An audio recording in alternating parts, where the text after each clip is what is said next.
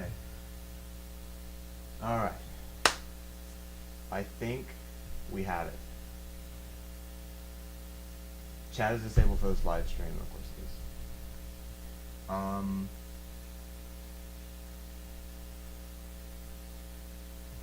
Why? Who can send messages? Anyone? Live reaction. Chat is disabled for this live stream. Why?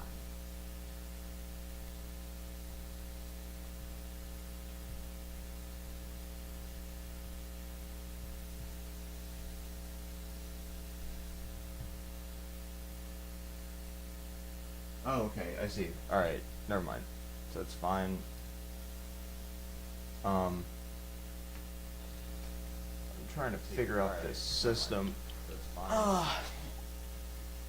Get my hair all mad science-like, right? Okay. So, I can close this, and I can focus on this.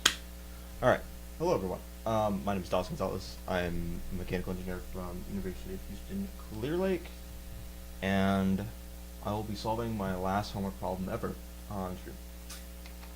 I'm incredibly dehydrated. I probably need to drink more water, but in this, I have black iced coffee, as Paul Warder would say, is essential. Anyway, I am gonna grab water from over here.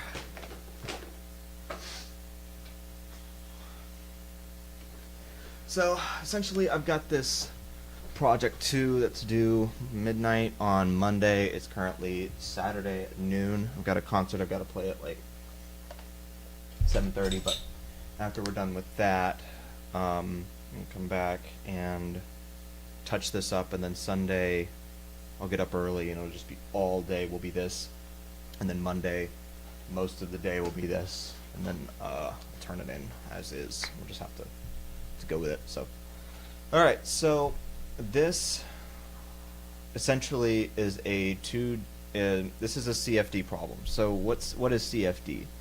CFD is computational thermal fluid science. Well, what's that? Well, it basically means that you have instead of normal heat transfer problems where you have, you know, an object and it has a bunch of heat boundary conditions like insulation, or it could have a temperature on one side, which is a Dirichlet boundary condition, or you can have a heat flux on some other side, which is a Newman boundary condition. You can do your heat transfer analysis on this thing. If it's multi-material, you can use a circuit model. If it's got convection, use convection. If it's got radiation, use radiation. And most of that stuff is finding the geometry of the thing and making sure that you know what area is what when you're doing Fourier's law or Newton's law of cooling. If you don't know what those are, go look that up. It's just a formula. Essentially, computational thermal fluid science is saying, hey, what if I have a 2D surface, and this surface is not all the same temperature. I've got heat on this coming in on this side, I've got a certain temperature on this side, I've got a certain insulation on the two other sides, and I want to know the distribution of temperature across this thing in a discrete way, not a continuous way. And the reason that you would do it discretely is because it's too complicated to do it continuously. Because what if you had it varying, you know, in the two directions? Essentially, you can break your entire object up into nodes, and at each node you can draw a boundary condition around it, or a control volume, excuse me, and then you can do an energy balance on that control volume. And a lot of your nodes will be the same, and so or the same like formula layout type. So when you're writing out your equations, you basically have all these nodes, and you can just do energy balances on each one to get the temperature at that node, and assuming that you can either use a matrix method or a iterative technique to just run through the calculation to get the nodes. So if you're doing matrix technique, you assemble a diagonal matrix, you multiply it by your solution vector, and then that equals some vector of constants. If you take your vector of constants and you multiply that vector of constants by your that diagonal coefficient matrix, the inverse of your diagonal coefficient matrix, excuse me, you'll get the solution vector, right? That's ax plus b. That's how we solve matrix stuff in the beginning. It's basically just systems of equations. That's all it is. You have so many equations, you have so many unknowns, and you're solving it with a matrix. That's it. You can solve it differently if you want, but a matrix is the easiest way when you have like 27 equations. So this problem will demonstrate a lot of that, and yeah, so we're just going to get started, and we will kind of run through the motions of how this works. Okay, take a sip of coffee, and then we'll have this good. I want to make sure that everything is set up correctly and that we look good. Hopefully audio is good. The mic's in quite a nice place. I'd rather not change it. I know I have some background, some like static noise. I don't know if I can move stuff around to change that, but it'll have to be what it is. I hate that, but I can't change it. I don't know I don't know audio software and stuff like that. I don't know OBS and YouTube like that. I don't know. Never had to deal with that stuff. So I've only got one other video on this channel from when it was like when I was like 13. So, all right.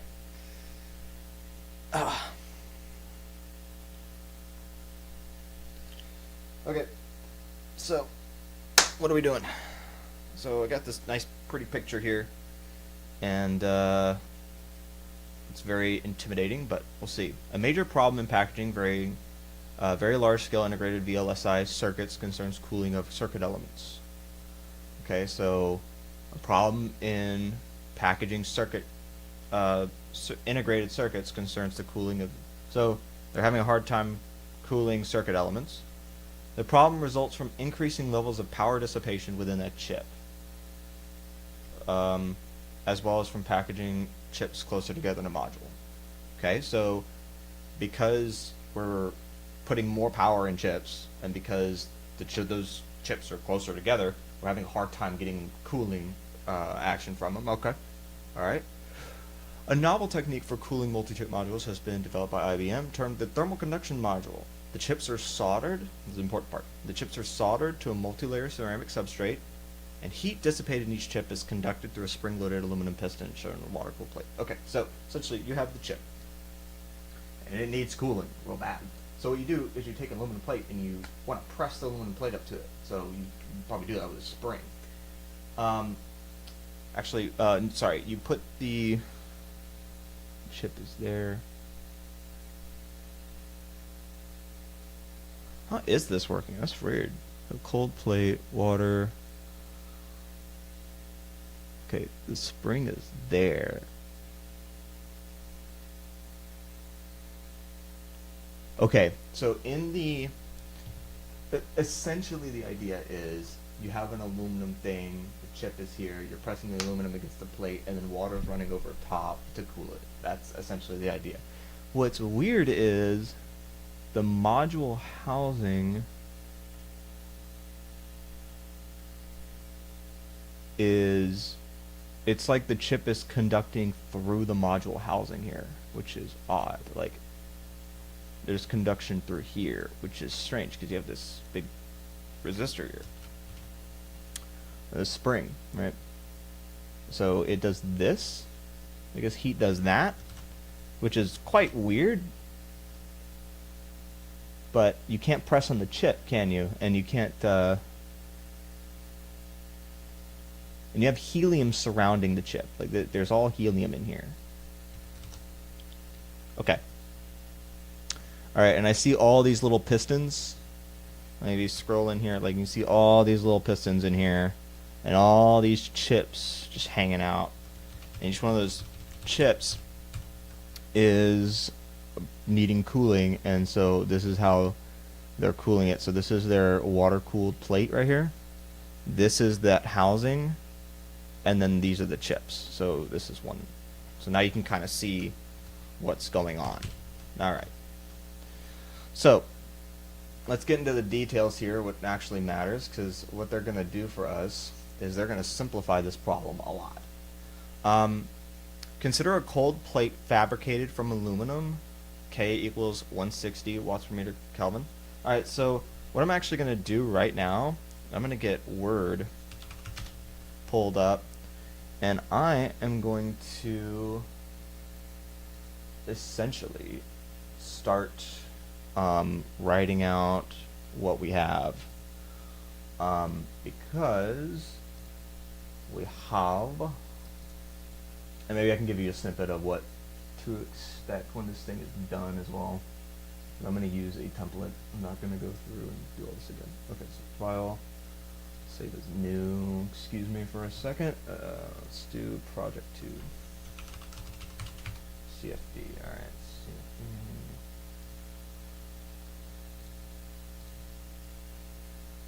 Like I said, I'm not the best at making YouTube videos,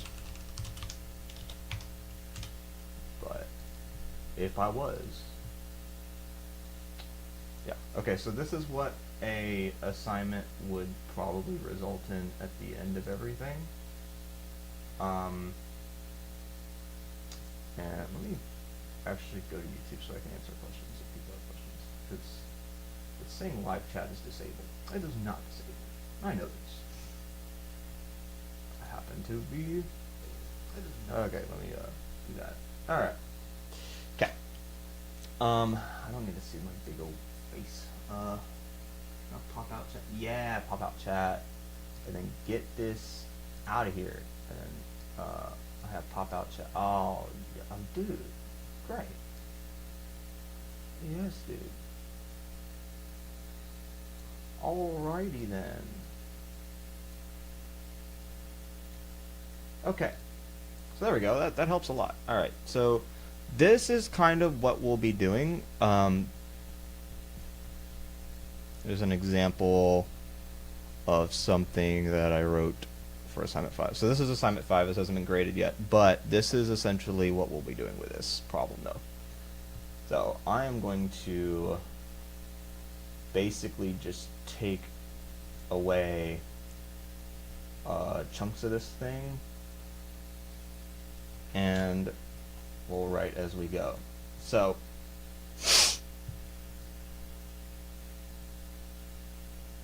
yeah, I'm literally just going to do this, and I'm going to say, I'm going to change the assignment title to 2D steady state conduction, 2D steady state conduction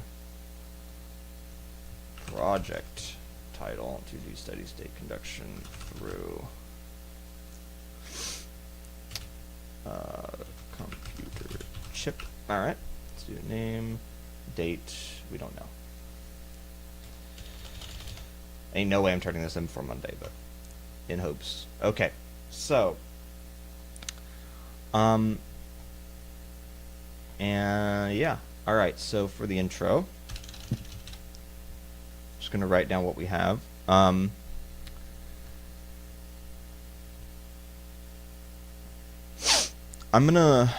might wait, let me read all this first. So consider a cold plate fabricated from aluminum. It gives us a K value, nice, with regularly spaced rectangular channels through which the water is passed. Under normal operation, power dissipation within the chips is a uniform heat flux of that. Results in a uniform heat flux of that at the base of the cold plate, while the water flow provides a temperature of that and convection coefficient of that, okay, within the channels. We are interested in obtaining the steady state temperature, steady state, within the cold plate, and from asymmetry conditions we might confine our attention to the prescribed nodal network, assuming the top surface of the cold plate will be insulated to determine the nodal temperatures. This is the actual problem statement right here. This is it. Okay? This is the thing. So in PowerPoint, I'm going to remake this. And yeah, so essentially this part, all this is adiabatic, no heat transfer. All right? all this is adiabatic, no heat transfer. This is convection with the H that was given. All right, that's convection's in here. There's symmetry here. All right. Though there is interest in operating at higher power levels, system reliability considerations dictate that the maximum cold plate temperature must not exceed 40 degrees. The maximum cold plate temperature. The temperature, let's find, this is the aluminum cold plate here, this thing. So the chip is emitting energy, and that hits the aluminum cold plate. All right. Using the prescribed cold plate geometry and nodal network, assess the effect of changes in operating or design conditions intended to increase. Assess the effect of changes in operating or design conditions intended to increase the operating heat flux of that. You can consider different materials of the cold plate and/or various values of convective heat transfer coefficient to estimate the upper limit for the heat flux. Different materials for the cold plate. Various values. So you can consider different materials for the cold plate. Different materials for the cold plate. And various. So I can change the K of the cold plate. What I really don't want to have to do is change its size. That would suck. And or various values of convective heat transfer coefficient. That's weird. If you're changing the convective heat transfer coefficient, what are we doing? You have to calculate H. How do you get convective heat transfer coefficient? How do you find that? I haven't had to find that since I took heat transfer a long time ago.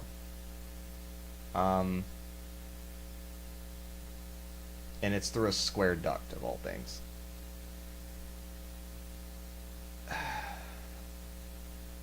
It's not easy.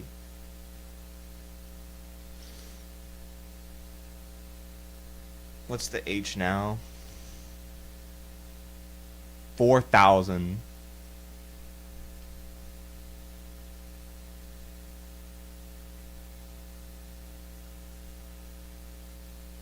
So if you're changing H,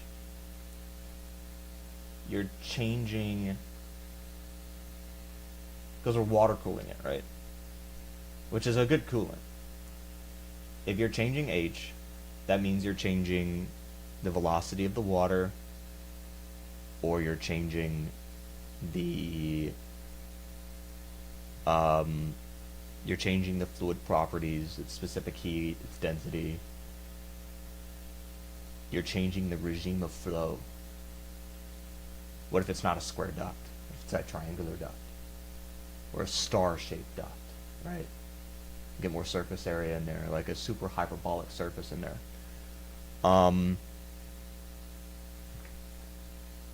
I got, so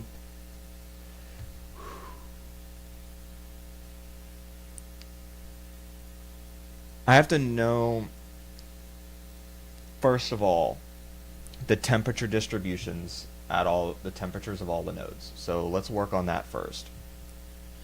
So for nomenclature, I don't want to get rid of all this, but I'm going to say conductivity coefficient of,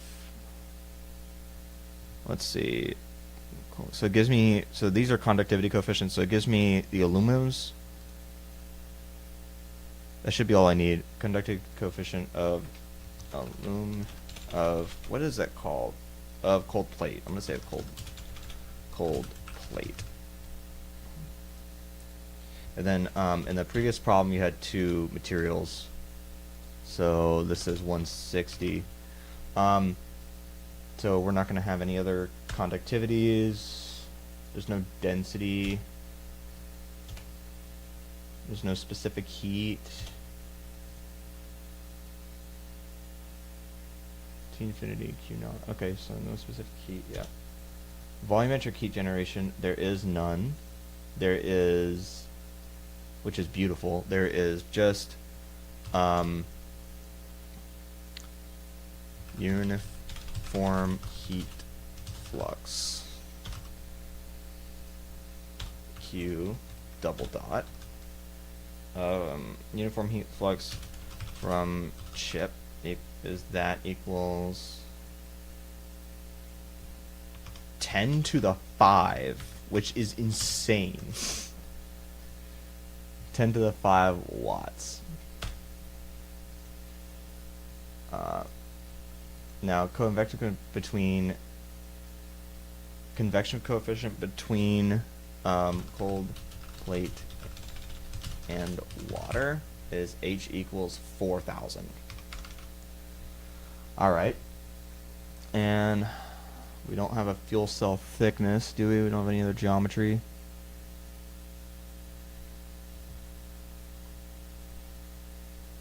So that means it's canceled. It cancels. So, that should be fine. Yeah, because we're not looking at a 3D problem. We're looking at a 2D problem. So anything else on top of this would cancel. So that's fine. 2D. So this is the cross section of the side of the water channel, by the way. I guess it's inferred because water doesn't flow vertically, does it?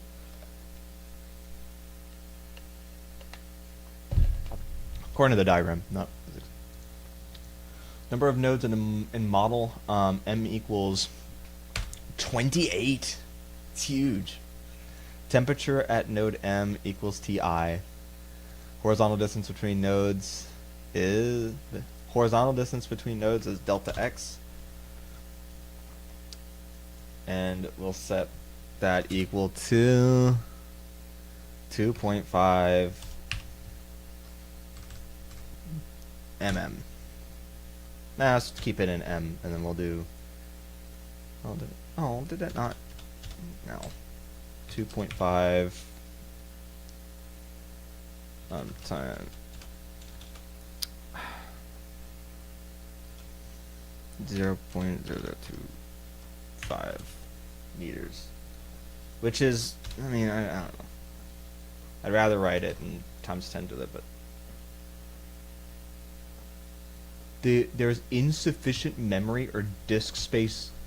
Word cannot do the specific font. Am I? What? I mean, I'm using a fair amount of memory, but not like crazy. What are we doing? Okay. All right. What is our vertical distance? It's not the same. It's 4 thousandths of a meter. So it's gonna be, it's delta y and delta x are different, which is not what we've had before. All right, and we don't have a time step, thank God. All right. Okay, so this is this problem solved by conducting an energy balance on each node. Such geometry is shown below for interior. Such geometry is shown below for interior nodes. Okay, so this is pretty. This is pretty generic. Each node. Show node flavors with colors. All right. This is a pretty diagram. Get rid of that.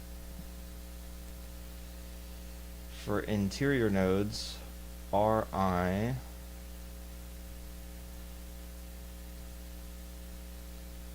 Ah, man, I hate having to get rid of all this, but I mean, like, I have to, right? Dang, that's just the largest section ever, which sucks. Alright. And I have to code it, too. Alright. Energy balance on interior node. Okay. So, I am going to go ahead and write the introduction, because we've read the problem, and so let's do this introduction. Problems. All right. this existing problem.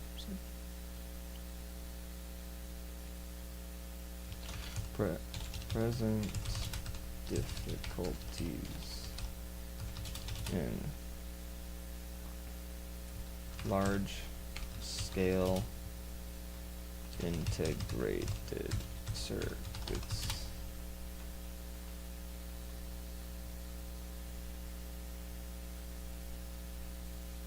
Alright, well, my stream is like crapping itself. Let me make sure it's still live. I suppose I am. Alright.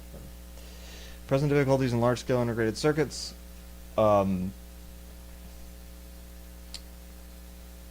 difficulties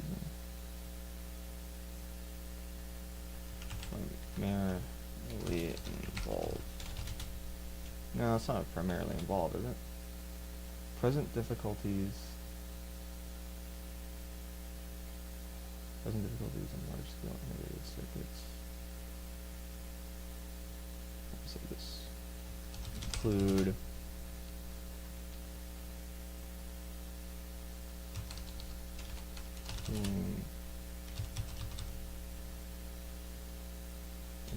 cooling of essential circuit elements.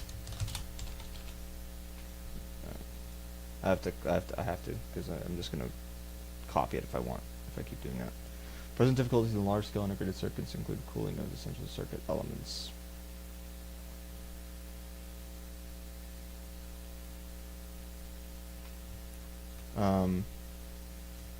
Modern mechanisms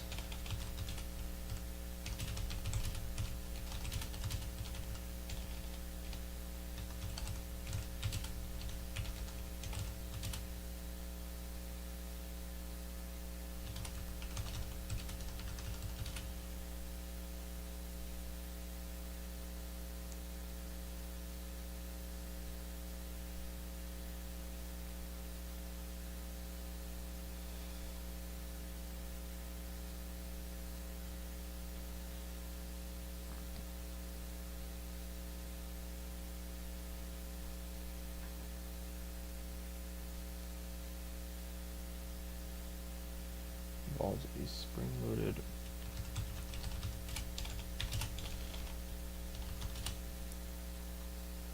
by which cooling achieves spring, which involves a spring-loaded highly conductive material that is attached to a cooling plate.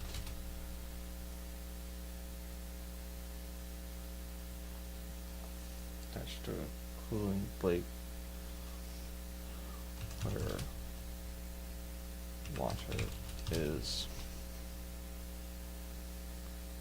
where cooling water flows. Okay. Attached to a cooling plate where cooling water flows. Present difficulties in large scale. Alright, I need to know what I'm talking about, because I don't know what I'm writing about. Like what I'm including in the introduction. I need to just have bullet points and then do the bullet points. This is not efficient. It's going too slow. Alright, so I have a report rubric here. So introduction, describe the physical thermal fluid problem, engineering relevance, and the objective of the assignment. Okay. This is what we're doing. So describe the physical describe the problem, its engineering relevance, and the objective of the assignment or project.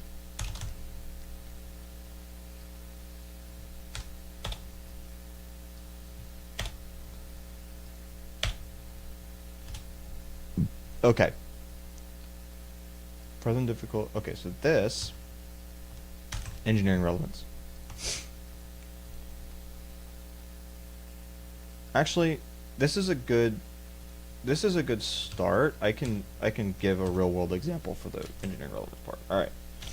Present difficulties.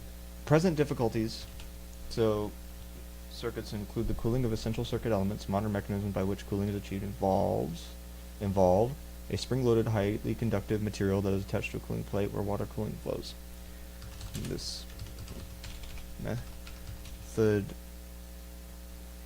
of cooling can be studied.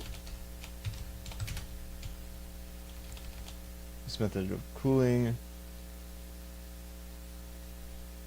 can be studied in nodal analysis using finite difference equations that allow for the calculation of nodal temperatures throughout the plate, throughout the cooling plate.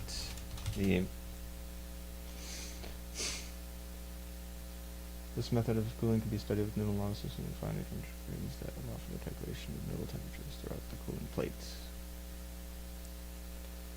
It's not very comprehensive, is it?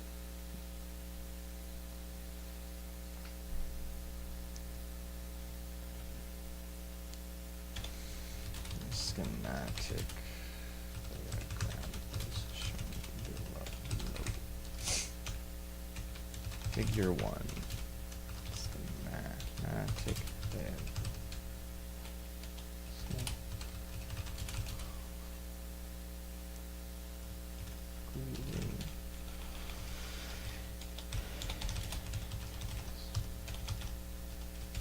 I've learned from material science in any lab that figure 1, figured labels, these are not titles. You don't capitalize those. They don't get periods or nothing. They're not titles. They are labels. Tables have titles above, or labels above. Those are titles. Capitalize those. Graphs are figures. Graphs are not tables. Tables are tables. Graphs with a table on the side is a figure. Like a house of quality, where it's, tables have rows, columns, and table headings. That's it. That's it. They don't have anything else. If they have any diagonal stuff, depending, it's pretty much a figure. All right. Schematic diagram of cooling mechanism. We need to go draw this.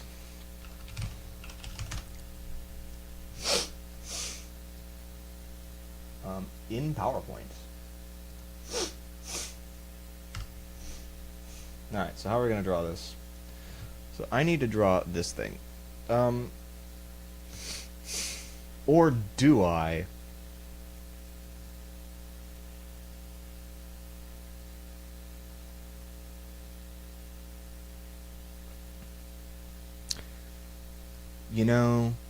I kinda don't.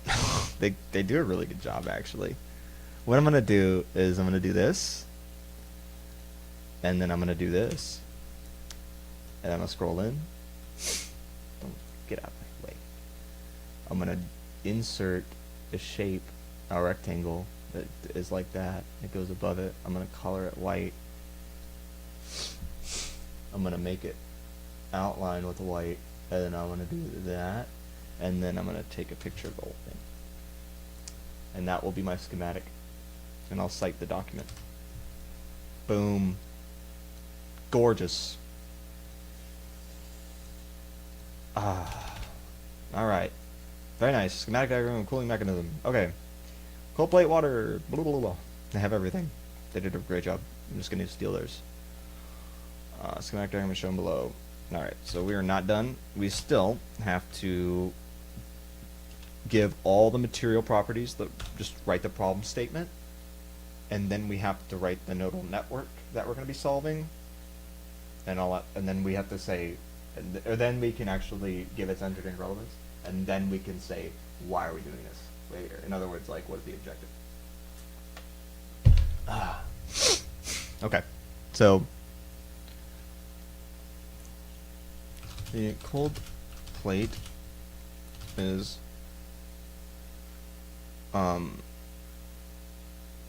assumed to be aluminum with a conduction coefficient of K equals 160 fraction. I have to wait for these to load because Word sucks. Watts per meter Kelvin. Alright.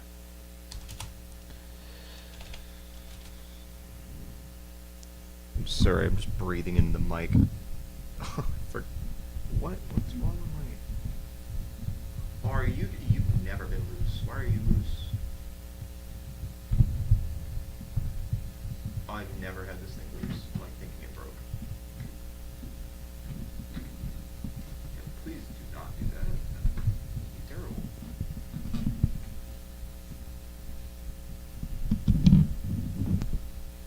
Okay. Sorry for that. I hope everything's still okay. I suppose I can check.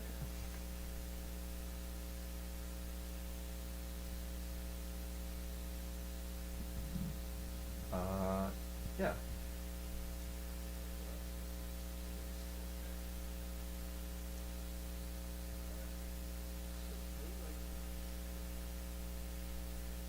Okay. Yep.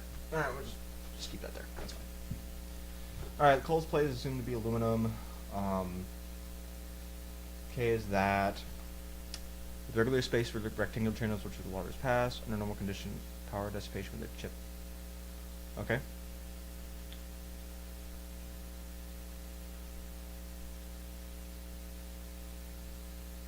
Module housing piston. I don't understand this. He's wanting me to say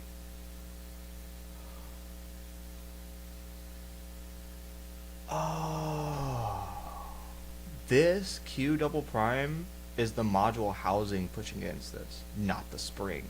Okay? What within the power dissipation within the chip using first move at the base of the cold plate. This is from the housing. Okay. The housing can get whatever temperature it wants. It's the heat. So, the cold plate is assumed to be aluminum, the coefficient of that. The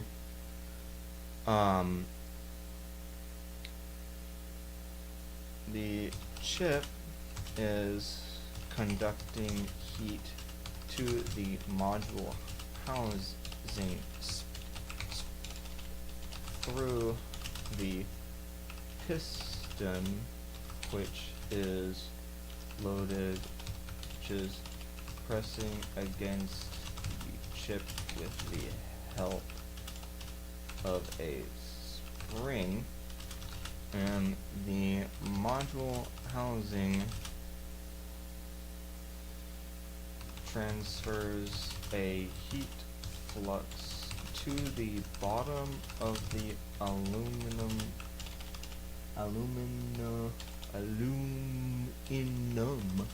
plate at a rate per unit at a rate of, and then I just say, I can just write it because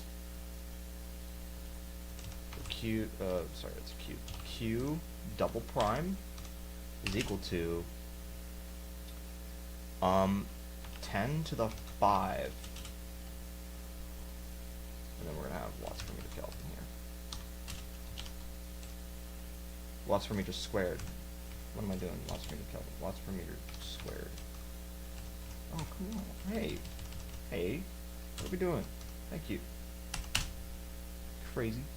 At the base of the cold plate, while water flows at a temperature... Alright. Water is flowing through the cold plate that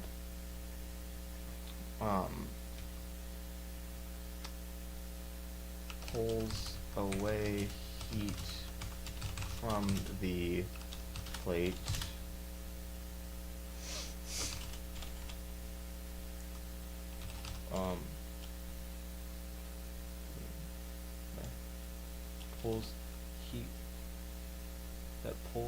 that's not fuzzy. What's that? That cools a cold plate utilizing a convection coefficient of H equals 4,000 watts per meter squared Kelvin.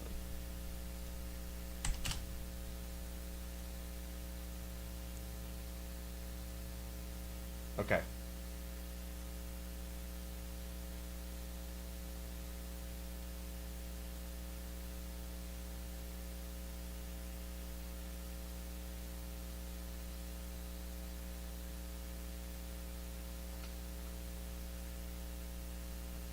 Okay. What I want to illustrate is that, and I'm known to always do this. Okay. What I want to illustrate is that there's a bunch of these channels. So let me draw this for you. Shapes. Here we go. So I want to draw this for the paper as well. There's a bunch of these rectangular channels. Outline. Give me a higher weight of like 3. Yeah. There's a bunch of these rectangular channels. Size. Let's just do 2.5, 2.5.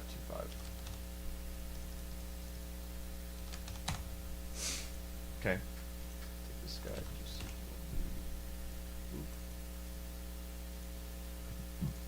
oh. I guess 1, 2. 1, 2.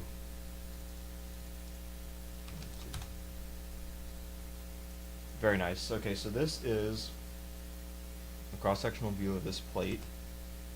Actually, I'm gonna group this together. So this is a group.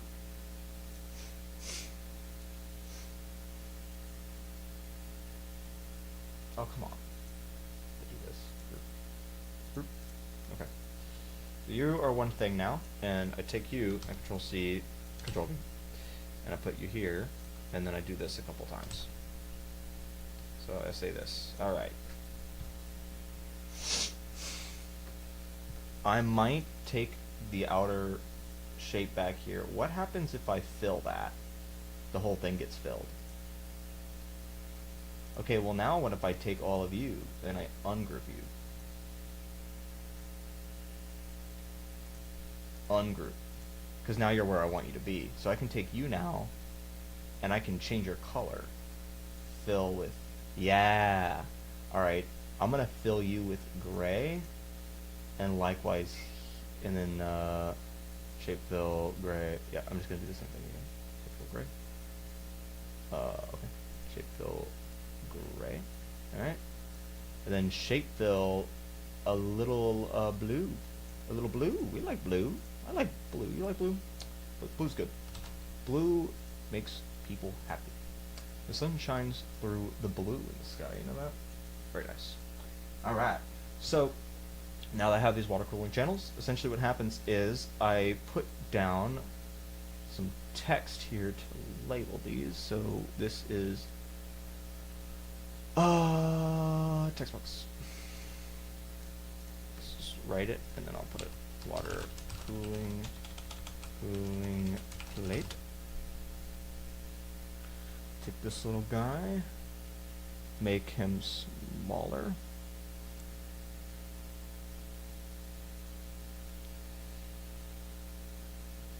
Maybe not that small, maybe a little bit bigger.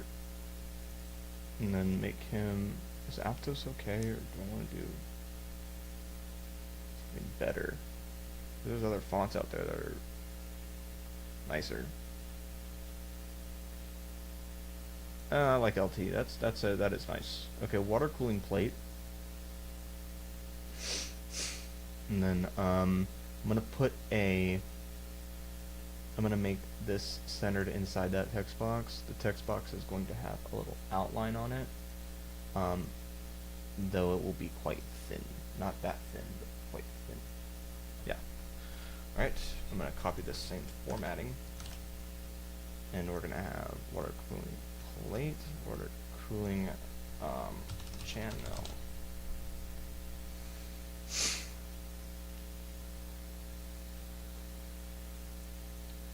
I'm gonna say aluminum. And then this is gonna have a nice little line. Nice little arrow that points to that. Says, hey, that's what that is. Ain't that crazy? Shape outline. Bam. Okay. Water cooling channel. How about I put this above us? I'll put this above. I love the voice actor for the Arbiter Halo. You know, did a really good job. Isn't that weird that this is not the same thickness as that? I think it is. Shape outline. Weight. Make me bigger. That's good. Yeah, I like that. I don't know what weight that was, but we figured out. Wasn't that one? It was that one. Okay. Here we go. Insert draw. Shapes. Why am I doing this? Copy paste. Copy paste. It's a good thing. It's a good thing. Gets people going. These. Aluminum plate. Water cooling channel. Okay. Oh, I remember why I didn't do this now. Yeah, I kind of remember why I didn't do this now. Alright, aluminum plate. Okay.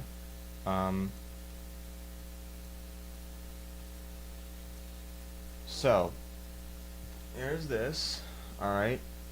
And now, what I can do is, as you can see, these are all up next to each other and they're quite successive.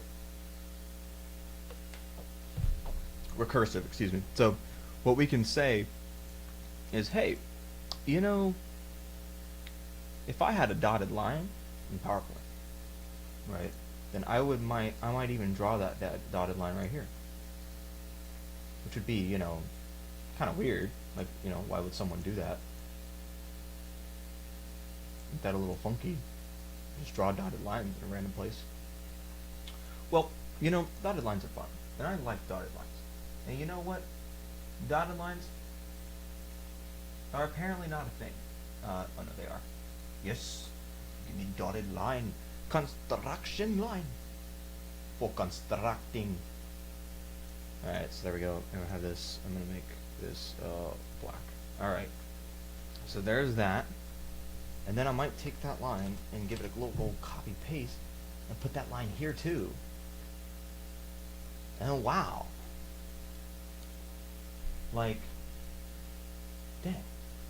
It's almost like if I knew the heat transfer in this section, right, all the nodal temperatures in this section, I could reflect those nodal temperatures across and get to this section, and then they would just be the same temperatures as this section, because there's perfect symmetry across this thing. Huh. Ain't that weird? It is weird, and it's also very weird because it's not symmetric. So the water cooling channels are not square like this. They are, in fact, a little bit funky. They are a little squished, and they are more so up here, like that. Yep. Oh, it's looking nice already. It's looking pretty nice, man. Okay. So there we go. And I can take this guy. I might color him yellow instead. I might color him yellow. There's not a color that looks good on white and black, is there? It's like the conundrum here. It's not really a color to color that with. I could color it red. Oh. It'd have to be kind of a bright red. Because yellow, like, was way too close to... That looks okay. It just doesn't... Okay, well, what if I increased the weight of this thing? What if I made it... What if I made it, thicker?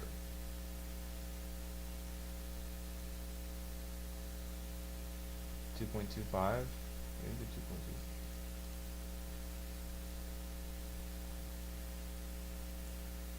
No, it's gonna have to be really centered on there though. Okay, shape outline.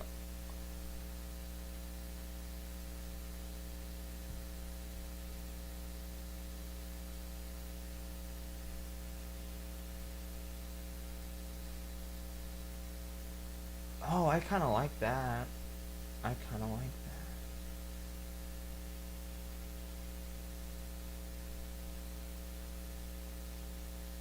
Some would argue that that's ugly. I would also argue that that's pretty ugly. But you know what? Do I care? Eh.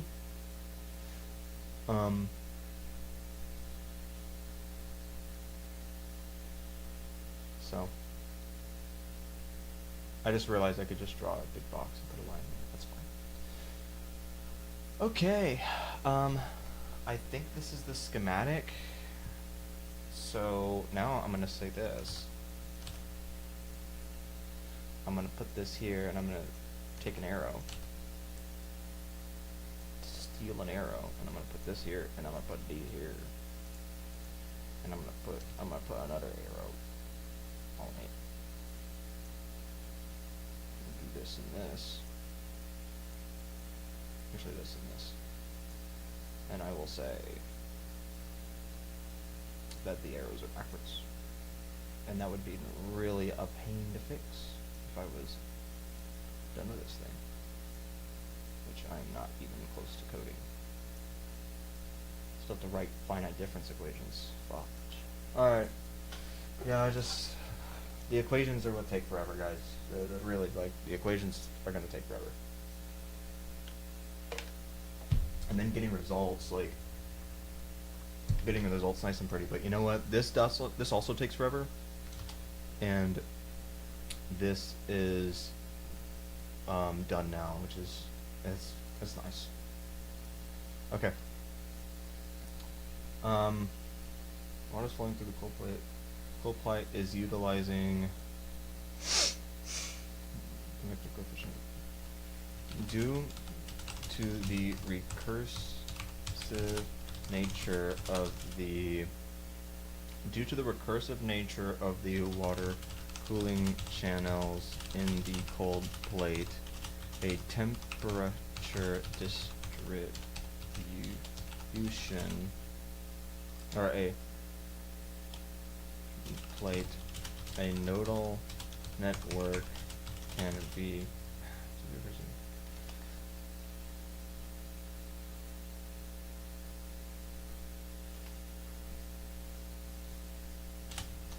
utilizing this information,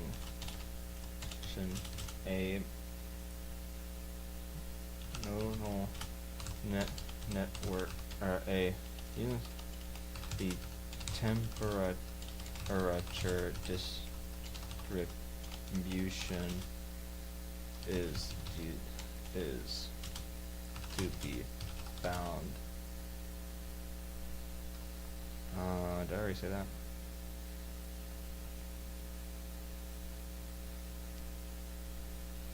This to be found throughout the cold plate. Due to the recursive nature of the water cooling channels in the cold plate, lines of symmetry can be drawn to that's not how you're supposed to simplify the problem. Okay. Alright, so help of spring. We love spring. It helps spring. Springy. Spring do the spring. Okay. Due to the recursive nature of the water cooling channels in the cold plate, lines of symmetry can be drawn to simplify the problem. A schematic of this symmetry is shown below. We say that again because temperature distribution is to be found. Yeah, that's how I want to say that. We get this thing, and I say blah blah blah blah blah. Actually, no, that's a terrible idea. Do this. Boop. Figure 2.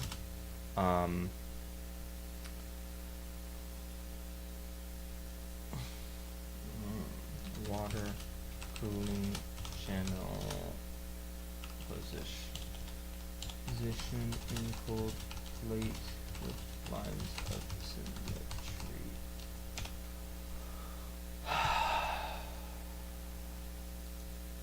These are lines of symmetry, not water cooling channels.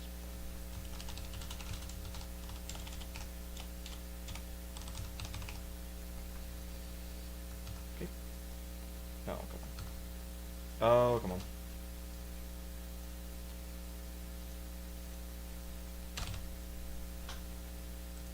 Okay. We're going to save, because we're not going to not save and have all this go to waste, right? Okay. Describe the thermal fluid problem. Alright, do some schematic geometry as shown below. Okay. Using these lines of symmetry. Oh, that doesn't go there. This goes down here. Using these lines of symmetry, a simplified nodal network can be drawn by which the temperature distribution can be obtained by conducting an energy balance on each node. Okay. The nodal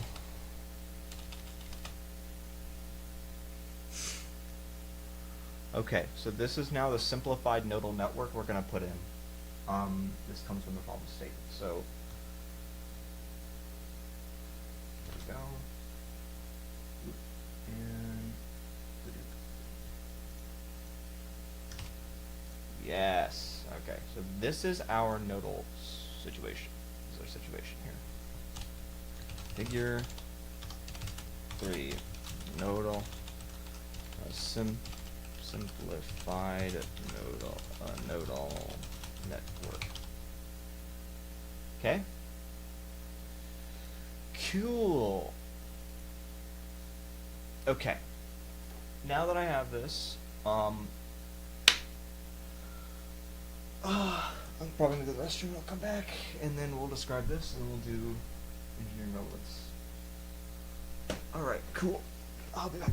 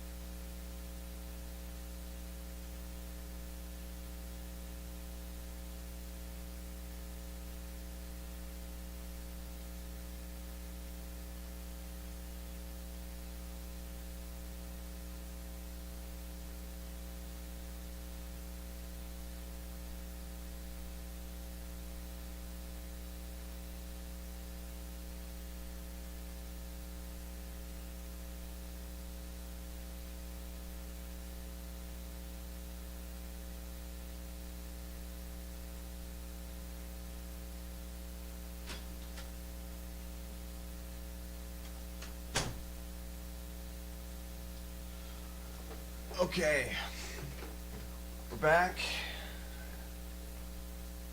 and we have our simplified nodal network now. Now that we have our nodal network, what are we going to do? We're going to take a sip of coffee. That's what I do.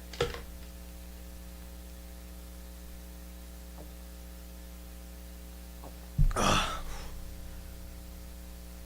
Okay. Man, jeez,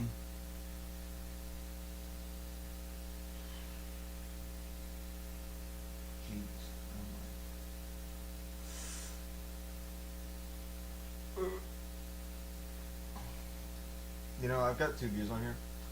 I just realized that was probably the times that I had to check the stream for when I had problems. So. Alright, it's been 1 hour, and we have a third of our introduction done. Okay, but we also know how the problem works. We also know what we're going to do. I kind of know what I'm going to do. I haven't told you yet, but I know what I'm going to do. And essentially I'm just going to do matrix, except the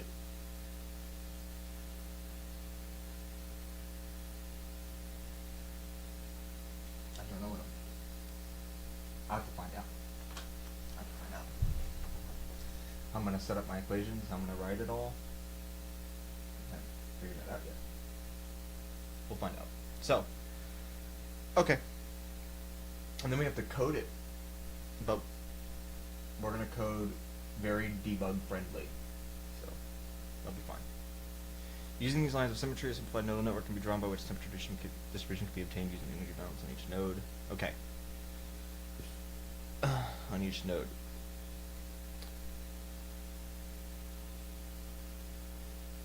Alright.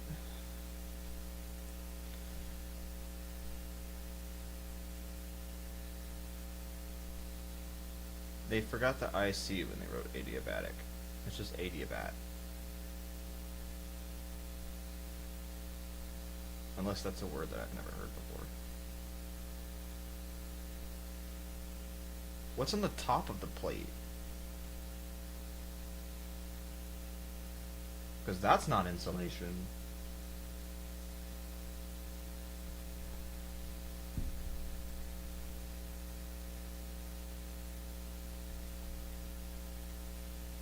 Hang on. What's on the top of this thing? What is this?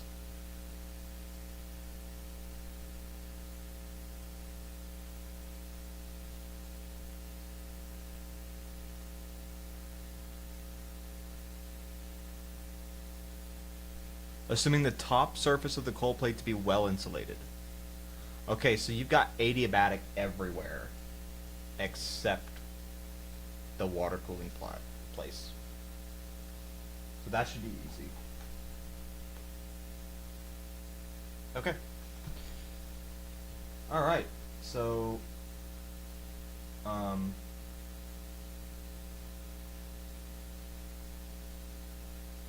it because I'm watching my own stream? I'm trying to figure out why I'm getting views, because I'm pretty sure I'm not watching my own stream, but there's no viewers. Well, I don't know. I don't know, man. Crazy. Crazy. Okay. So, essentially, simplified nodal network. Nice. I have described the thermal fluid problem, I feel like. Okay, so now we're going to talk about its engineering relevance.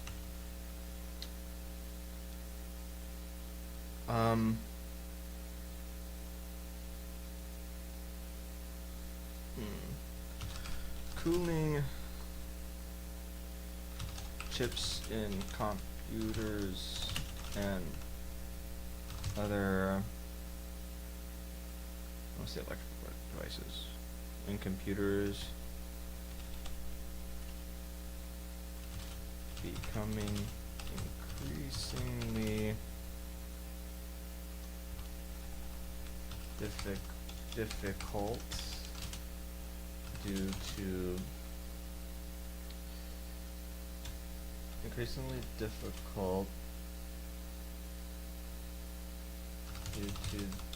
due to the ongoing rise in computational demand.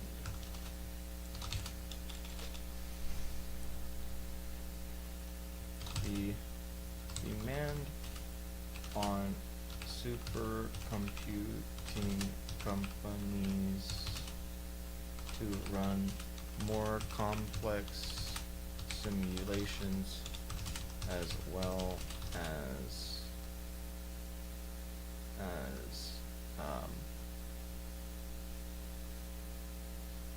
artificial intelligence data.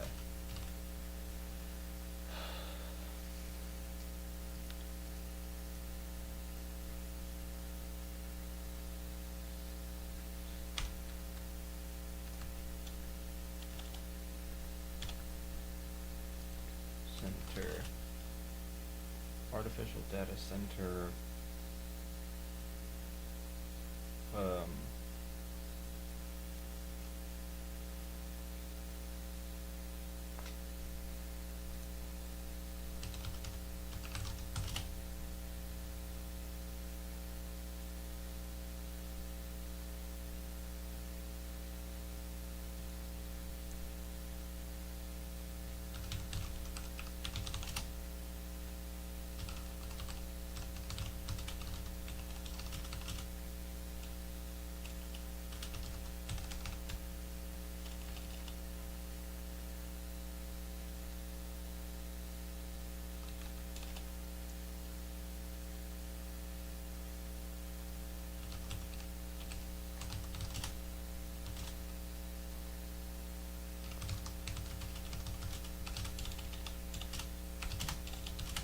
facilitate a greater need.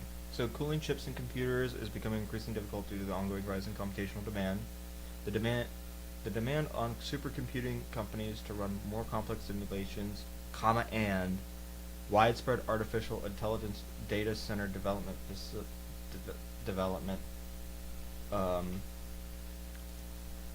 both facilitate a greater need for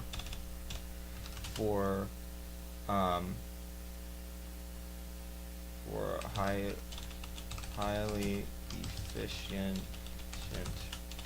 cooling techniques. So actually, if you wanted to do if you knew that you wanted analysis on this thing, you'd probably have to build it a certain way so that it's easy to do analysis on. Because if you build it with a bunch of curves and all this other stuff, unless you really well define those curves, which is very hard to do, you're not going to be able to do an accurate analysis on it. You have to get an estimate. But if you're pushing really close, like CPUs, they get really close to some of their operating temperatures, but since they're not quite there, they don't. It's just, yeah, it's insane. Need for highly efficient cooling development, both facilitate a greater need for highly efficient cooling techniques. Okay. Highly efficient cooling techniques. I might expand on this. Expand a bit. I don't want to do that right now. I'm gonna get stuck. The vector assignment project. The goal of this nodal temperature analysis is to. Okay. What are we doing and why? So, what we're doing, we're getting the temperature at all the nodes. First thing we're doing. Second thing we're doing. Although there is interest in operating in higher power levels, system reliability considerations dictate that the maximum cold temperature must not exceed 40 degrees. The cold plate, this thing, none of it can get higher than 40 degrees. None of it. None of it can get higher than 40 degrees C. Using the prescribed nodal cold plate geometry and nodal network, assess the effective changes in operating or design conditions Okay. Assess the effect of changes in operating conditions means what happens if I change the flux? Or design conditions, what happens if I make the water cooling channel bigger? You know, what happens if I do that? What happens if I make the H a little higher? What happens if I do both? I can choose a very intended to increase the operating heat flux. That. So essentially, let's find the maximum temperature in here, and then we'll increase the heat flux until it reaches 40 degrees C. Once it reaches 40 degrees C, we'll start changing things. We'll say, given the problem statements stuff, I'm going to find the maximum temperature, and then I'm going to increase the flux until that maximum temperature reaches 40 degrees C. Once it does, I'm going to increase the flux another step and bring down and turn up the H.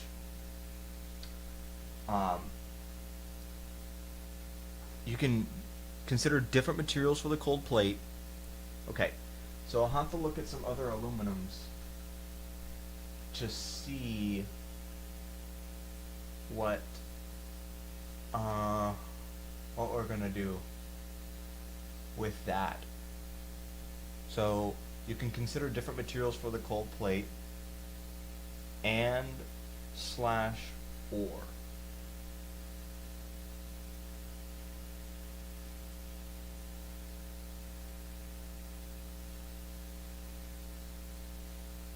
That's a big or. You can consider different materials for the cold plate or various varieties of heat conduction. Okay. Well then. The size of the channel is not going to change. T infinity is not going to change. You know what is going to change? Not H. It says or. That means I can change just the material. All I'm varying is the K. I'm basically giving him, hey, if you increase the conductivity coefficient, you can make it you can get a little bit more flux on it, and here's what materials have those coefficients. Okay? Alright. The objective of the assignment or project. The goal is to know temperature assignment analysis. Okay, so I'm going to describe this project.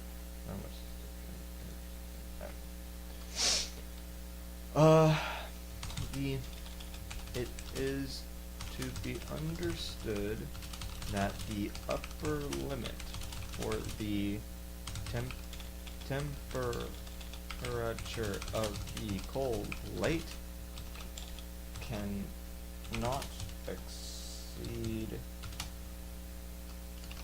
40 degrees Celsius at any node.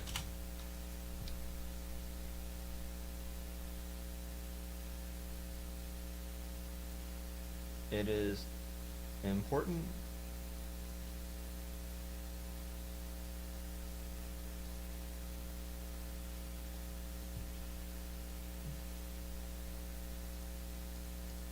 to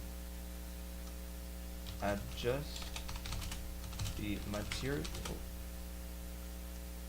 that the cold plate is made of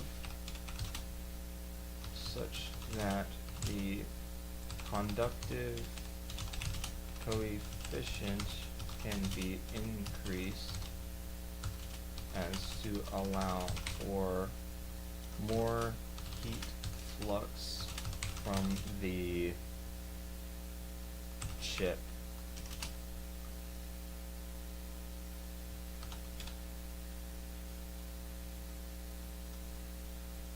Doing this will provide a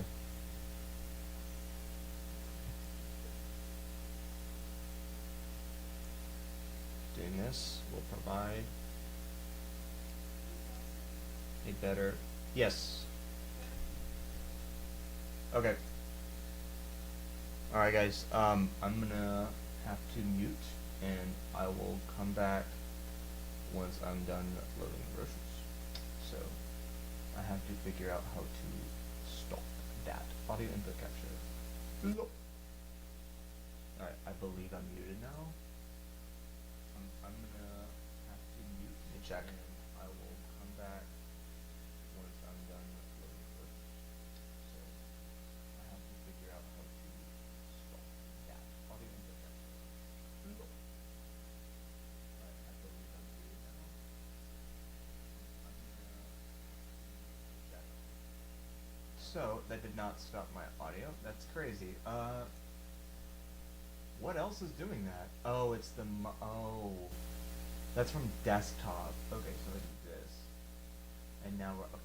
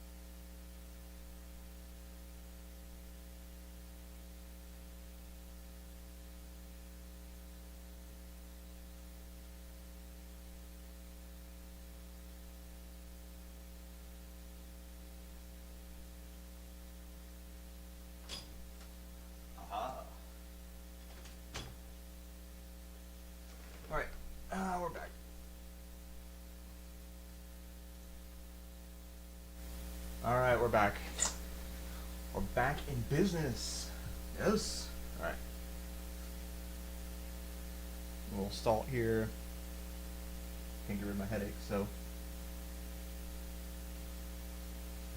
some salt in my system.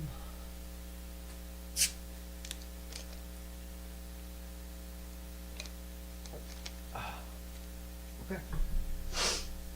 Nice. Cooling chips on computer. The demand on supercomputing. The demand. I guess. Whatever. The goal for this neural network is to adjust the material that the cold plate is made of such that doing this will provide a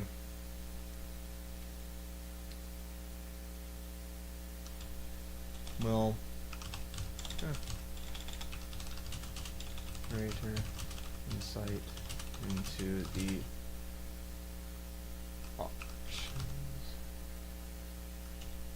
into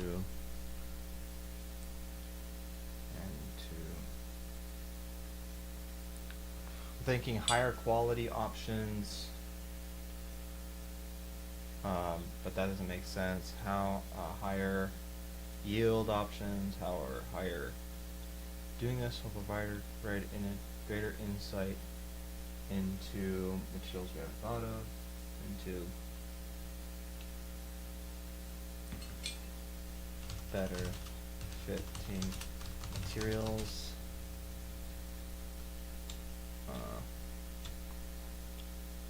Doing this will provide greater insight. Doing this will provide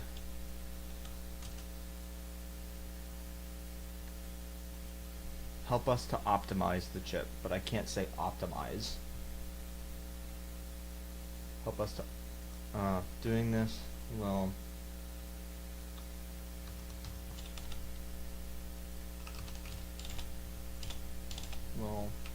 provide insight into more optimal, better, I just don't NIMS for better. That's what I really want. Better. Fitter, preferred, sharpened, sophisticated, surpassing, exceptional, improved, superior.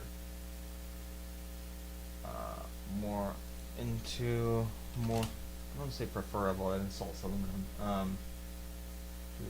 Even more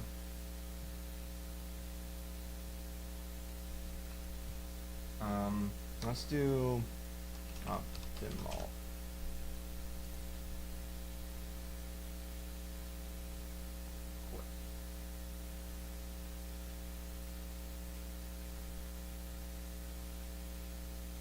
Into more viable, into more viable options for cooling plate materials. That's what I want. The goal of the total temperature analysis is to adjust the material that the cold plate is made of, such that the conductive coefficient can be such that the conductive coefficient is increased as in order to allow for more heat flux from the chip. Doing this will provide from the chip without the plate exceeding 40 degrees Celsius. Okay.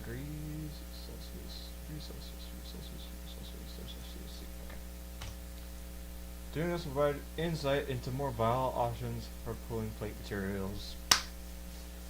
This is an easy ask. I am okay with this.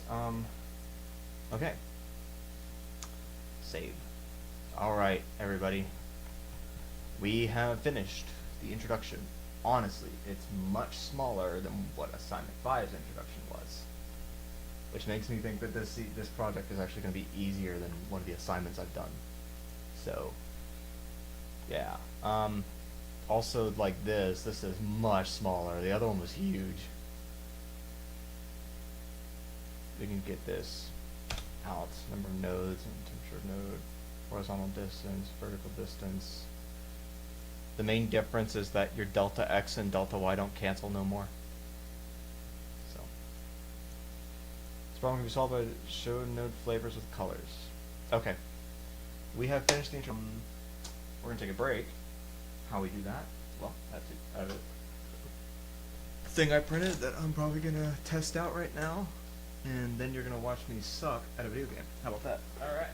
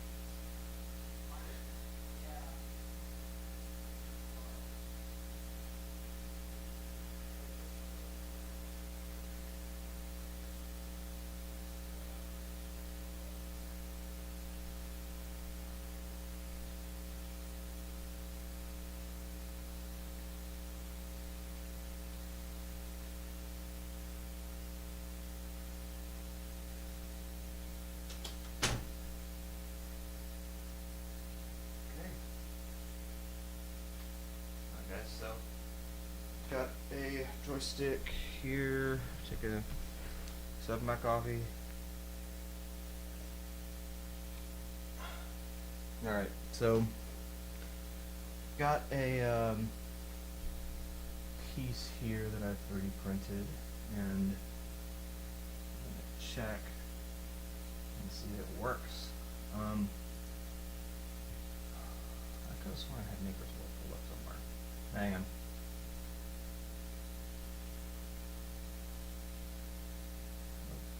Nope. Yep.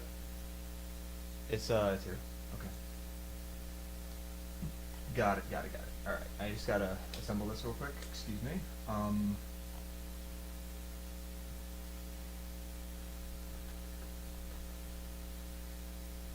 should give me some instructions. See that. Okay.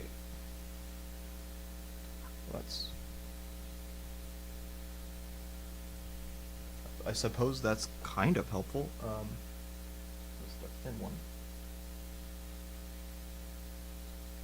Oh, I have to glue it. Oh, why did I not think I had to glue it? Of course I have to glue it. Oh, crap.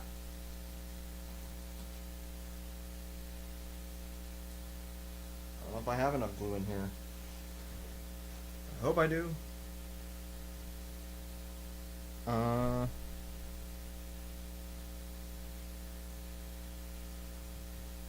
Let me make sure it even, like, so I do that, and this. Oh, not that. Excuse me. That. Okay. Understood. Alright. I'm gonna try gluing it.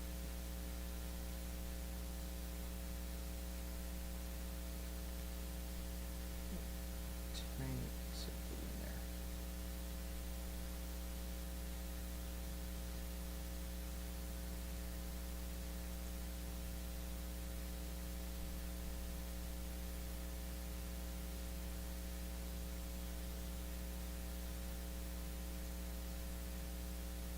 Okay.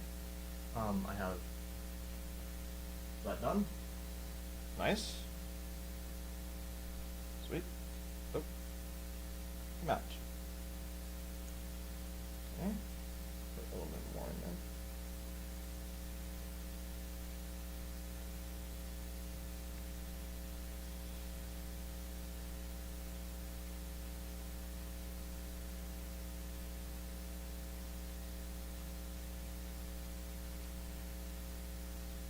Oh, that's good at contact.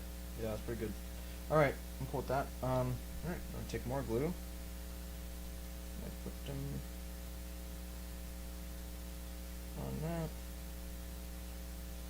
And I put it on that.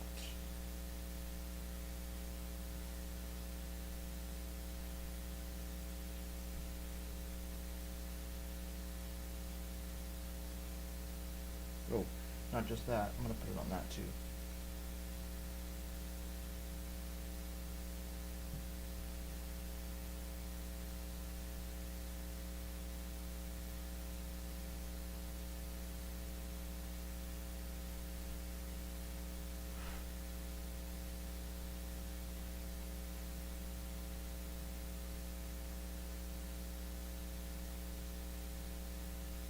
Yep. It's on there to me. Okay. Nice. Okay. So, I've assembled this. Moves. Cool. Assemble the lever. Alright, so. Stick. That piece. Alright.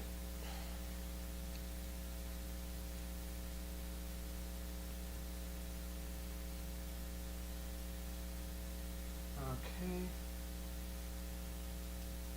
Alright, so assemble the lever, glue if necessary. Gluing is necessary, so we're gonna glue it.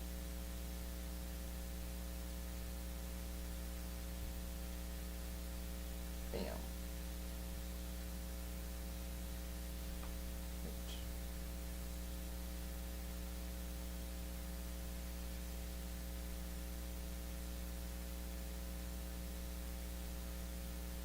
Okay.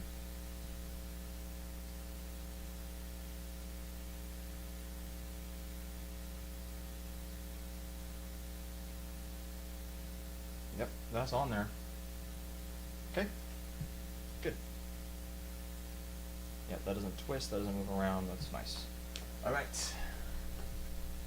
Now I'll just show you what I'm doing. Okay, that goes on. That goes on. Rotate the armature of the picture, attach the center.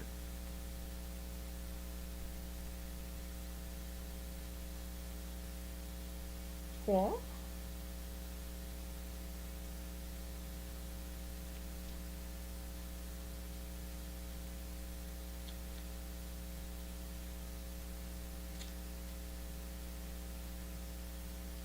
Oh, I see.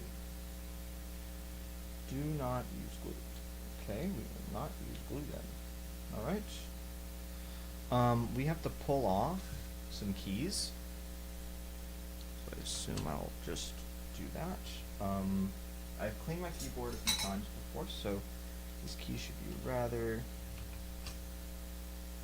easy to peel out. And yeah, they just come right off. It's super simple.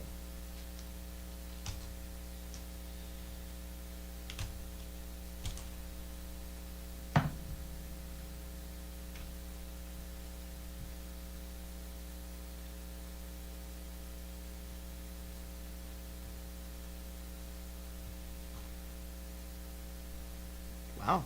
Yeah, that's nice. It fits on quite well. Okay. Good. Alright. Okay. Nice. Do not use glue. Okay.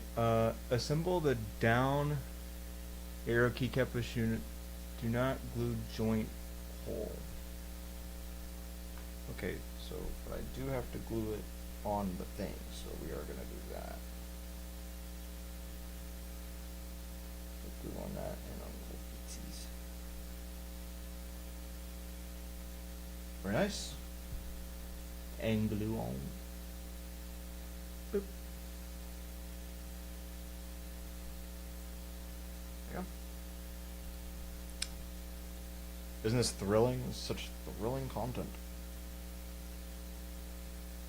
This is just me living life right now, honestly. This is what I would do if I was alone. I am alone, but it doesn't feel as alone with a camera on me. Knowing I'll probably watch this years later and be like, hey, man, I did a really cool little problem on camera. Yeah, I took a little break. Need some glue.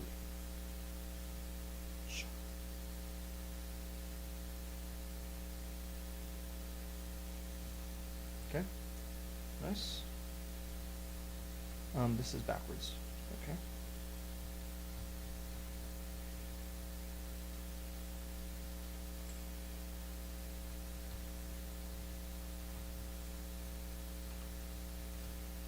Oh, well, that's not supposed to fall off.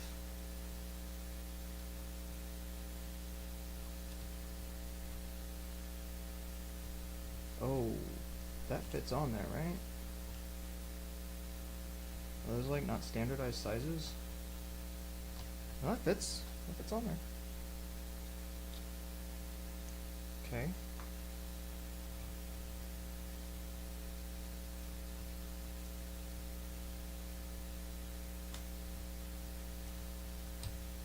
There you go. I'll get on there, you.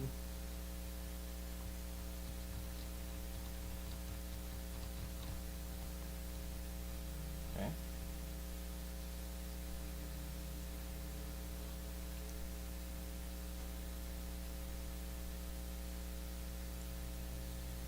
Okay.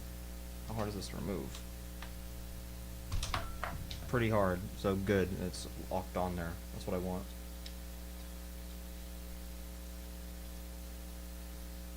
Do not glue through hole? Is that what he said? Do not glue joint hole.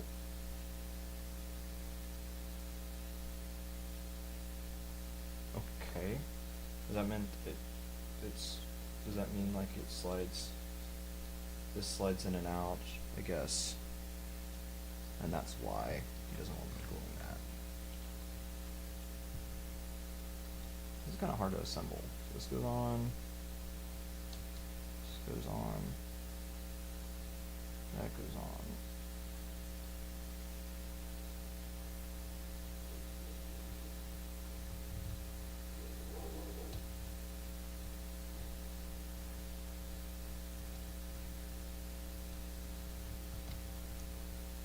I'm going pretty hard.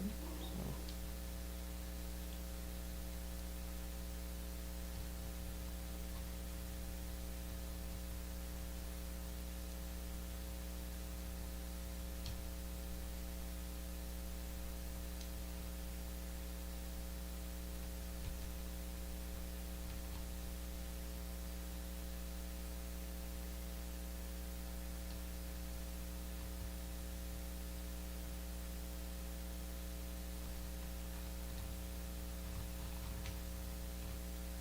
Yeah.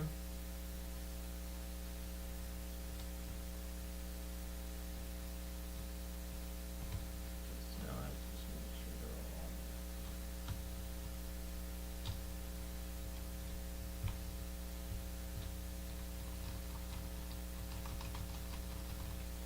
on. Okay, I now have a joystick on my WASD keys.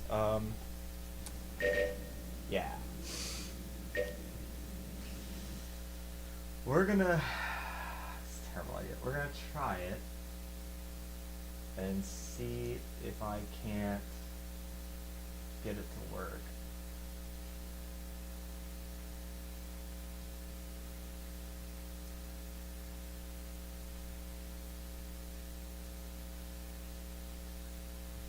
Alright. Okay. I'm trying to like find where I can like see my kind of stream what I'm doing. Yes. Okay. Right? Alright, cool. Okay, I can see it now. Alright, very nice. Yep. We're gonna try it, and it's probably gonna suck. What? Because you know what else I can't do? I can't press E or anything.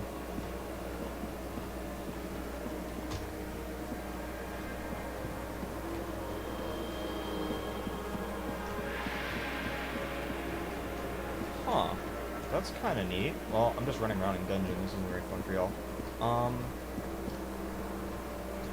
I'm not gonna lie, this is kind of fun, but at the same time, it like... It's hard to predict when you're pressing W and S and A. So, yes, it's cool. I can't see myself getting it, though. And it pushes so hard on my keyboard, I'm kind of worried about using it. I'm hoping my keys still work. I'm gonna not use it. And, we're just gonna play normally and try not to die. Because, now y'all see how bad I am at this game. Alright. I'm, like, actually terrible.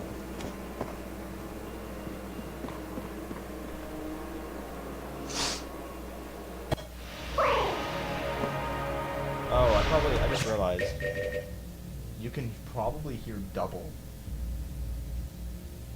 because I'm not using headphones. Okay, that makes sense. What we're gonna do, change that. Alright, so now I am in here. Man, that was probably really annoying. I can hear the game, y'all can hear the game. I don't know if the game is too loud or not. There's no way for me to check. So, if I do this, if I talk, turn down game volume a little bit.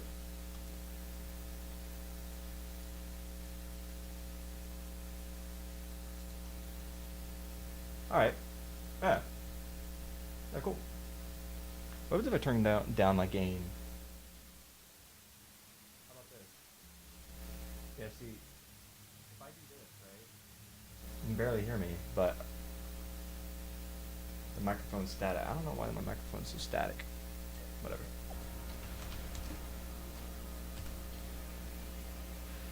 Ooh.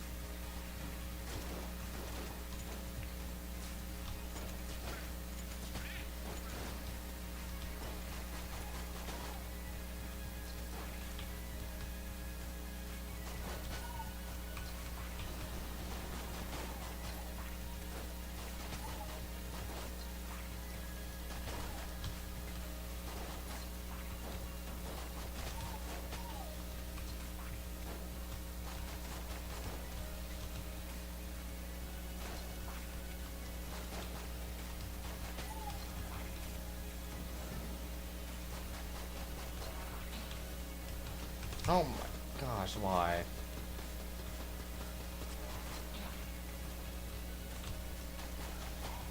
Usually never does that.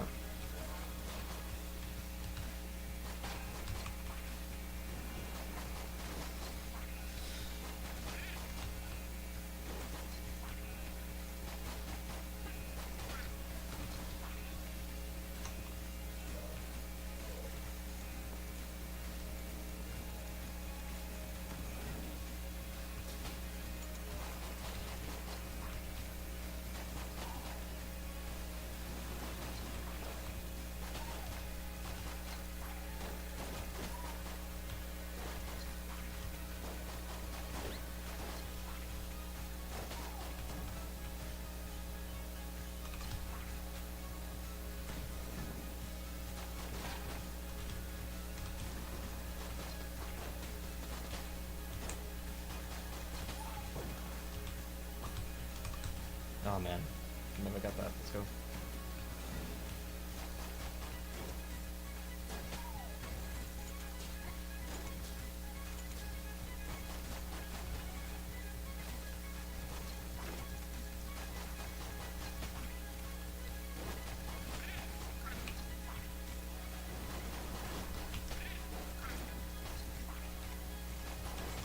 Oh, oh.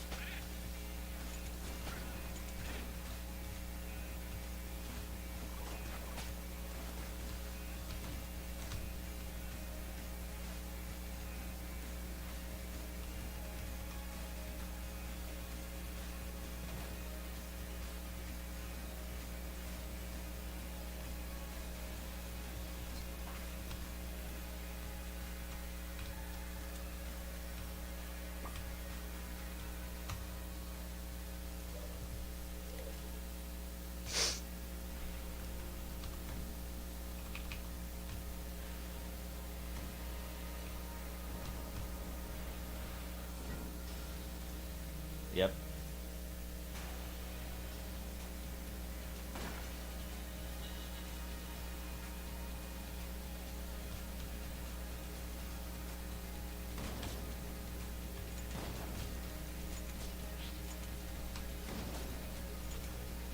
Oh my god.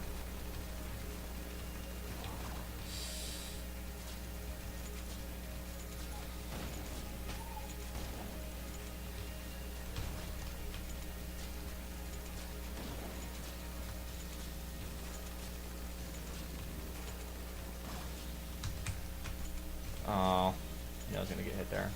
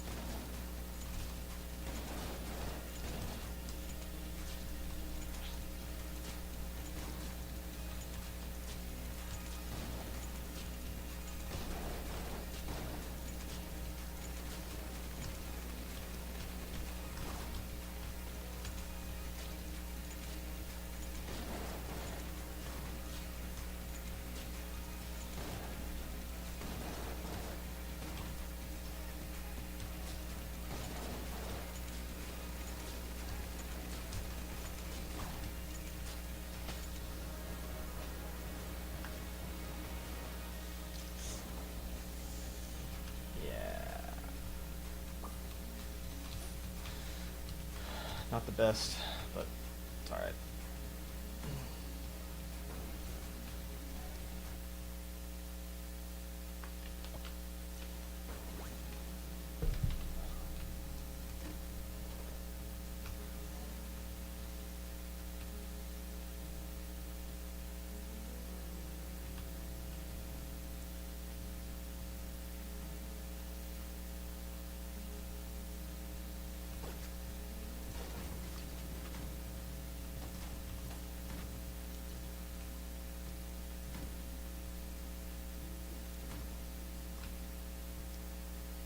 Okay, that's weird.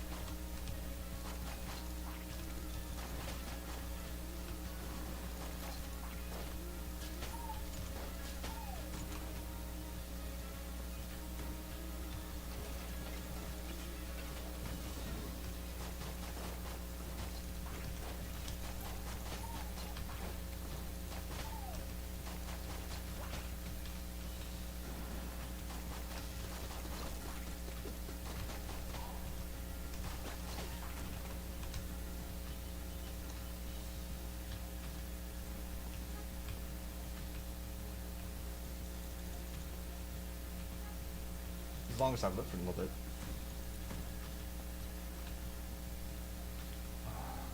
Okay. Well, goodbye. Goodbye, world. We're not living.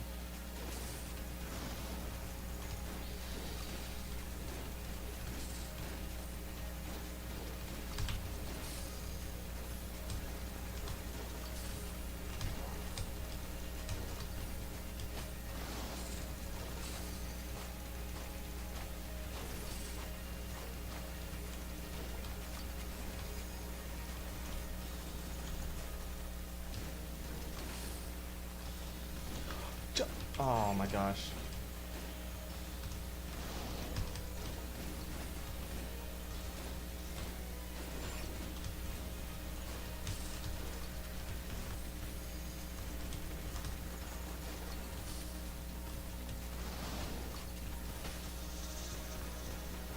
Okay.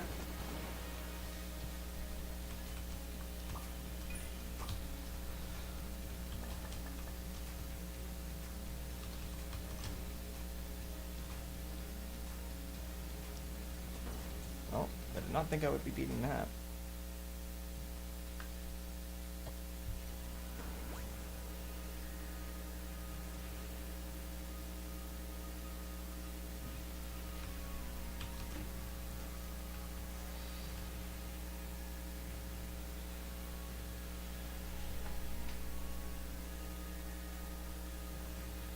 I have to check the wiki. I need to see what item that is. I have no idea what thing that is at all.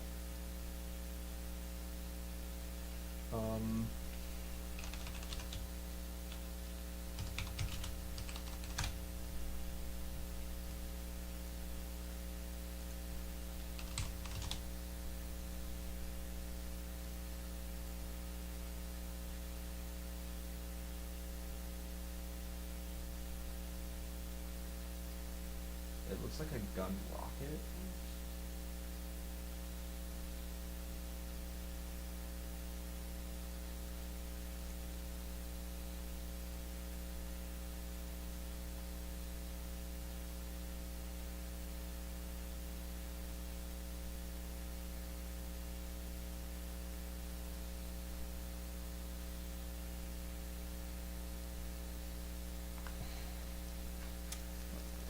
Give me a sec, we'll be back.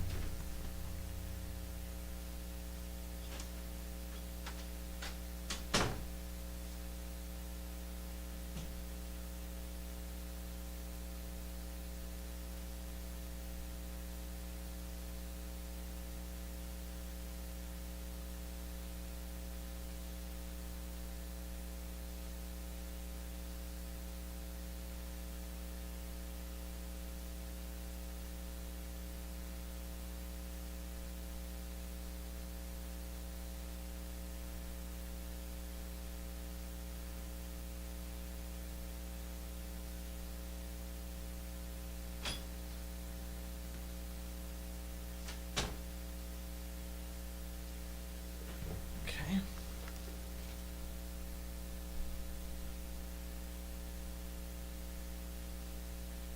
This is an S tier item. Okay. Well, dang. Alright.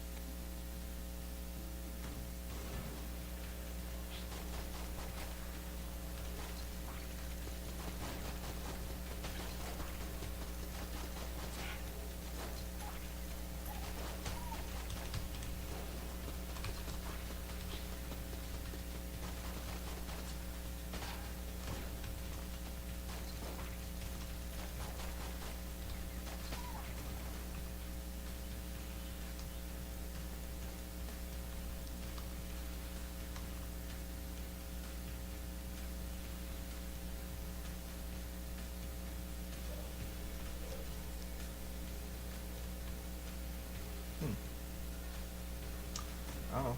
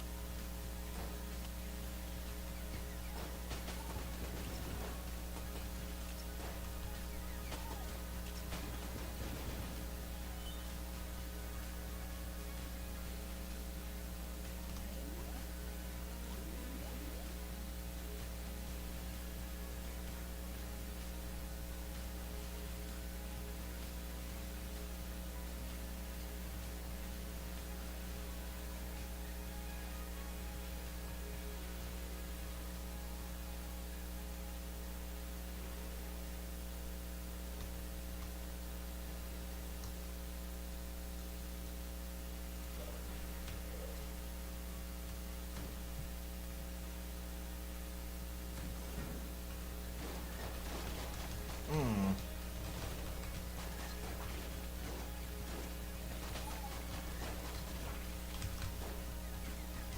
Hmm.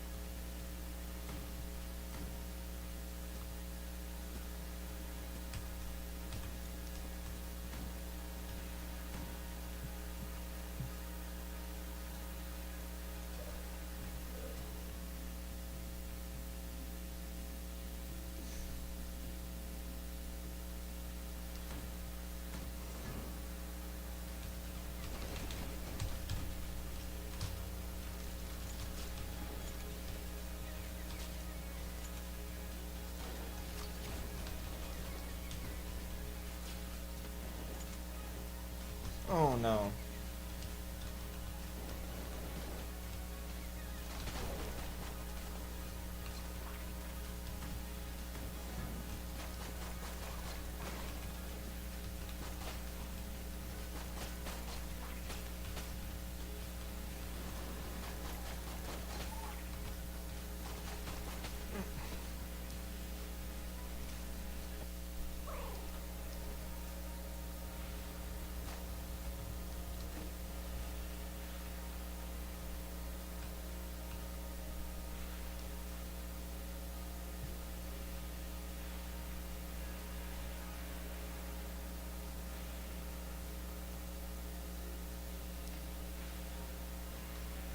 Hang on.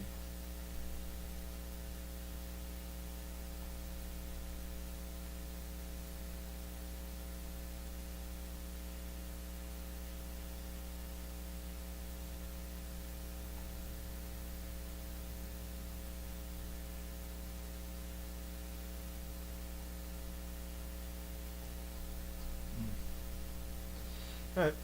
Um.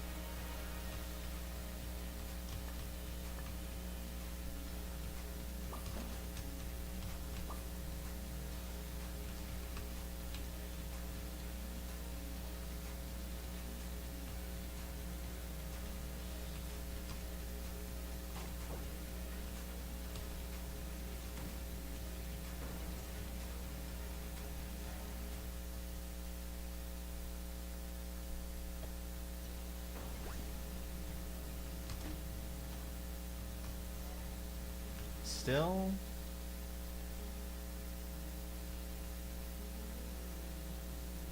Alright, I got broccoli.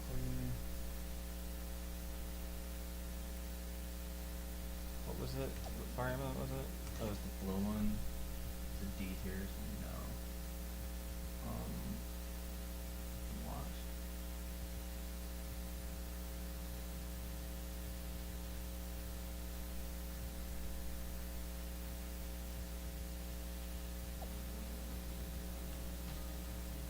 Where's the broccoli?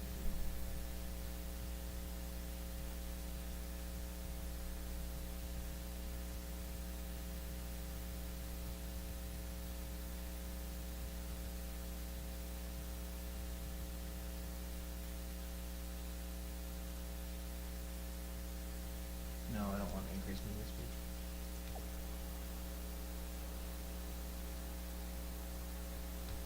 That's with the watch, I guess.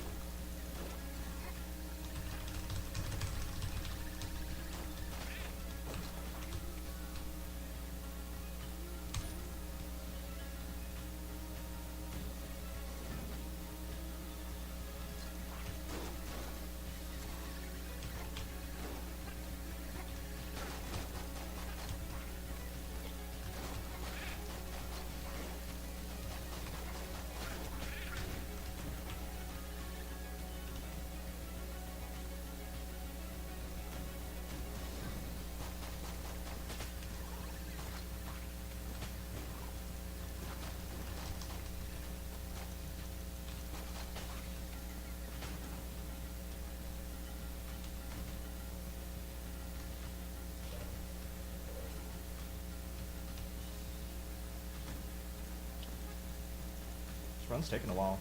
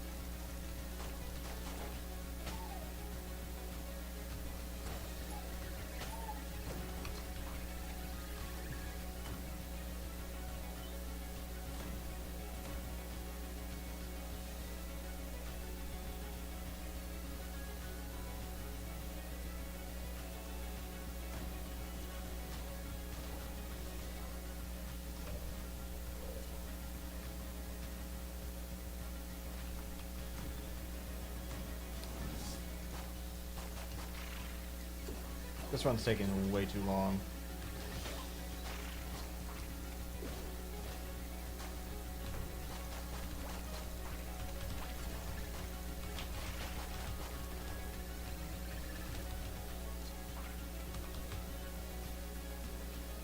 Okay, we're good.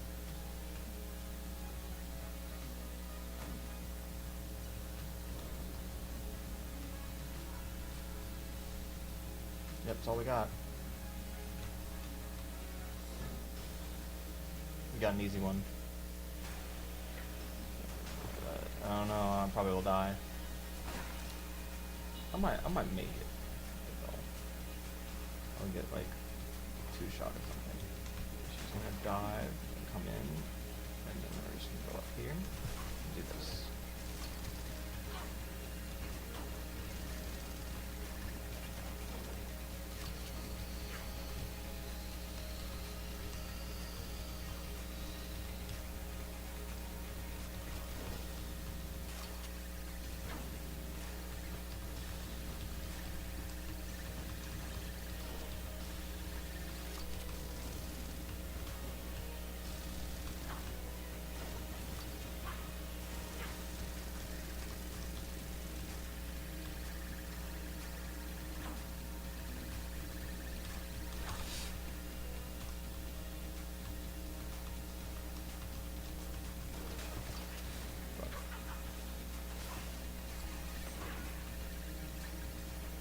No! Forgot it stops that too. I don't know if that counts as getting hit though.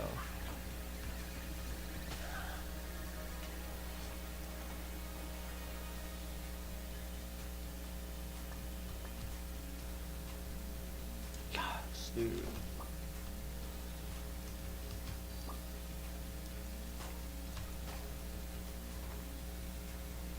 Alright. Well, that's nice.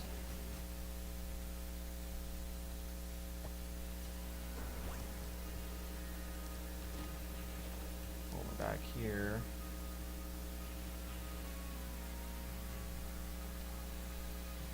Yeah. I don't know if I like any of these. I guess the gun.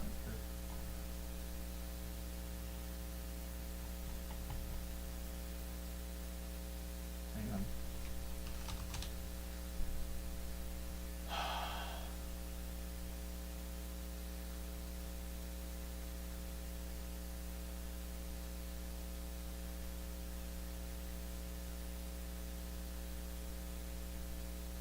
It's a battery, whatever it is.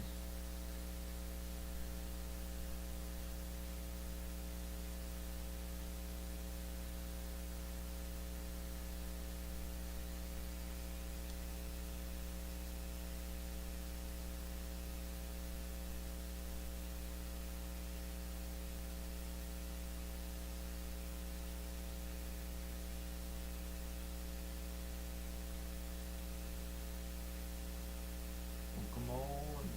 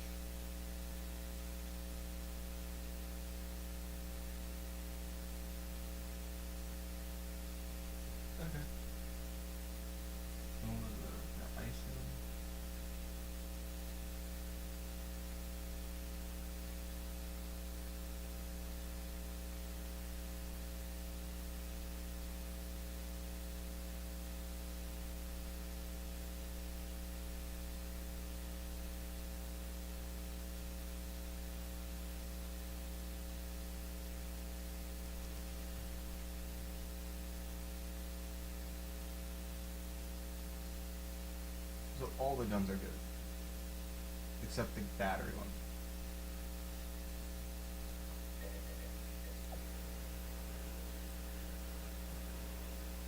I don't know what that is. That.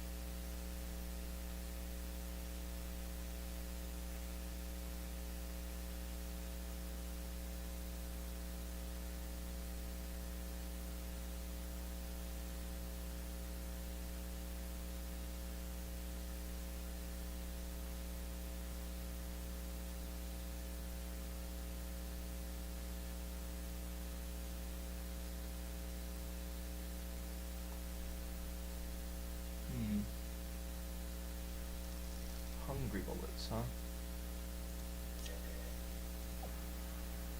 Those are my options. Hungry bullets or one of these guns. I don't know if I like the shark. So it's either going to be this or this. I guess I'll try this. Alright.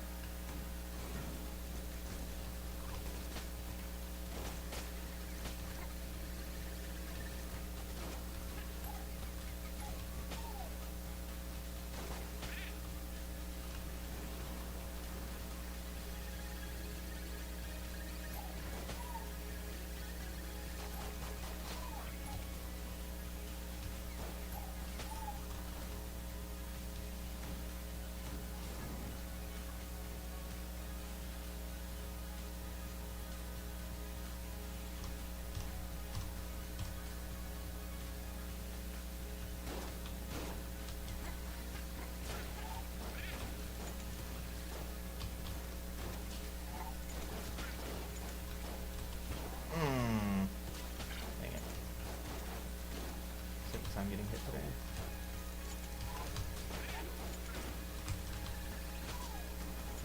Almost third time getting hit today.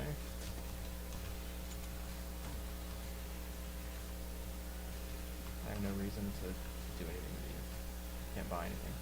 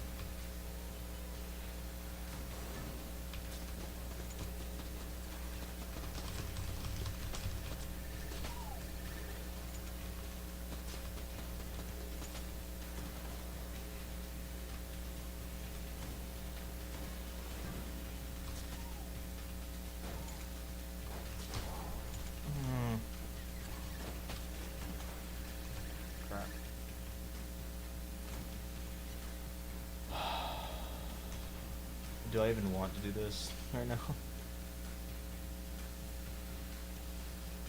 Yeah, I guess I do. Oh, well, that's not so bad. If I can get down there. Let me get down the bottom. Let me get down the bottom. Let me get down the bottom.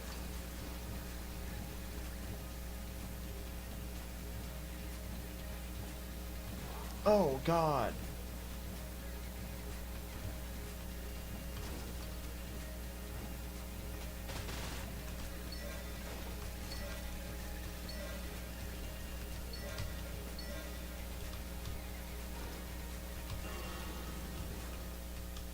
Oh, shit.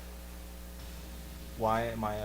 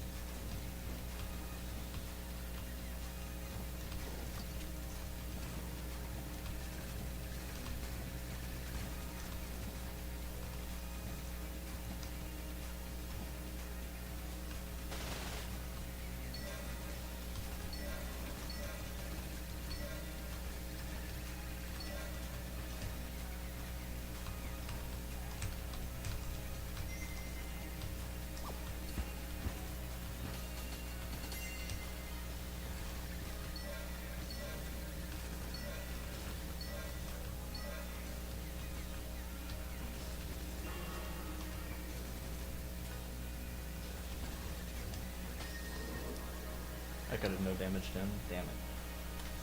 Oh well.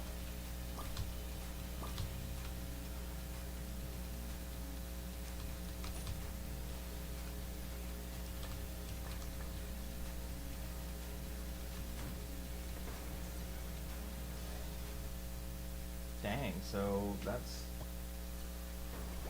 floor 3, so now I'm in floor 4. That's insane. I've never thought.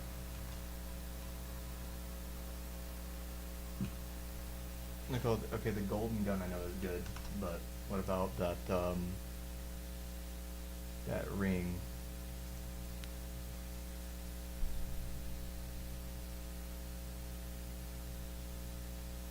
Bullet ring.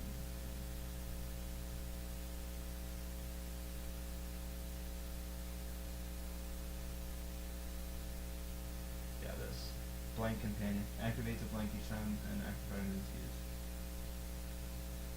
Nope. What's the other one? The yellow chamber keeps throwing me yellow chambers. I do not want curse. Oh, it's a gun, because I know what the cigarettes and the smoke do. So the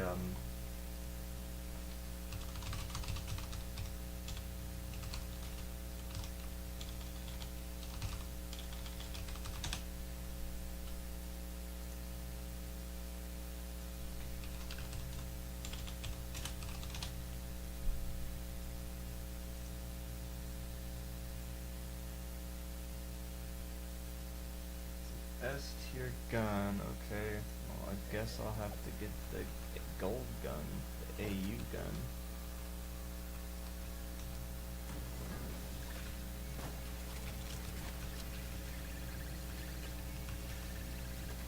Oh God, you keep doing that.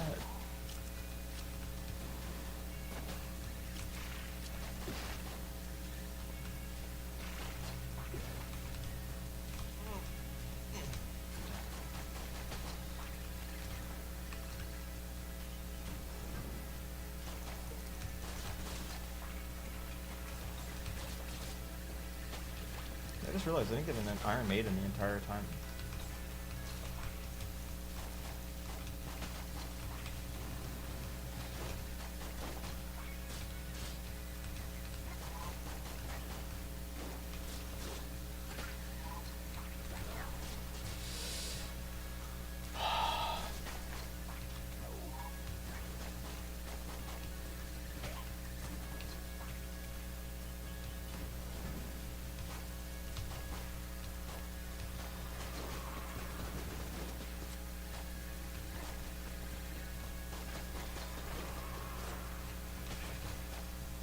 cannonball rods. Died.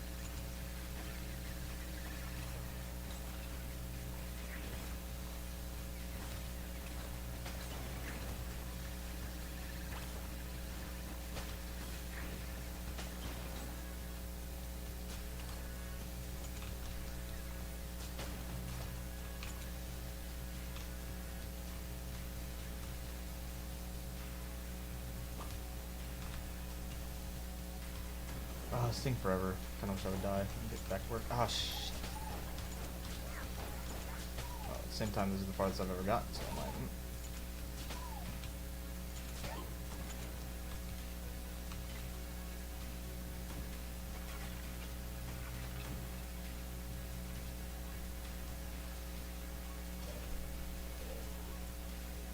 That's the kill pillar,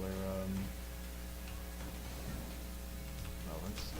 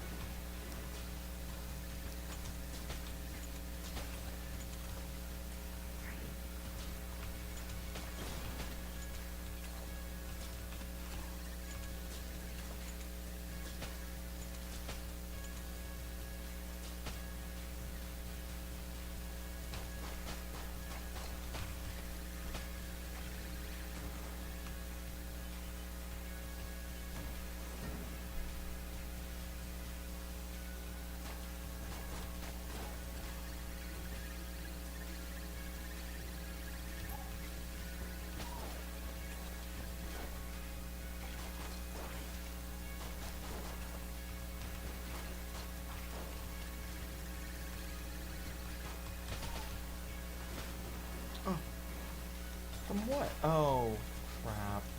There's so many enemies in this room.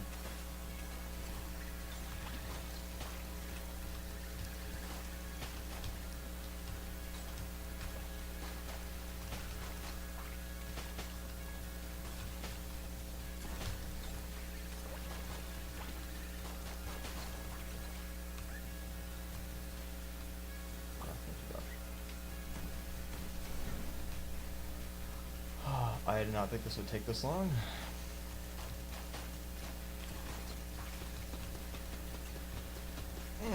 Did not dodge roll towards the guy, please.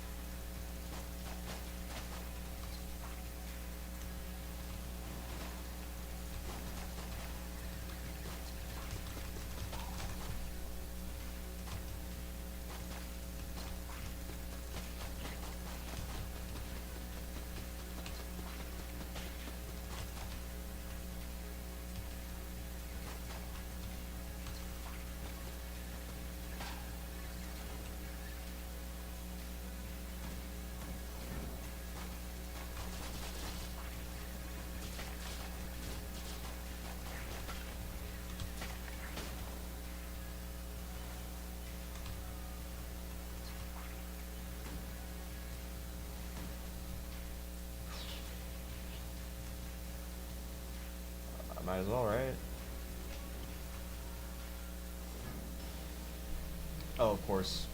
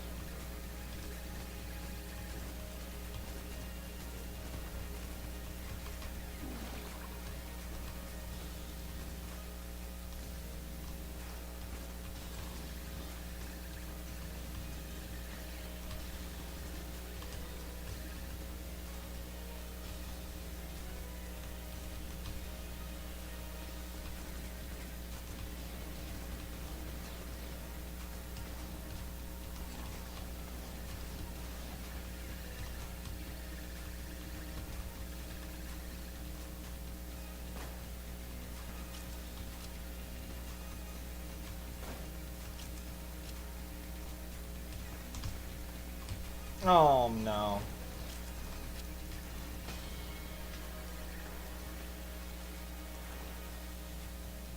So fucking close. No. Dang.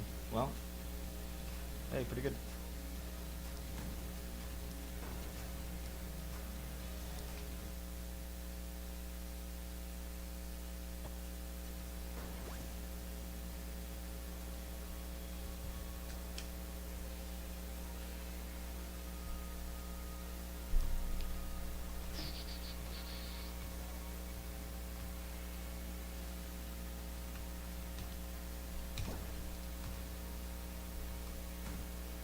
Oh my gosh.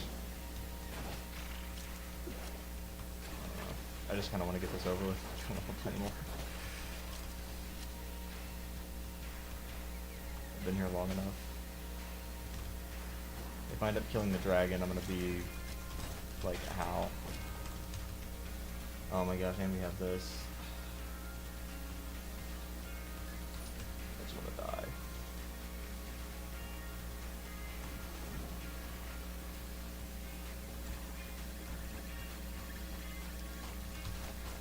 I think I've been playing for a while. I'm gonna go see if I can find the button. Actually, can I just do, I'm just gonna pause. We'll come back. Alright. I need to stop. I have to. It's been too long. And we need to chill out. Yeah, for a long time I've been doing this. We need to stop. Okay. So now essentially what we need to do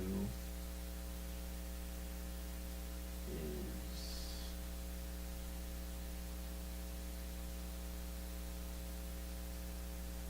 okay.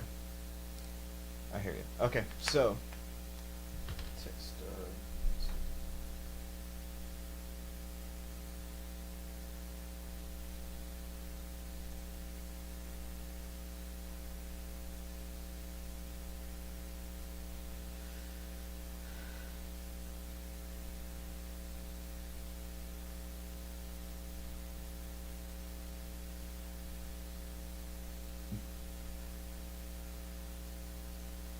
probably late for the thing at 6:45. Hi, yeah, 5:30. 5:30. Okay. I'm gonna set this up. We don't do that anymore. Okay. So now we're gonna start writing nodal equations.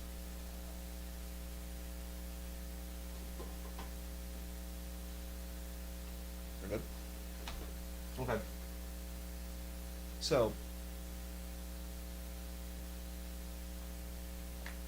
where's coffee? Okay.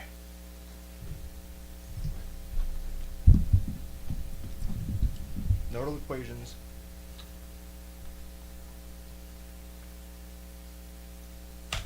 Okay. Okay. Now, I do a new slide, and we need to draw our little guy here.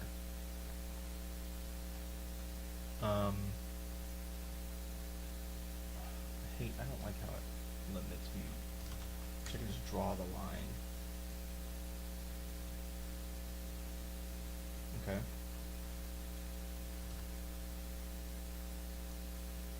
Now I put this here.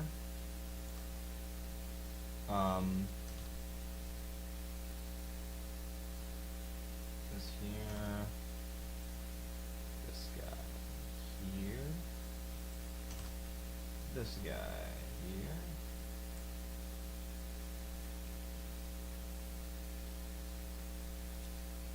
How do I make two lines the same length?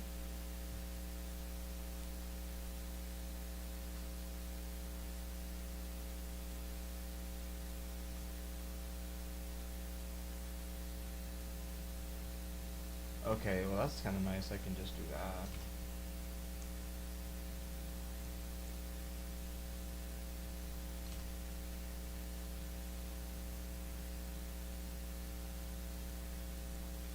Okay, so there's that. Now I'm going to move this down and do this. Okay, this is the cross section of our wall.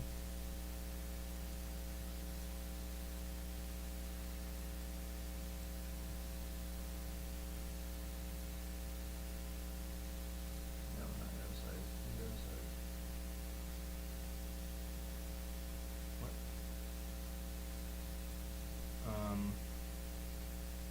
Two. What? Okay. I guess that's as good as it's gonna get. Right. So what we're doing is we are basically making this thing. So I'm gonna scale this accordingly.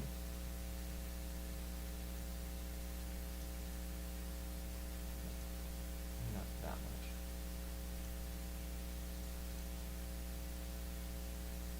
No, that's right. These just aren't as long.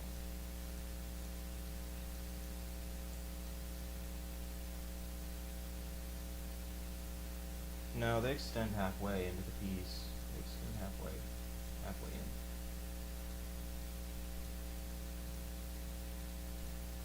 Okay. It's taller though. So this comes down, and this comes down, and this comes down a bit. Right. Okay.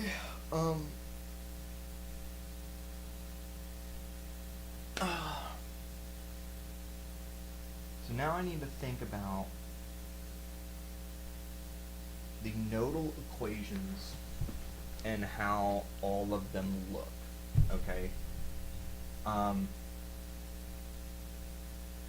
What's a nodal equation? Well, it's going to have an energy balance on it. So I need to group all the, and the only thing that's going to change is mode of heat transfer and area.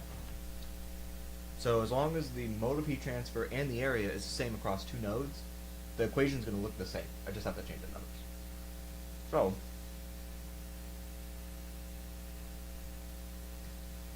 it looks like nodes 2, 3, and 4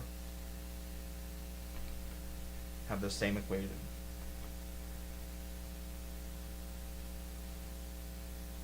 It looks like 1 is a unique equation.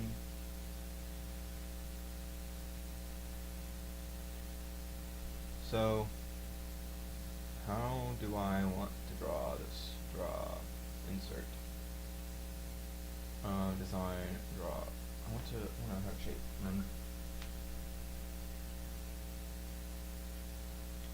Okay, here's this, and it's blue. Okay, so there's that. Those colors. Okay.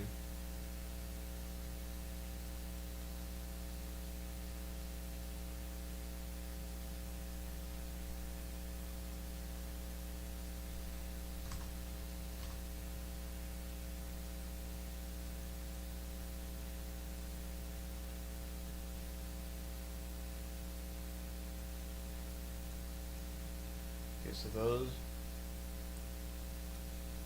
This is different. That one's different.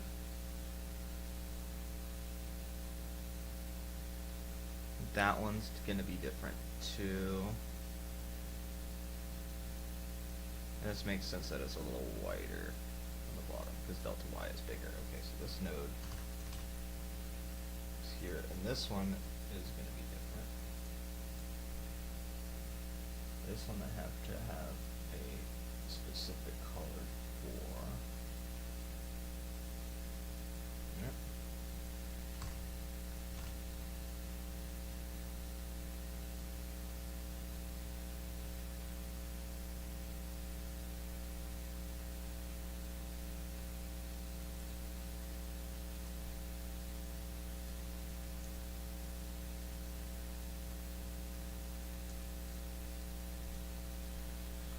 Alright, and then node, and then 8. This is tough to draw. I need to like figure out which ones are the same first before I can draw it. Alright, insert text.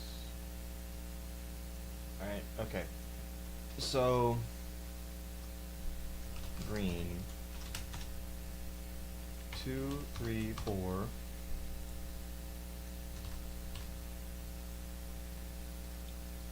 I know 2, 3, and 4 have the same control. They have the same control volume shape and the same area. 5 has the same control volume shape, but its conduction and convection's coming from conduction's coming from different sides. No, it's not. No, it is. It is. It's left and right, so it's different. Okay. Blue.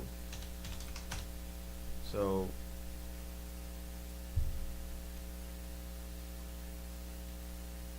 (1, 5). I am going to put 1 and 5 in the same. They're similar enough that all I have to do is change the direction by which the conduction's coming in. So that's fine. I can do that. 10, 13, 18, and 23. Alright. 10, 13, 18, and 23.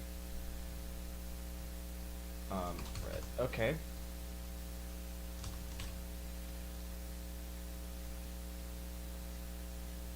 (10, 13, 18, and 23).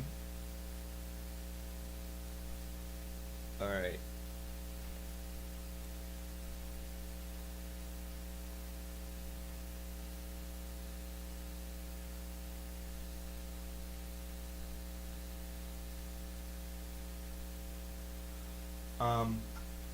I'm also going to real quick look up how they want us to organize these equations. How are we to organize?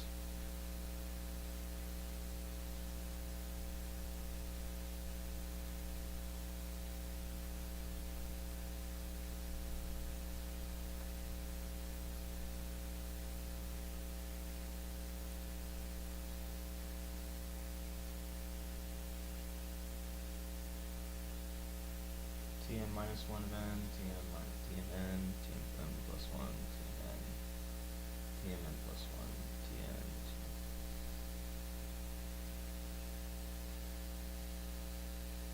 It's that format by which I'll be doing this. This format.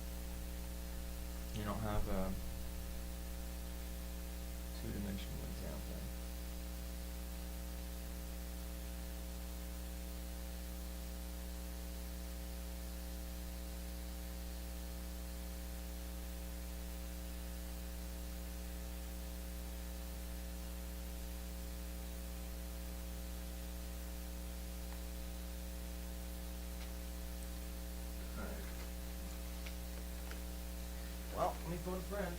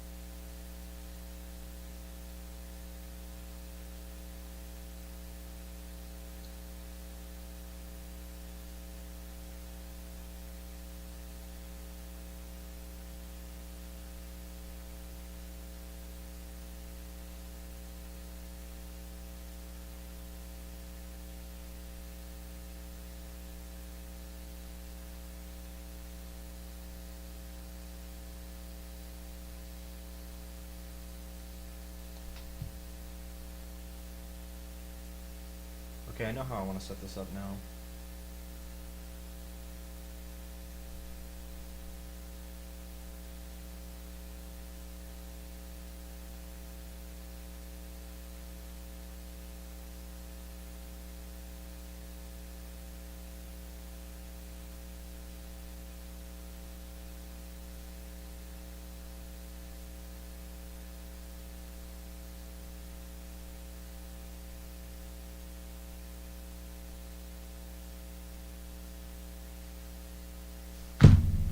Alright.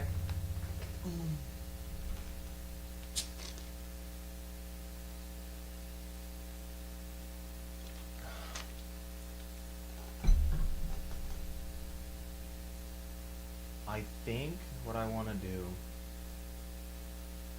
is just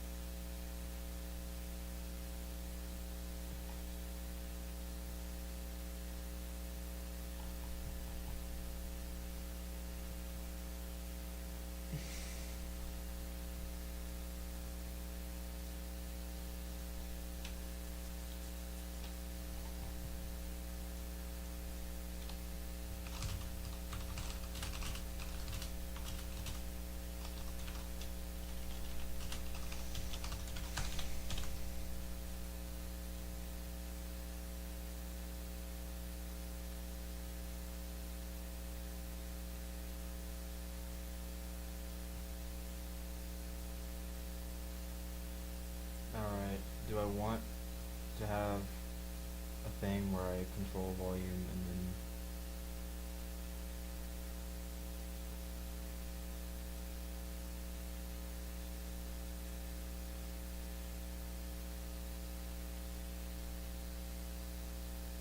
oh, for node 8 for example? Oh no, it's weird. It's gonna be freaking weird. No, we want to do this right. Can I draw a point? Are you serious? I can draw a point? Why? I don't have to just draw a I have to draw an oval and make sure they're both the same. Wait, no, I can draw a circle. Okay, I can draw a circle.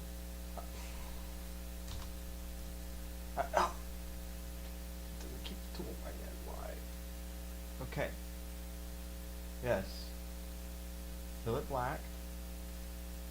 Now make it this size and maintain aspect ratio. Can I not? There's no lock button.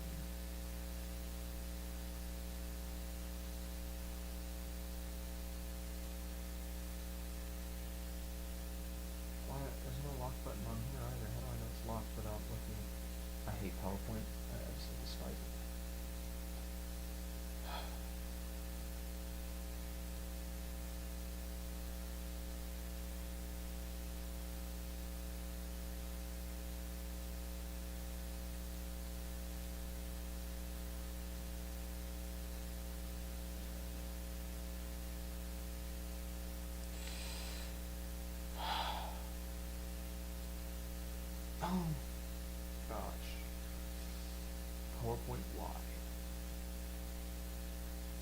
Okay, so I hit this, home, insert, or draw.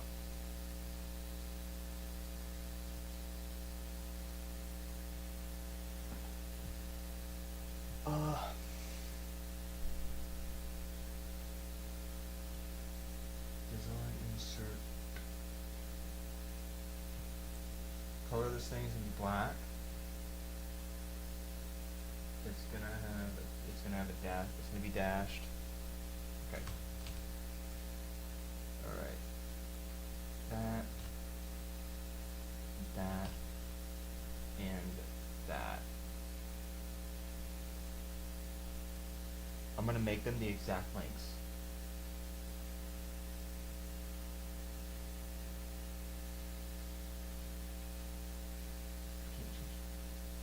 How do I change the length of them? How to input numbers.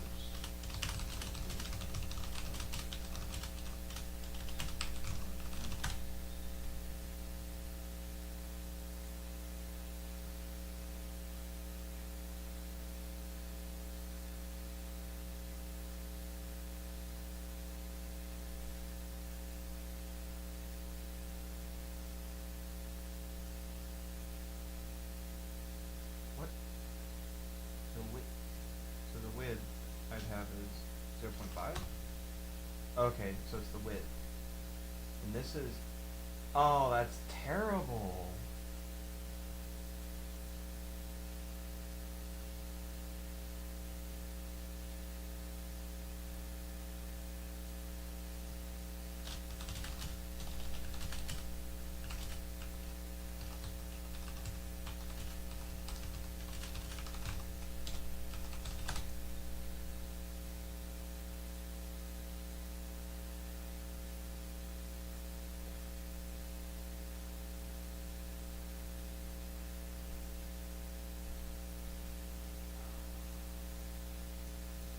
Need an external tool to use PowerPoint. That's just not fun.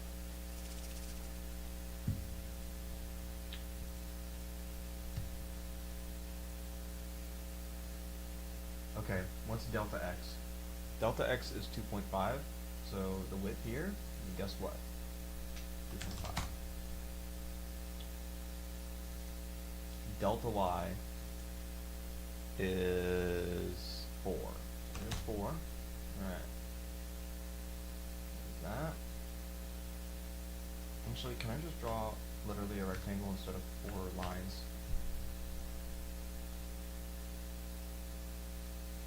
See that I can draw?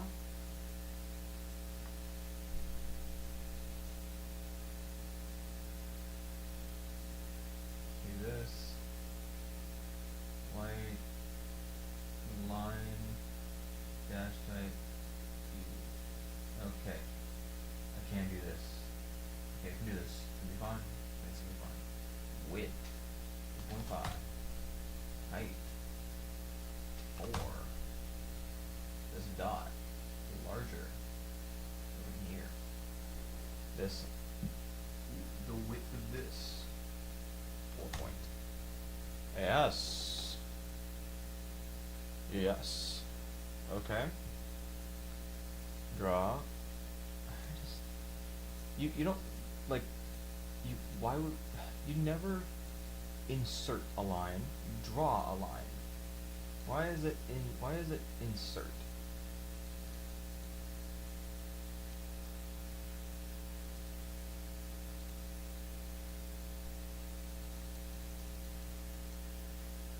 So there's that. Here and a couple face over there. That there, those are alright.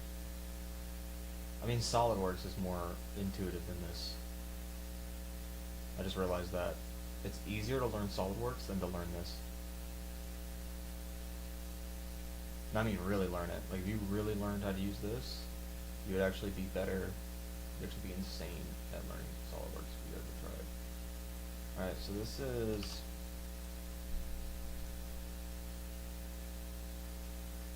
delta x half, but I can't write that because it's dump, so I have to do that first, and then I can say delta x over 2. Alright, and then I just have to just copy the text box and put it over here, and then delete the whole thing, because or else it messes up. And then I have to hit this and this, and then I do this and that. Oh, that's delta y on 2 as well. Well, let's see if this is smart. It is not. Oh, listen to Lava cry, dude. Okay. This is... That's that. Alright? That's that.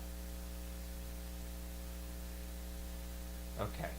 So this is insert text box.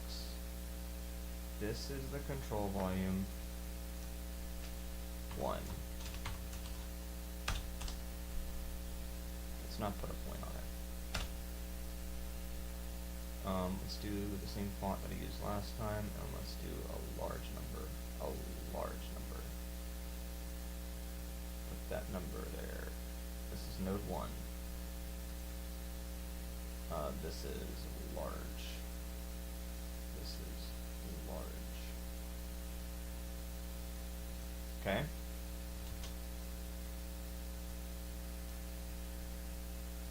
pretty sure this is the same font. Where's the increase font? Oh, here it is. That's correct. Okay, there we go. Alright.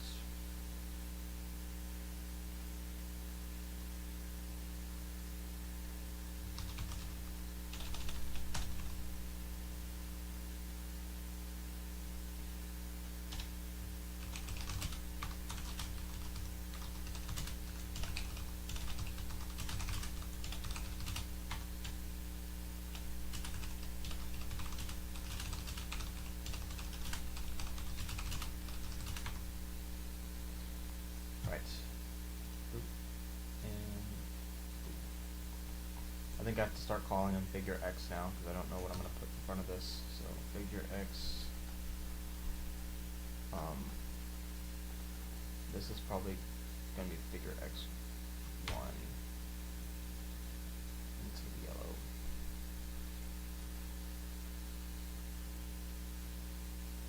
Alright.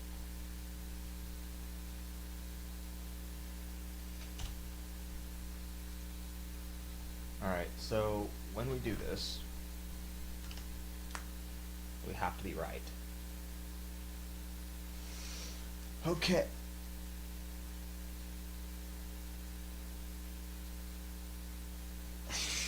I'm going to have 28 equations, 28 unknowns. A lot of the equations are going to be the same, like 9, 12, 17, 22, 21, 20 are the same. 25, 26, 27, 23, 28, 18, 13, 10, 4, 3, 2, 1 is the same. That's 1, 2, 3.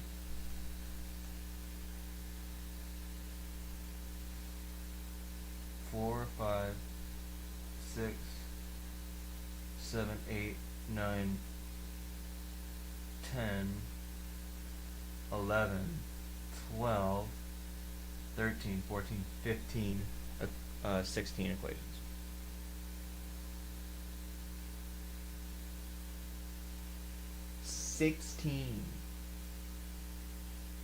Ow.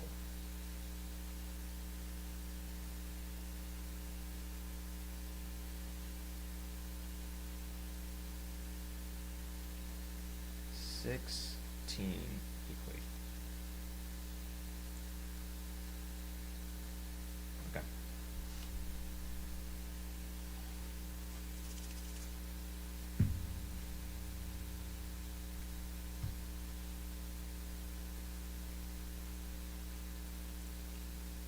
Alright, let's do K. Alright, so what is the area from 2 to 1? It is. What is the area from 2 to 1? Well, it's delta y over 2 times L. So this is delta y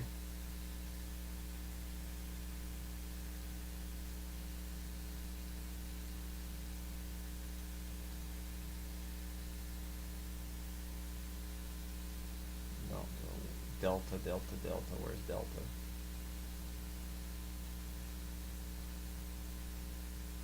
What? Oh, why? Delta y over 2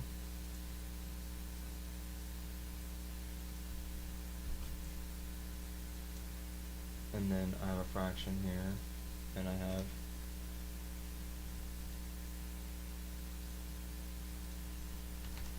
T2 minus T1 over delta x. I'm going to take all of this and put it in brackets and say times L. Delta y over 2L T2 minus T1 over delta x.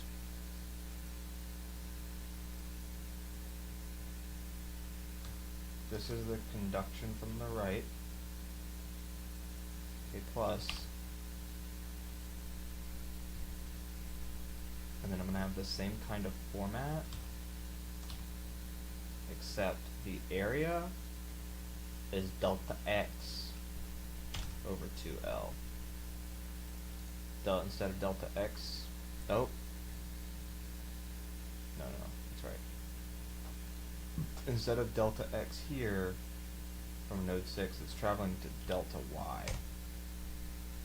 And then T2 minus T1, T6 minus T1.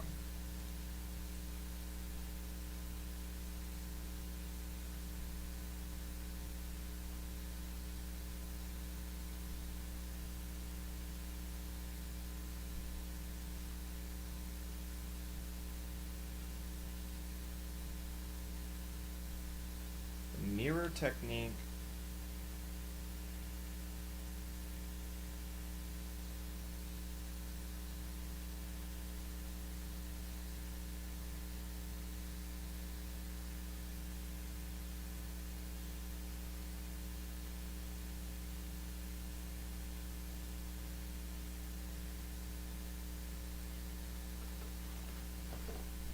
the mirror technique would mean that there is a delta x on the other side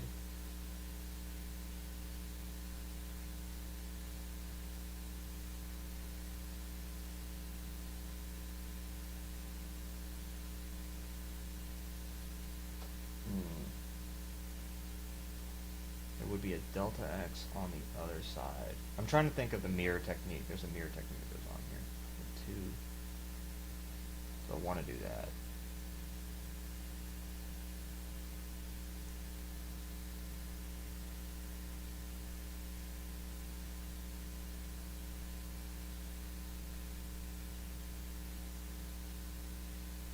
So if I were to add, there's a conduction from the left as well of the same. Well, that's huge. Mathematically, right?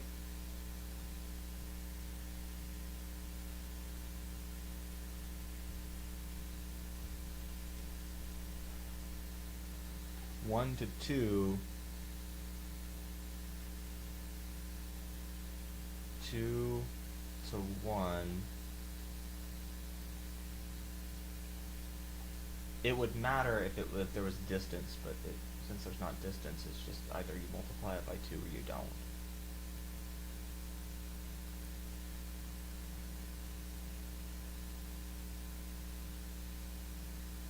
One, 2 to 1, it's traveling half of delta, it's traveling delta x, and it's hitting delta y over 2. You're literally just multiplying. It's whether you multiply that by 2 or not.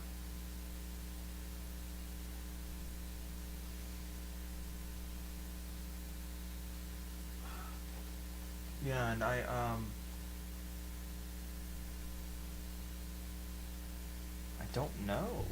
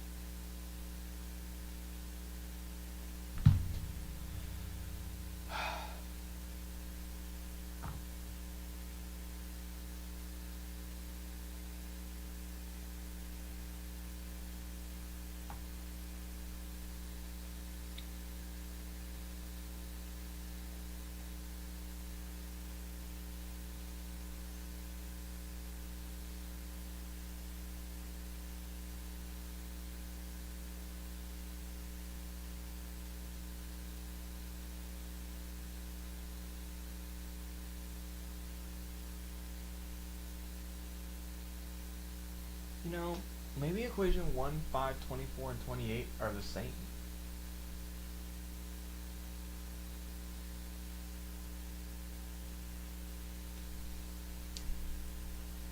Alright.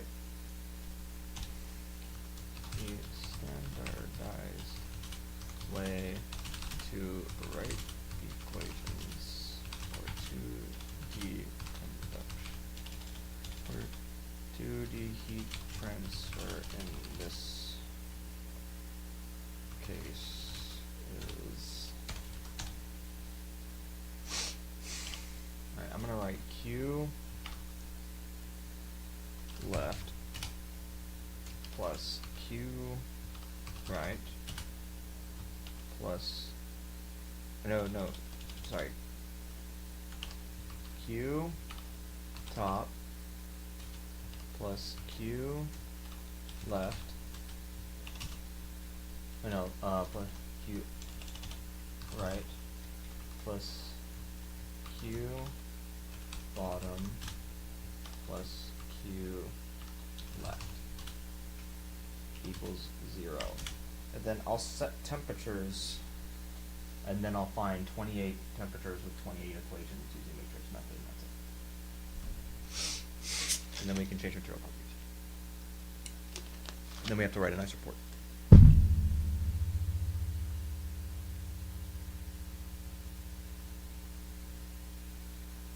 Okay. So Q coming from the top, 0 plus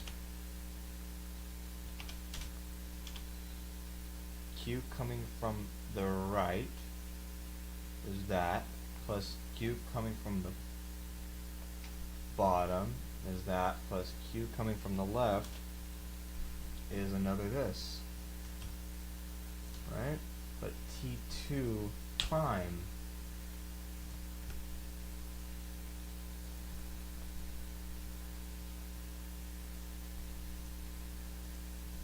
equals 0. Okay.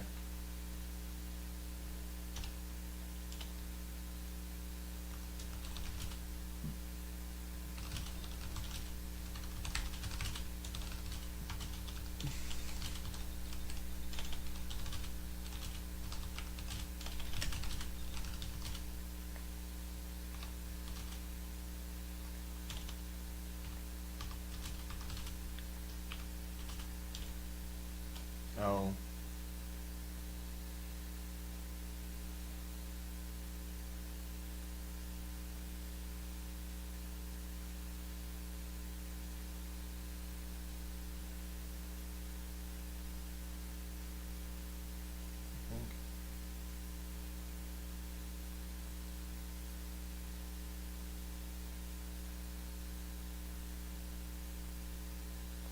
part.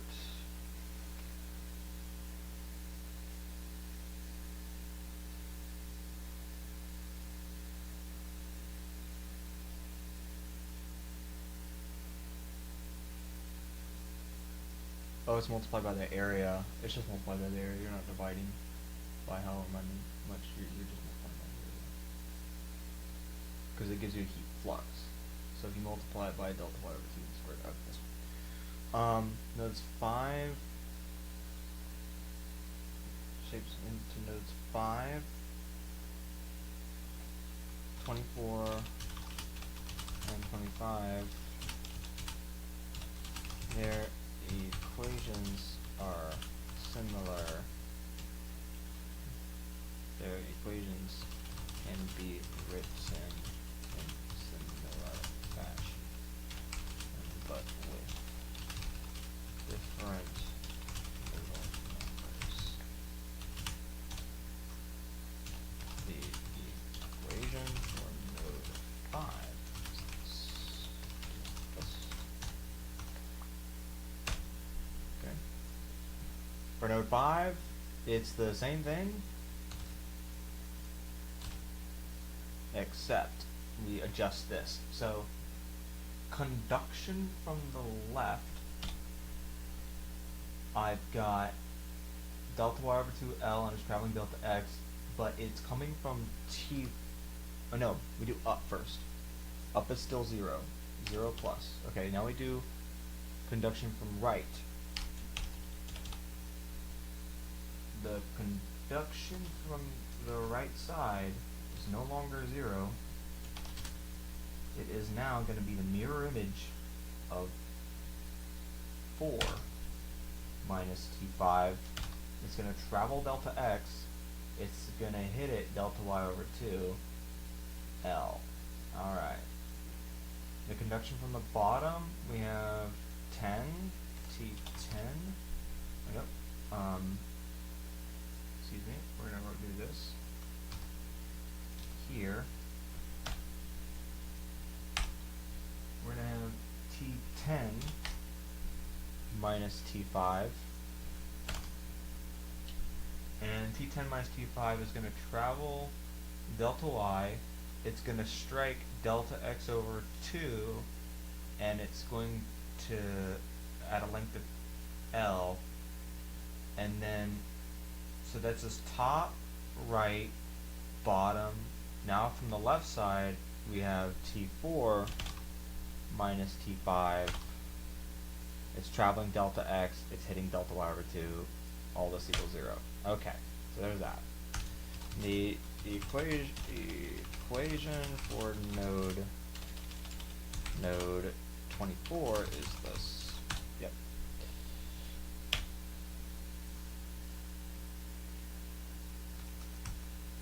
Okay, so for 24,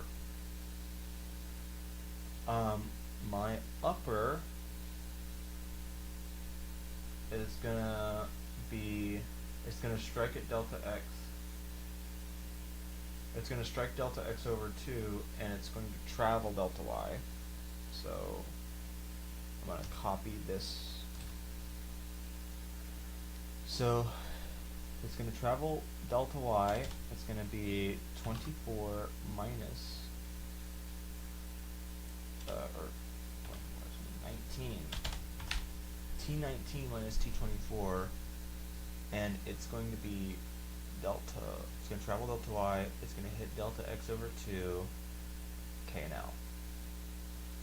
Alright, the conduction from the left is going to be the ghost of 25. Nope, this is not left. This is right. Okay, it's going to be the actual 25 minus 24 over, it's going to strike 25 minus, it's going to strike delta y over 2, and it's going to travel delta x. Alright. Okay. Delta x over 2, so this is the bottom now. The bottom of this is completely different.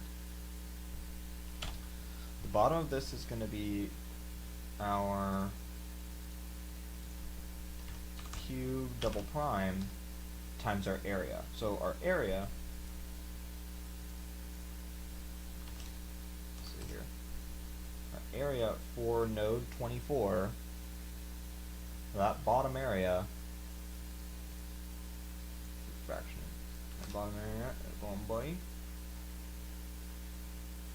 delta, delta, delta, delta. The bottom area of node 24 is width times height. The width is delta x over 2, or the width times length. Okay, so it's just delta x over 2L. That's it. The area that Q naught is hitting at 24 is indeed delta x over 2 times L. Alright, now the thing that it's getting from the left side,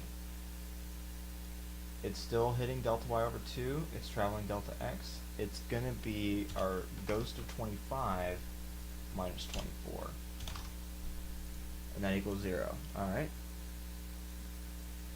so now we're going to do all this again, except equation for node 25, or 28, is thus. Okay, so on the left side, or no, let's do no, top, bottom, whatever. On the top, you have conduction from node 23. So K, it's hitting delta x, it's traveling delta y, it's coming from 23, and it's traveling to 28. Now we have the right side. On the right side, we're traveling delta x, we're hitting delta y over 2, we're coming up, let's see,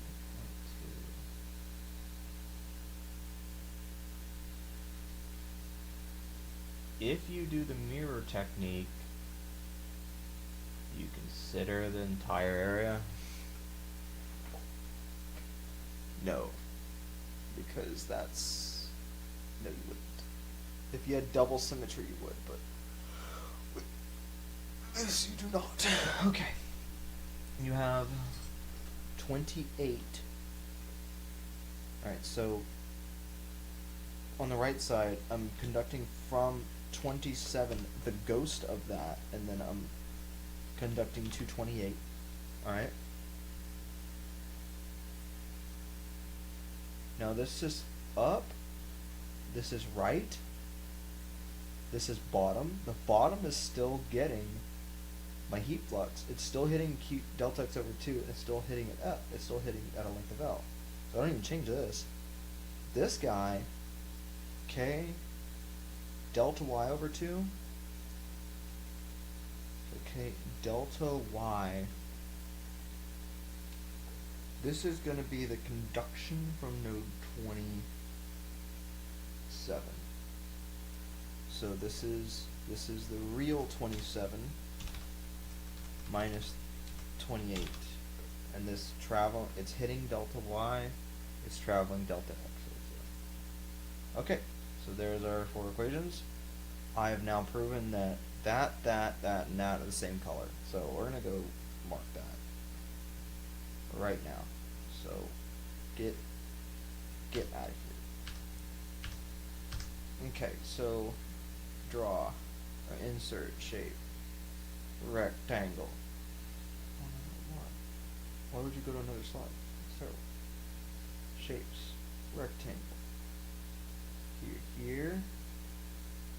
That's a color. Oh no, don't grab lines. Oh, where's my, oh no. Do I have to select it every time? Oh, it deselects for, oh, it's terrible. Okay. Those are the same color. Those are all the same color. Okay. I'm quite happy with this. Presentation, project to schematics. More locations. Do not save ever in OneDrive. Terrible idea. Absolute. OneDrive is awful. Okay. Let's see.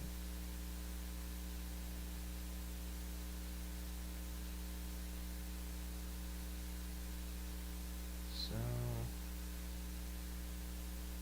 23 to 18, 13, 13, 18, 10.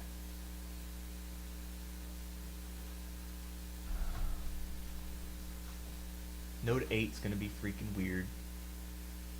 I'm going to need a schematic for node 8 and node 16. Node 11, 15, and 7 are the same. 6 and 14 are the same. 19, 23, 18, 13, 10 are the same. She was right. 5 equations. 1 equation for the corners. Another equation for the top. Another equation for the right side and 19, and then another equation, this is 4 equations now, for 19, 12, 17, 22, 21, and 20. So that's 4 equations. A 5th equation for 25, 26, 27. A 6th equation for 6, 14, 16, and 8. And yeah. No. The 6 and 14 are different. So that's 6 equations. 7, 11, and 15 is 8 equations. Now that's 7 equations, and 8 and 16 are 8 equations. So really you need 8 for this thing.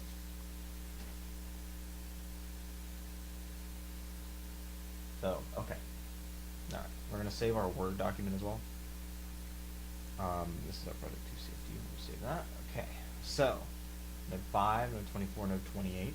Okay. And then I'm going to rewrite them for like, oh, this is node 2, this is node 3, this is node 4, this is node 5, this is node 6, 7, 8, 9. When you solve for the temperatures. Because that's what's going to suck, is that you have to solve in a matrix for all these temperatures. Because really, yeah, you've got 28 equations and 28 unknowns. I actually have to do it, change the numbers and stuff to write all 28 equations. And I have to solve all 28 equations. Am I hearing about that enough yet? Jeez.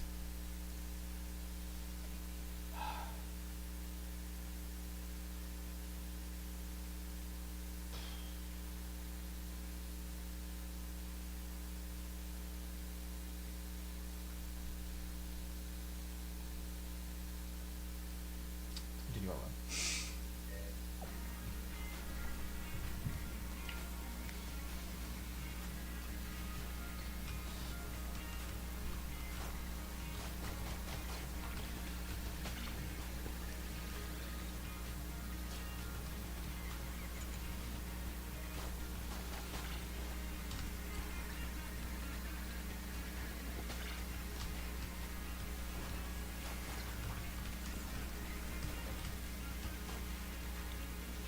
What I get? What? Oh.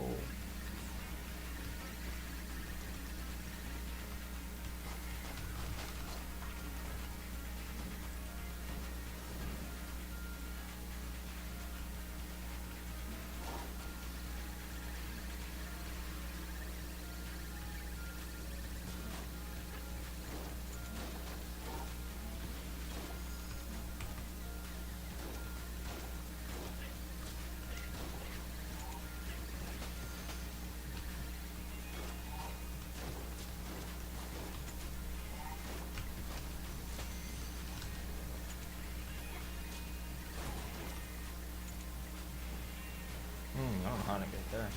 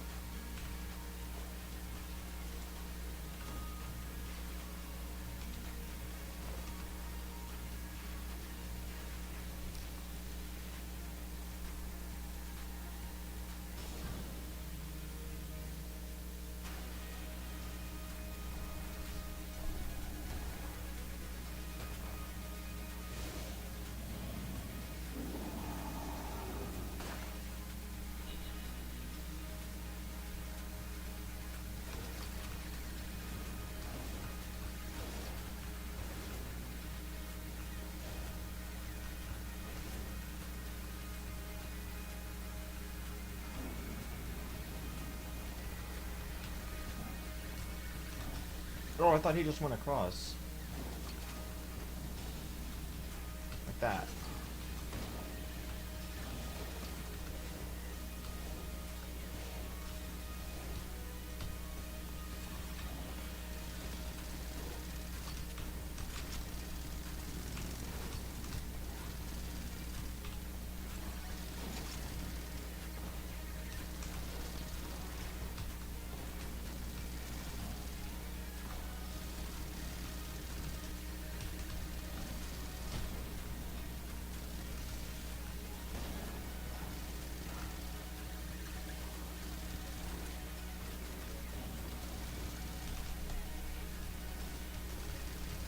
Oh, I'm dead.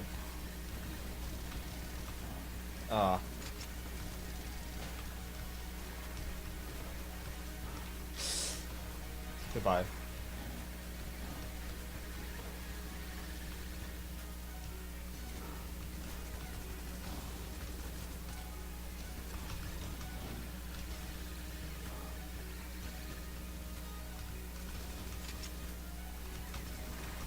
I got so close though.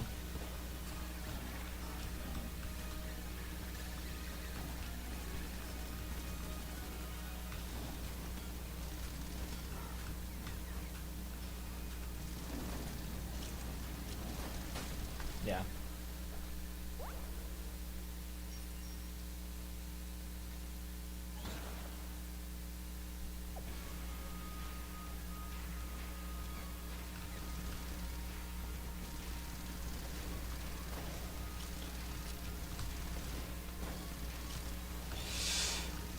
Wait.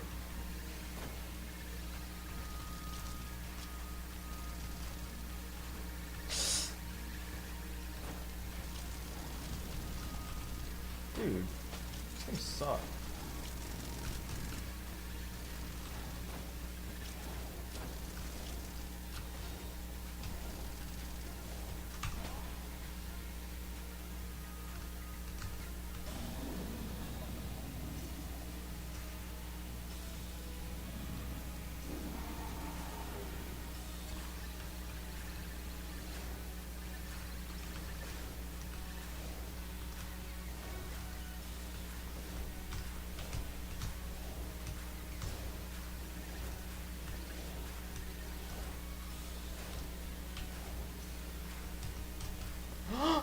Oh.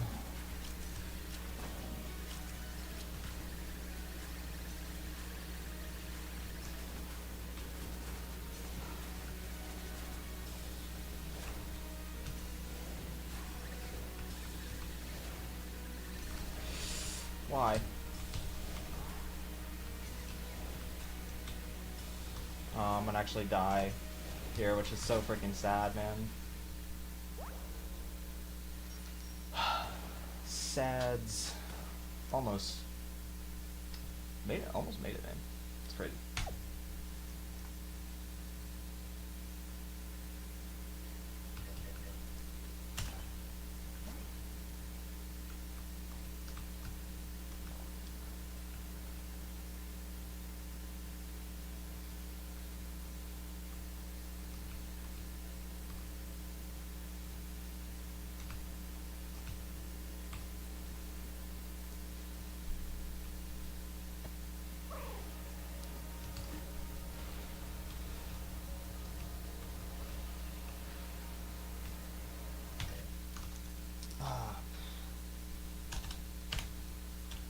Let's see here. What equation do I want to do next?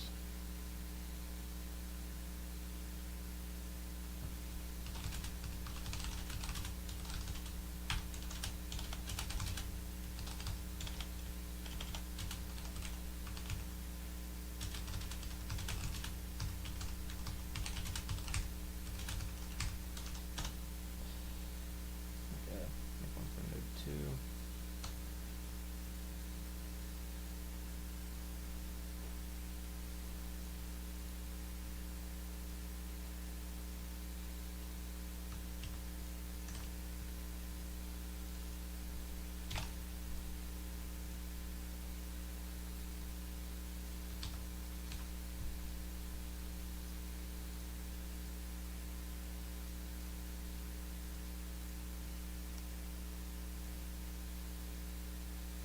that's right. Hey. This guy is going to come here. And this guy is going to go here.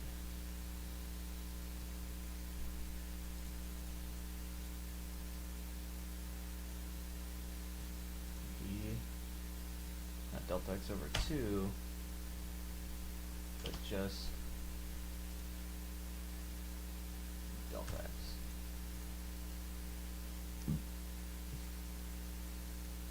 This is node 2. Okay.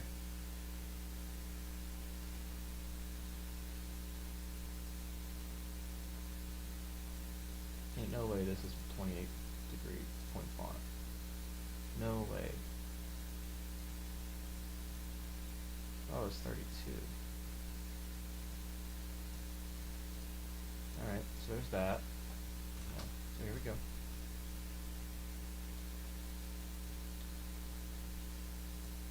Okay. View smaller. Center you. Center this. Figure x2.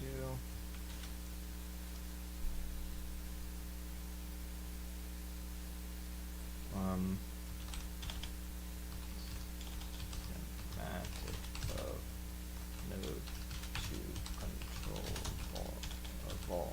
volume. Okay, so equation for node 2 is this.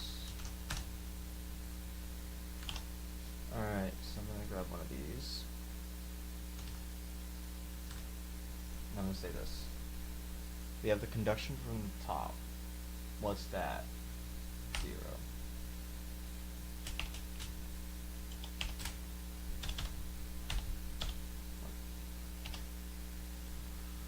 Conduction from the top, conduction from the right is gonna be 2.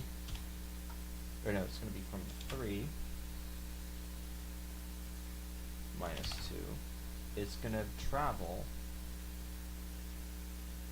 delta x, and it's going to hit delta y over 2. Okay? Alright. From the bottom,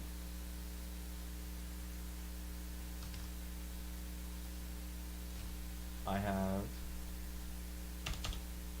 from conduction from node 7 to node 2. It's traveling, or no, it hits delta x, and it travels delta y. Okay? Conduction from the right, or sorry, conduction from the left, it hits delta y over 2, it travels delta x, it comes from node 1, and it hits node 2. Okay. Nodes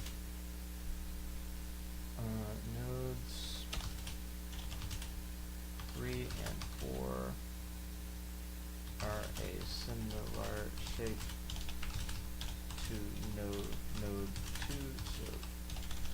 2, so they can be quickly written. The equation for node 2 is this.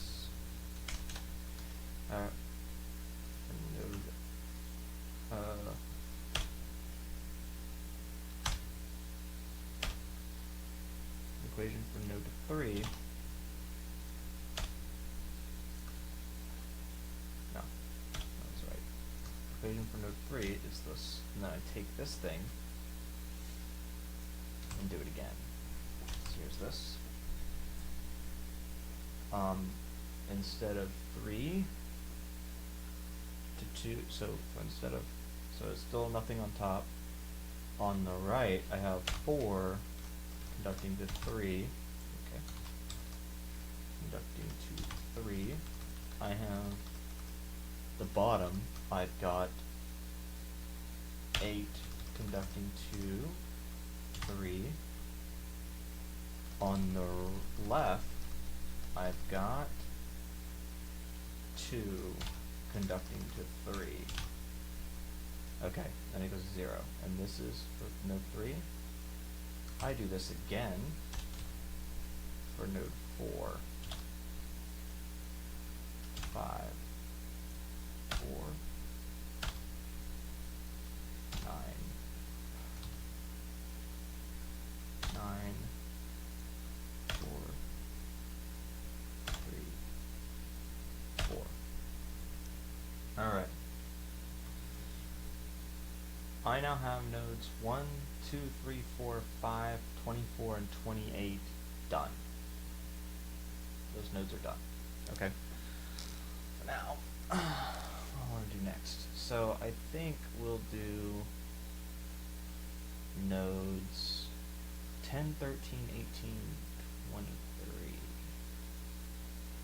think those will be my next. And then we'll do 9, 12, 17, 22, 21, and 20. Yeah, and then we'll have all the weird ones, 7, 11, 12, 15, and 8, 16, 14, and 6. 8, 16, and then 6 and 14. So, okay. The nodal equation for node 10 is unique. Thus, it will be is unique and have a new shape.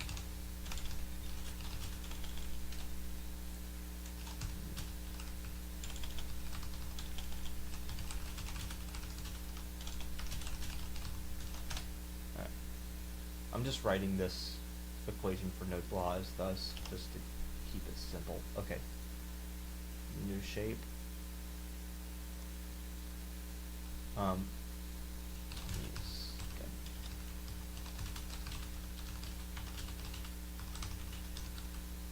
Guess I need a new schematic.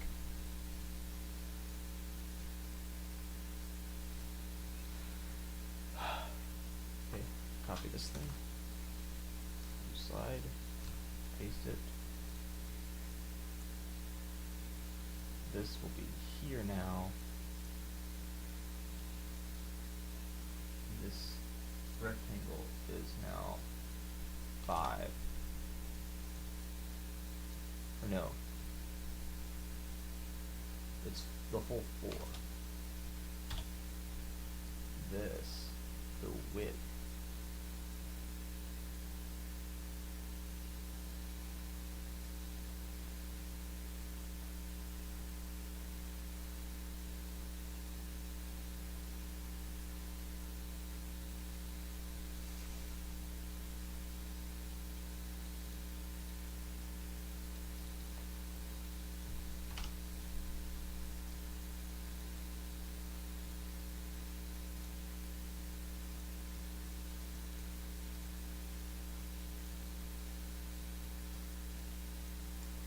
Never copy the text boxes.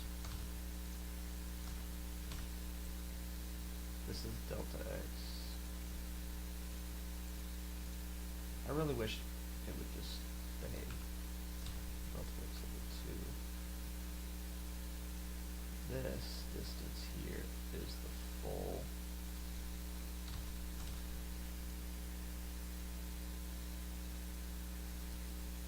so I have to do this. You'll see I have to do this, and I have to do that, and I have to say delta y. That's the full delta y. Okay.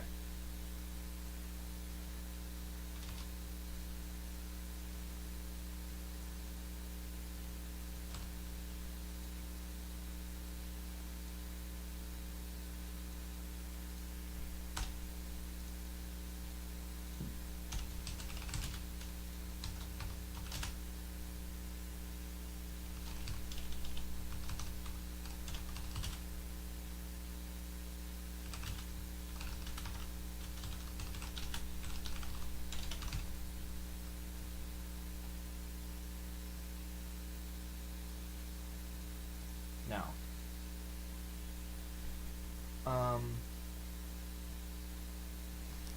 I wish I had time to make this more comprehensive.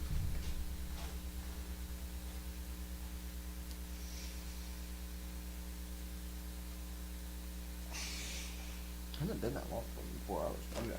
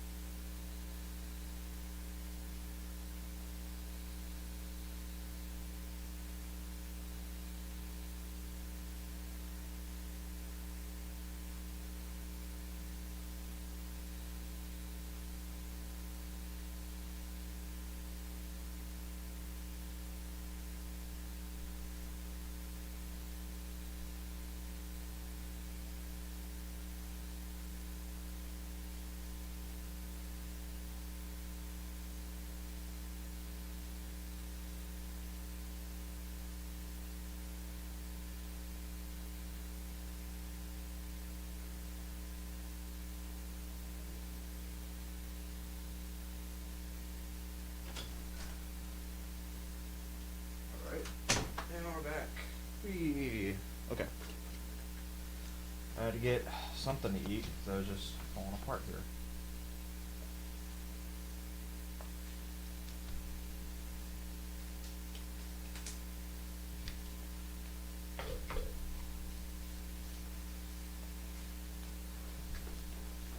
Okay. 1, 2, 3, 4, 5, 24, and 28 are done. We're going to do 10, 13, 18, 23, 19. And frankly, 11, 15, and 7. Because 11, 15, and 7 also have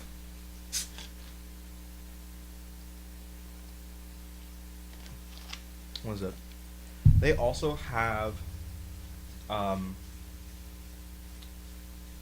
the only difference is that one section of their heat transfer is a little bit is off.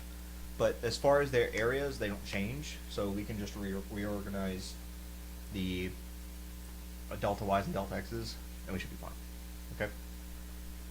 Alright. Main equation for node 10 is, grab one of these from up here, put them down here, and then just see what happens. So, from the top, what do I have? I have conduction from node 5 into node 10. When I have that, that conduction travels delta y, and what does it hit? It hits delta x over 2. Okay? Alright, so that's from above. From the right side, on the right side we have symmetry. So it's going to be conduction again, except it's going to come from 9 prime and hit node 10. It's going to travel delta x, and it's going to hit all of delta y. Alright? From the bottom, I've got conduction from node 13 into 10.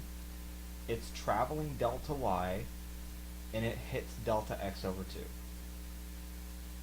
From the left,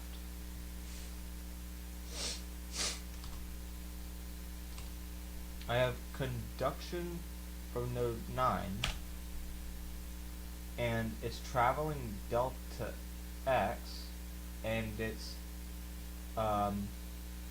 hitting delta y. Okay. So now I do this again, and I say here we go for this, and I say node 13.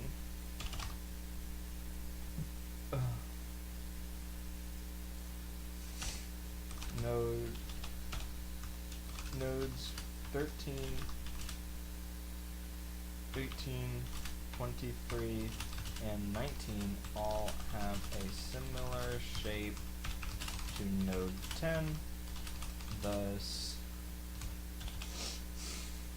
their equations can be written easily. The equation for node 13 is thus.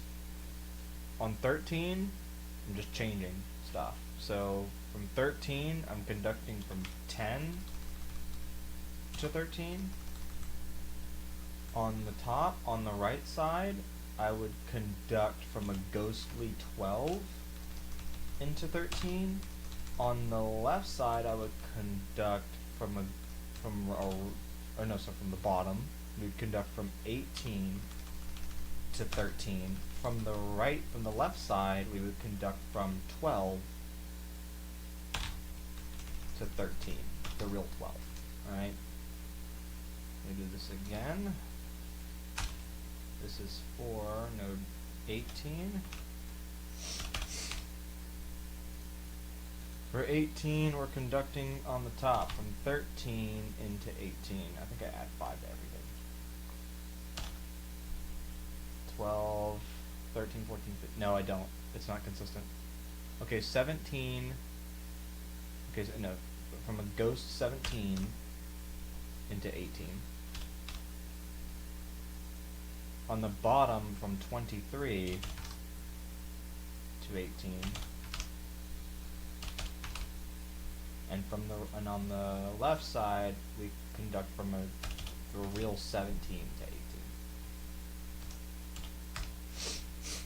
All right.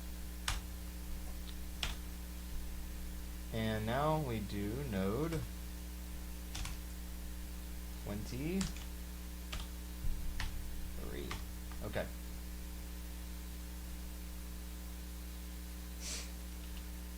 (18) to 23. We conduct from a ghostly 22 to 18, or to 23. We conduct from 28 to 23. And we conduct from the real 22 to 23. Alright. There's that. Okay. After this, I'll have a section that says, in order and solve for their coefficients, the equations are. And then I'll say blah, blah, blah, blah, blah. Using this format, we can convert and solve these in a matrix form. That's it.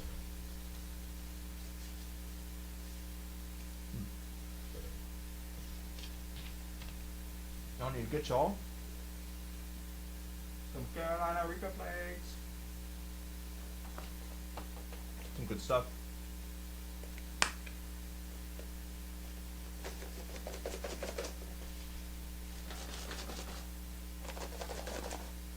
They'll come out.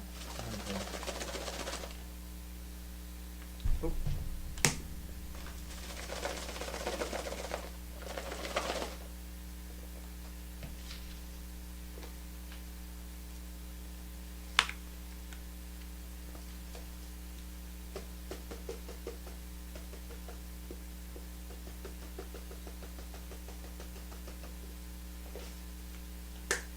Nice. Just a little bit of spice, you know?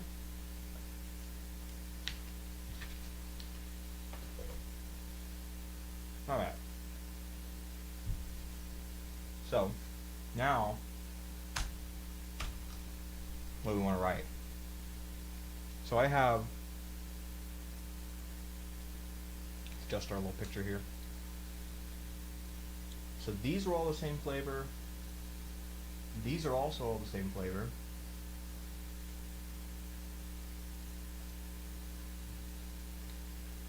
Except this guy, oh, the shape format. This guy's gonna have orange, okay?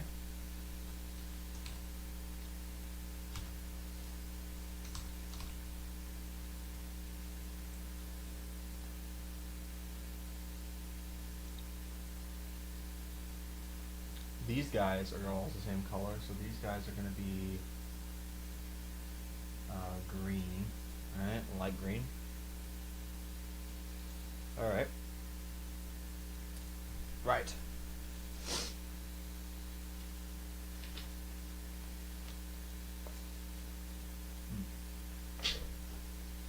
Very nice.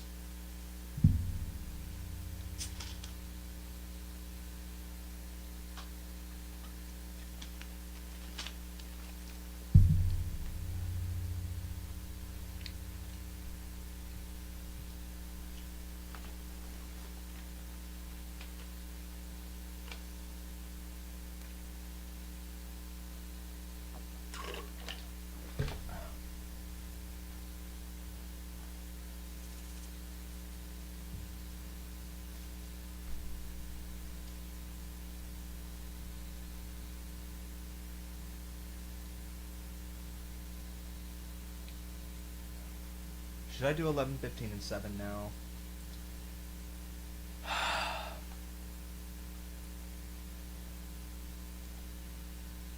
Oh, I need to do 19. Let's do 19. I definitely need to do 19. Let's do 19. Let's do equation 19. Equation for node 19. Alright. 19. On the top, we have conduction from node 14 into 19. On the left side, or on the right side, We have conduction from a real node 20 into 19.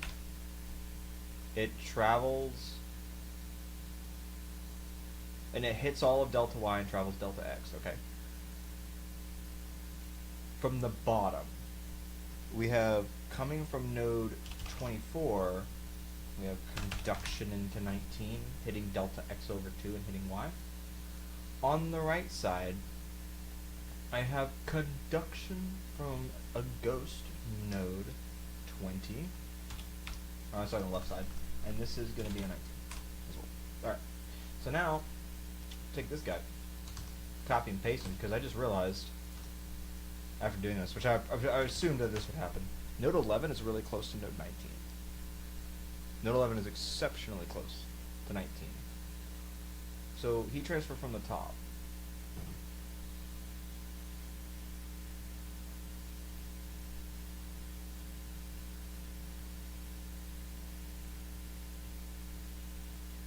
Yeah, heat transfer from the top is from node 8 to node 11.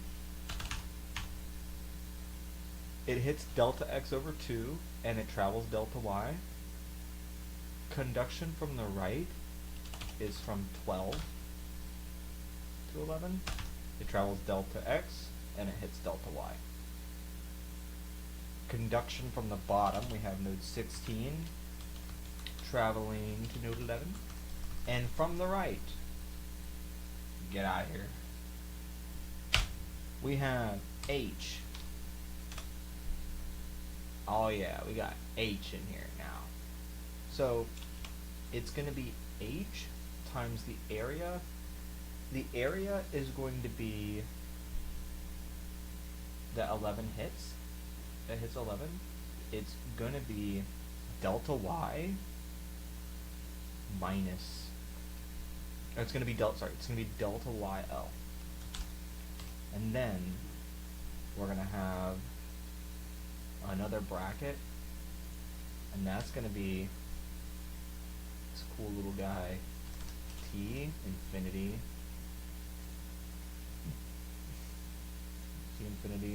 minus T minus T11 equals 0.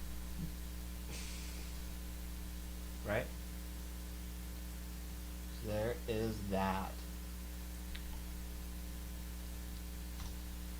So all these don't get tabbed.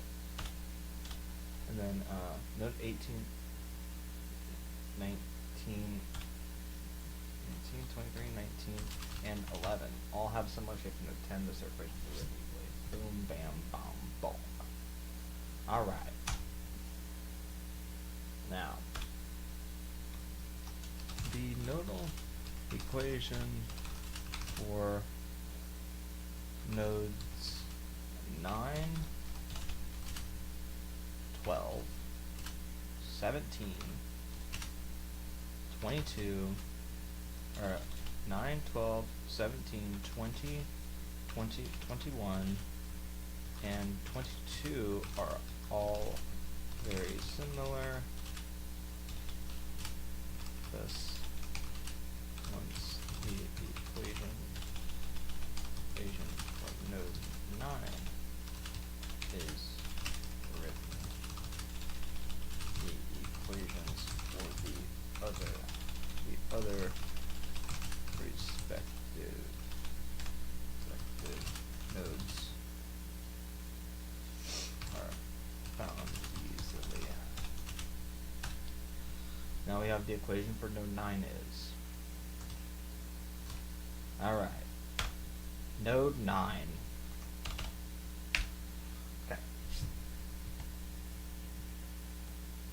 Inputting all the options. It's gonna stop. But hey, I've got great momentum now. And knowing that all I have to do is change K around to get some nice heat flux temperature. Oh my gosh. I can envision it now. It's like with this material, I'll have a table, and on the left column will be material, on the right, and then on the middle column will be K values, and on the right column will be maximum heat flux that you can have. You can see it now. Oh, beautiful. And they'll all be metal, so I don't have to worry about anything. Different alloys of aluminum, different stuff. I'll have to cite the book that I get that table from. I'll be beautiful. So, I don't know how long I've even been streaming for. How long has it been for? 4 hours 30. 4 hours 30. That makes sense because I started at like noon. Okay, we have an equation for node 9.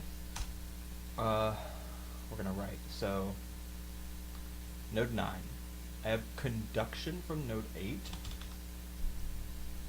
into 9. Or no, I have conduction from node 4 into 9. Coming from the top, and it hits all of delta x. Let's do this. It hits all of delta x. It travels delta y. Alright? On the right side, I have conduction from node 10 into 9. It travels delta x and it hits delta y. On the bottom, I have conduction from node 12 into node 9. It hits all of it travels delta y and it hits all of delta x. On the left side, I have conduction from node 8 to node 9. Alright, that's equal to 0. Okay, very good. So now I have this guy. And this guy, I literally just change numbers. So 12. Let's do this. 12. It's just 12. 12. 12. 12. 9, 13, 17, 11. 9, 13, 17, 11. Done. Bam. Fast. Node 12. Easy. Node 17.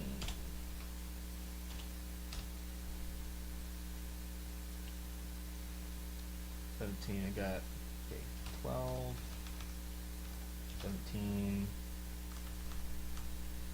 18, 17. I'm telling you, sometimes food is all you need, man. 22, 17,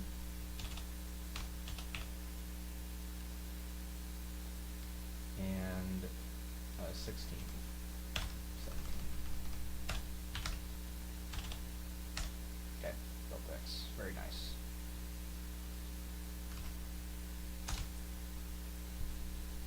Node. Do I want to do 20? I can do 20. 20. 19.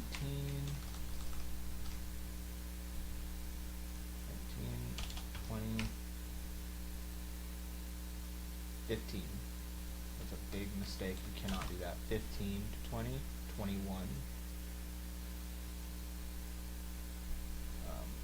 21, 20,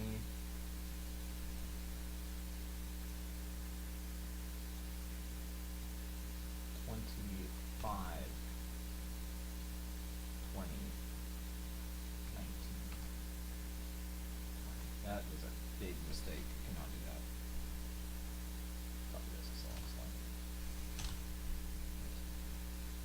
21.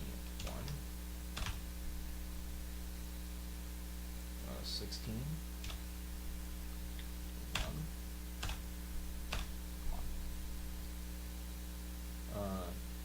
22. 21. 26. 21. 19. So this becomes 20. And this Good.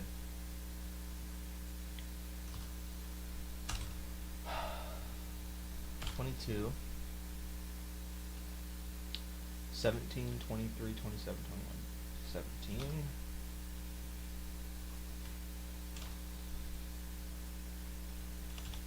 23, 27, 21.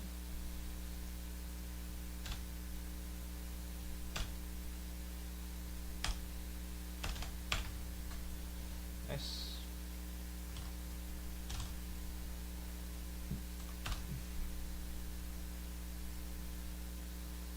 Oh, no, that's it. That's it. We already have no 23 go.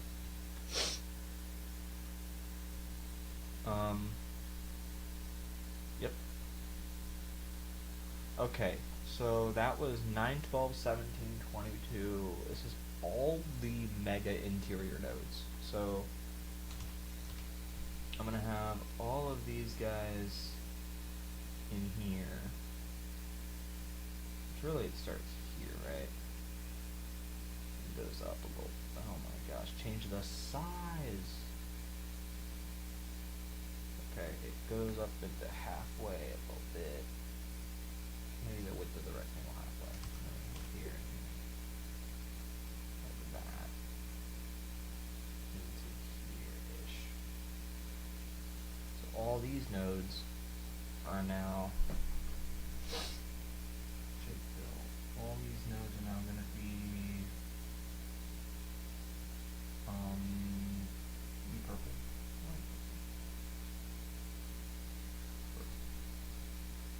But cool, they're all purple now. Shape fill with the color I have. Okay. They are all now purple. So those are all nodes are all purple. Oh, and 11 is also green.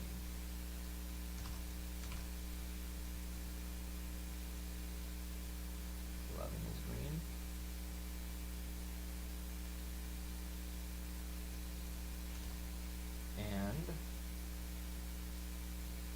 19 is green. I just realized how I should do this.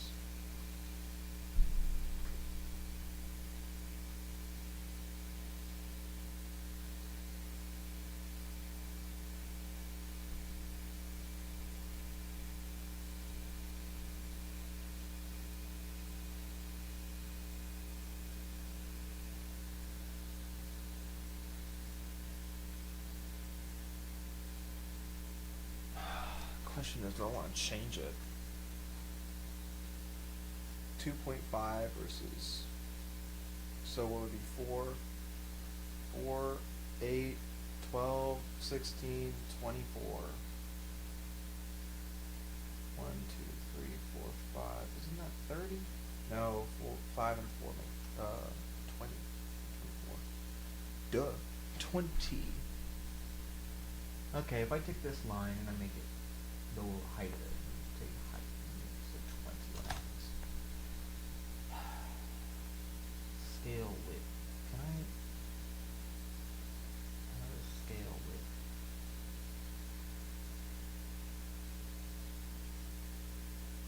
Alright.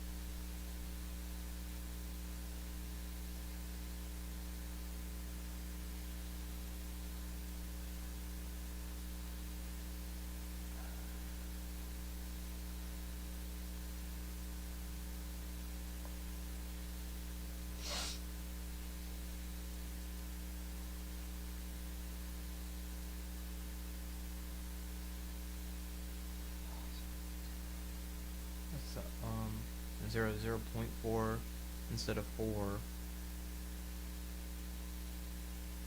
So it'd be 2. Oh my gosh. Do not do that. If I scroll, oh, it just takes the... I can't even scroll with the mouse. I just grab it. And it doesn't live up oh.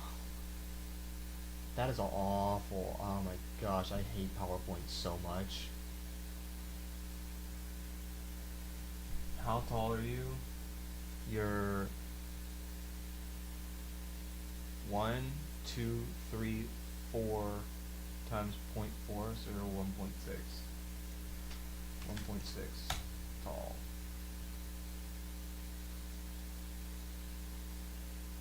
Alright.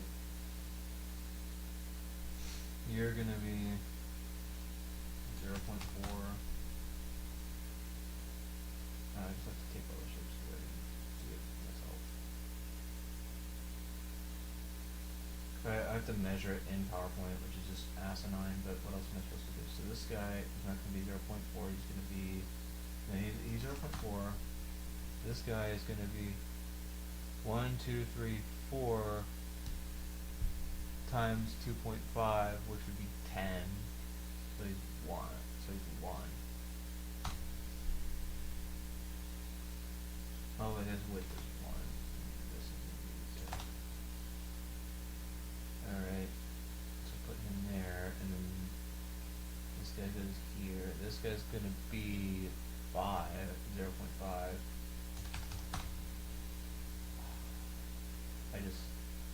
Did I talk about how terrible PowerPoint is by the way yet? It's the most unintuitive 0.8.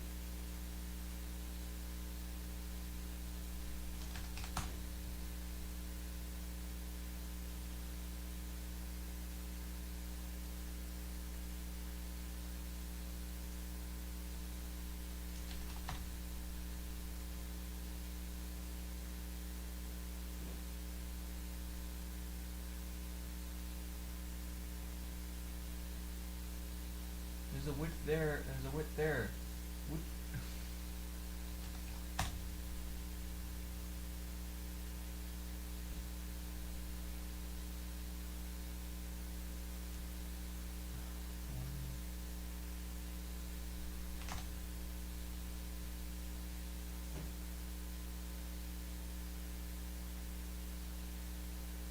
Okay. Right, alright, okay.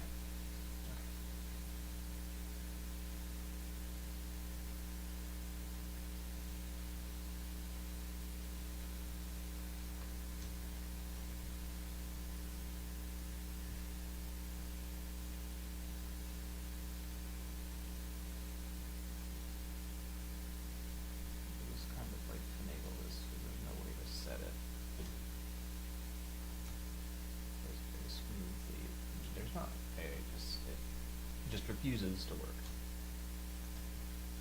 The width is not going to be 2 point, it's going to be more like 1.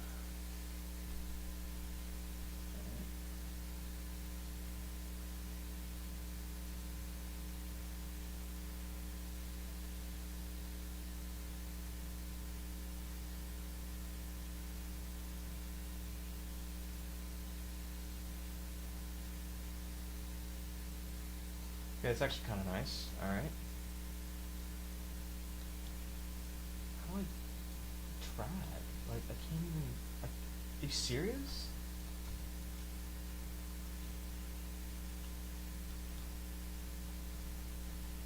Oh, no! I gotta do it this way. No, I have to look at that. Okay. So... grab a green rectangle. I'll grab this thing, for example. So this guy, he is 2.5 divided by 2 wide. That's not a great number. 1.6 1.75. 1.25. I'm dumb. 0.125. Oh no. It doesn't scale properly.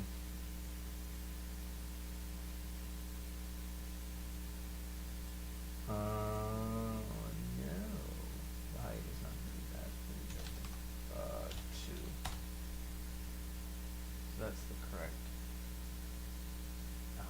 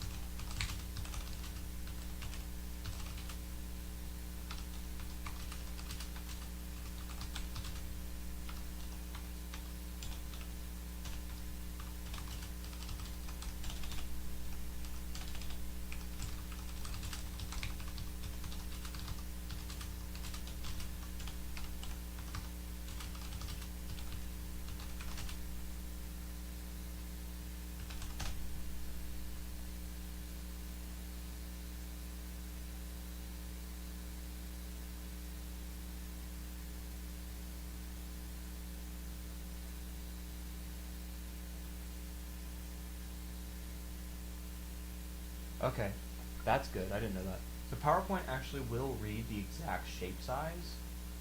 It's just that you can't see it when you're doing, and that's fine. That I'm okay with. So we can do that.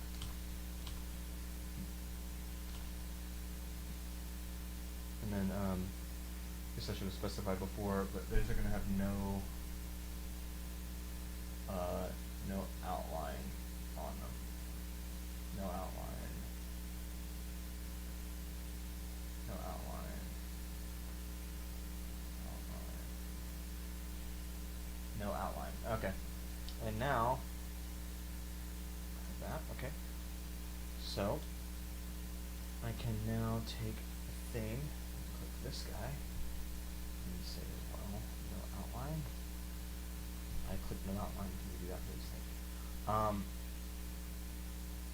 This, and this, except I'm going to change his dimensions to be exactly what I want. So the width is 0.125. Alright. the height of this thing is going to be 1, 2, 3, 4 times 0.4, which is 1.6. We're going to keep that. Okay. We like that. We like it? Alright. Good. We're going to do the same thing here, except its width, its height is going to be 0.4.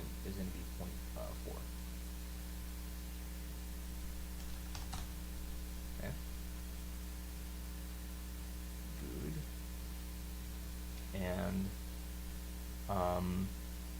then 11s as well. And his width though, his width, yeah, his width stays the same. Okay. This is width here.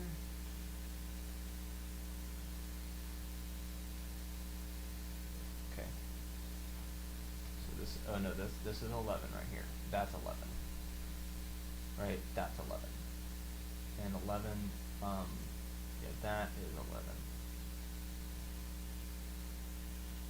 Okay, so we like this. All right, good. So we're now gonna do.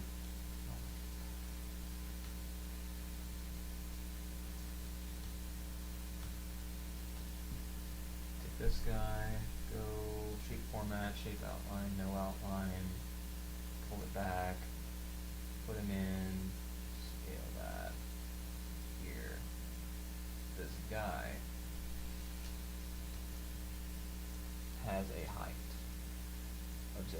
He has a width of 1, 2, 3 times 2.5, which is 7.5, which is 0.7. Why are we overlapping? Why are we over? Am I insane?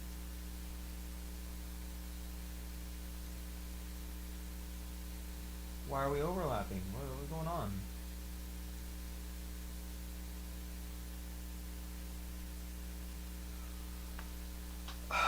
Should we just do this in SolidWorks? I mean, honestly. Because this is awful.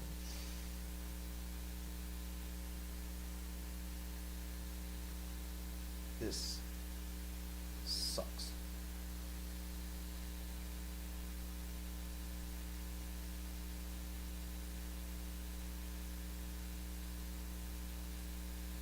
Yeah, it sucks pretty bad.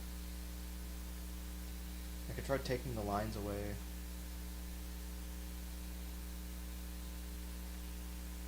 But,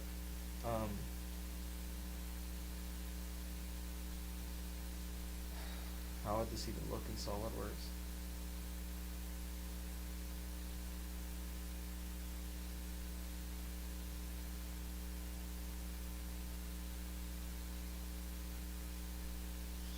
I don't know, but I don't think I have time to mess with it, to be honest. I kind of just want to take the line. I kind of just want to put the lines away. What happens if I do this instead? You know. And then I say, I don't know, take this guy and just stick him right there.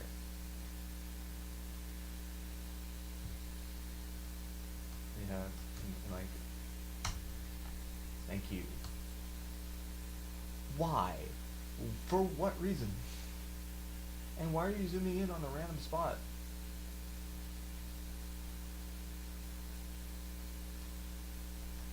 Oh, I can't zoom in anymore because it's like, ew. Okay.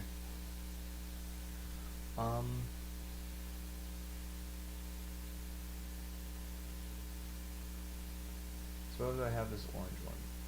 Shape outline, no outline. His height is going to be 2.2 apparently. And his width is going to be 1, 2, 3 times, so it's 0.75 again. And he goes here. And it's like right there. On that. Okay, so this is not tall. Alright. And this is know what's crazy? This is literally as much as I can zoom in, and it's still off. It's still wrong.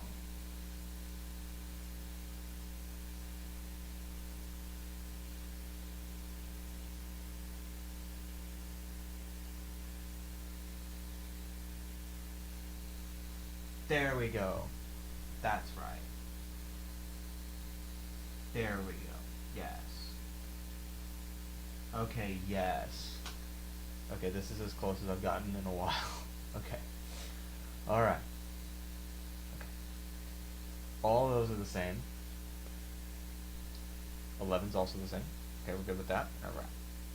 Now, let me get another one of these and put it here. Actually, I'm going to change this color first to make it, I don't know, a nice,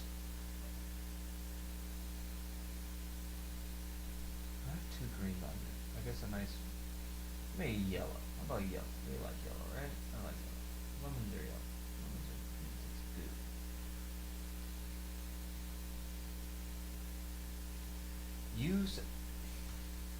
You say you're connected there. I just do not believe. Yeah. So. Oh hell no! It's gonna be freaking. It's gonna do that.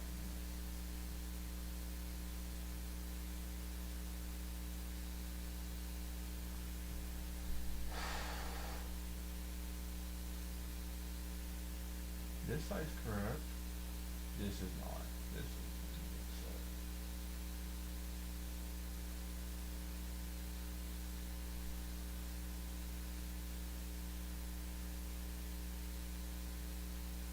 How do I stop you from locking? No.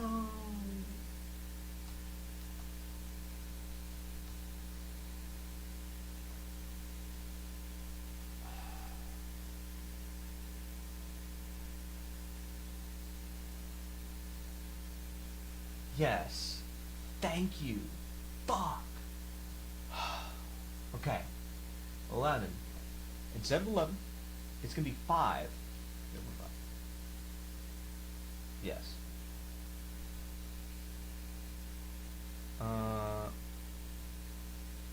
Yeah, that ain't right. It's 2.5, right? Yeah, it's 0.2, 0.25. And of course it adjusts there and not there, so I have to drag it, and it's all scary. So I move slightly, it messes up. Okay. Save now before it breaks. Okay. Alright. All those nodes are the same. We'll see. The height of this new one is going to be 4. 0.4.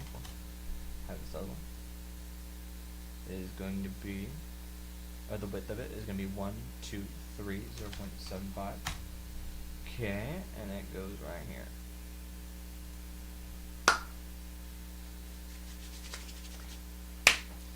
Yes. Yes. Yeah. Alright.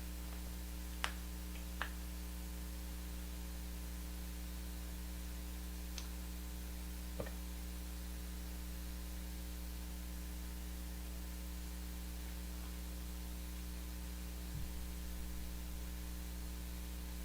Alright. Am I taking too long? I'm kind of taking too long.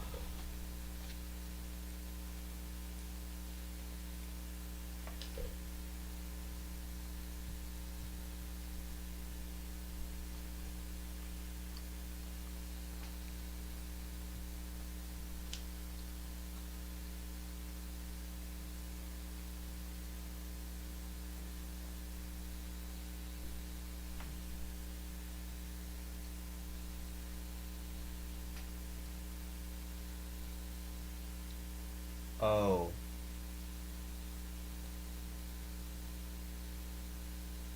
It's intersecting on it. It can't be doing that. There we go. Okay.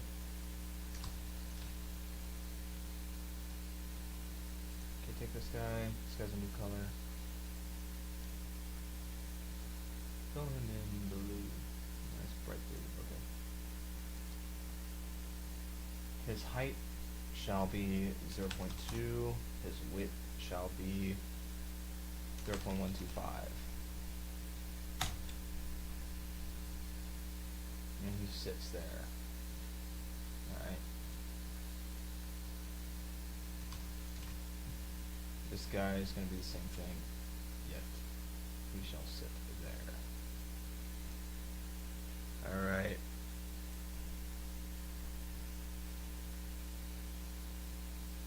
(11), 15, and 15 and 7 I just realized are really similar to 11.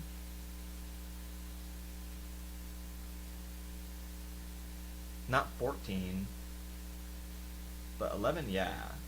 Like 15 and 11 should have the same real equation. So in that case, what I'm going to do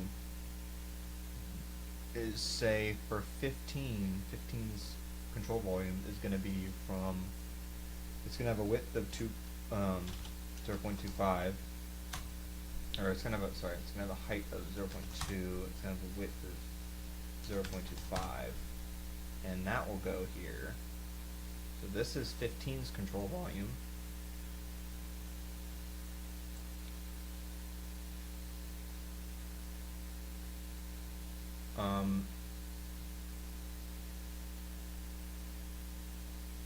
Yeah, then that will get copied and pasted up here as well.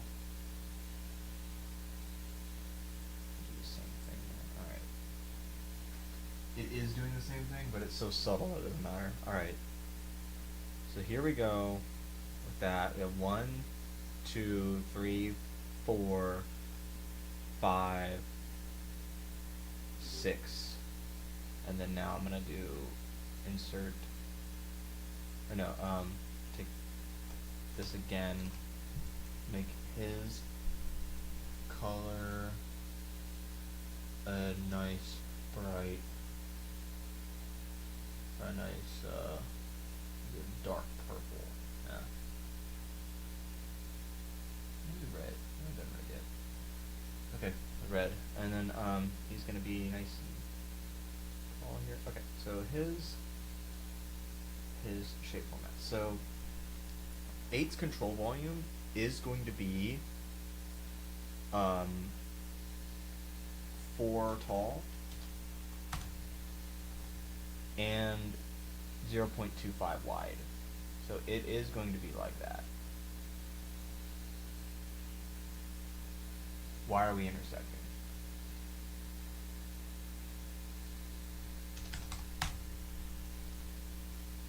Do I care? No.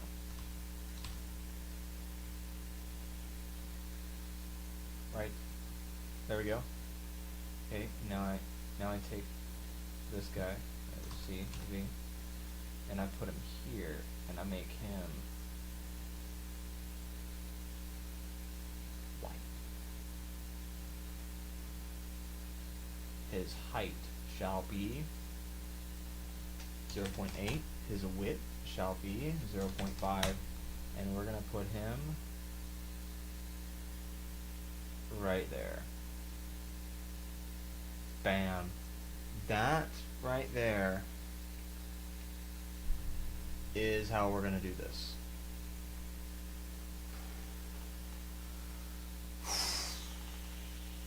That right there is all the equation sets. Alright? Okay. We have done node 22, and node 22 is part of that inner green section, or the inner yellow section. We've done all the yellows. Okay. Alright, we've done all the yellows. 15 and 7 let's do. So I have whatever, which one was convection. This was the 4 corners. This was, okay, here we go, put in for node 11. 15 to 11. 13, 11, 15, or 15 and 7. 11, 15, and 7. So equation for node 11. All right, I take 11's equation, and I call this 15, and then I call this one node 7. All right, so for node 15 on the top we have the convection term, so we're going to take the convection term and move it over.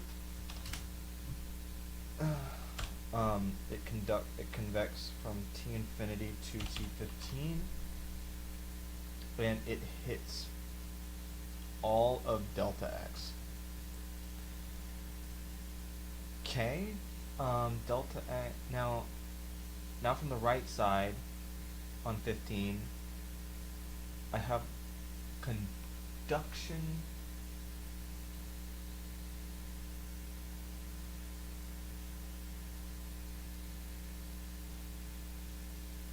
I've got conduction from node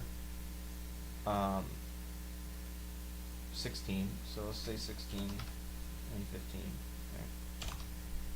It hits all of delta x over 2.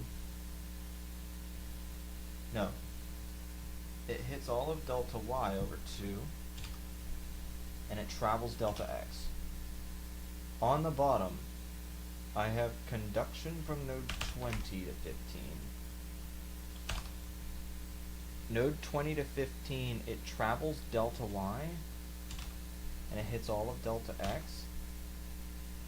Nodes from the left side, I have conduction from node 14 to 15.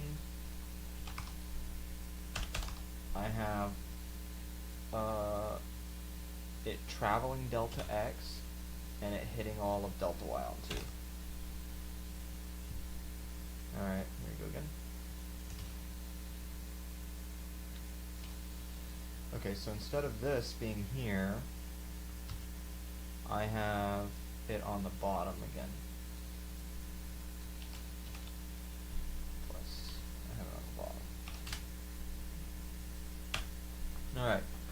On the left side, or on the top, I've got conduction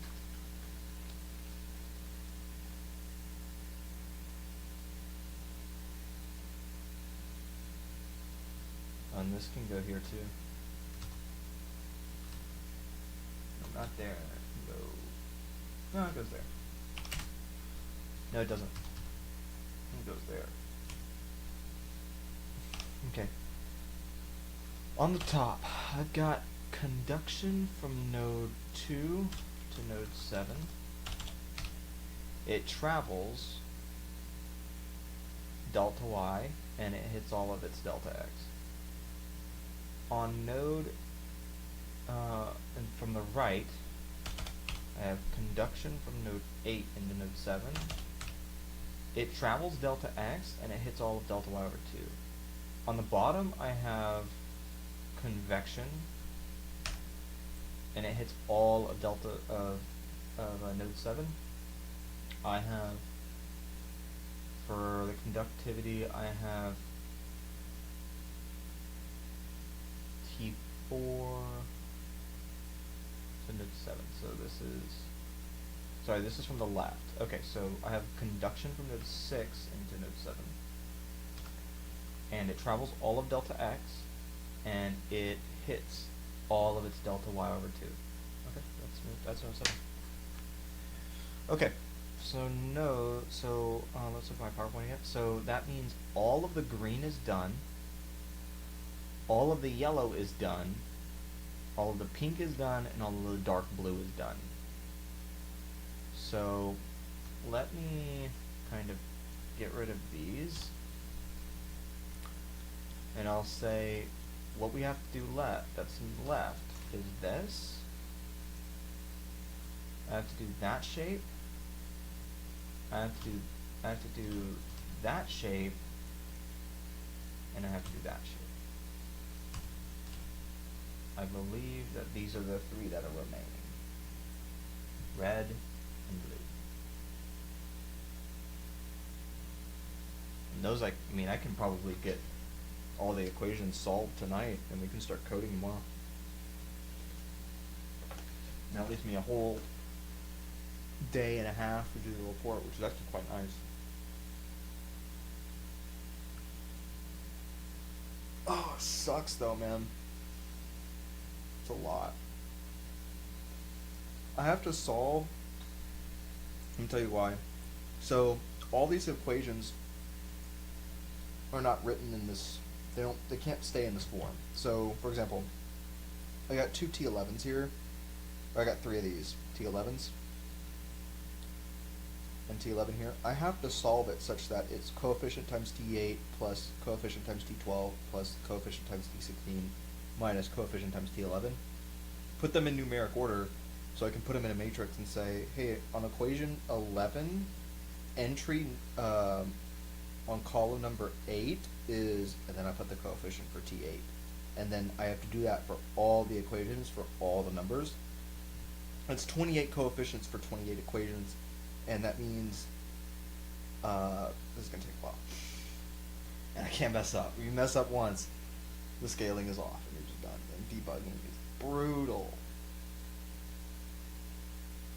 Especially going from one equation to another and you're trying to solve. Absolutely brutal.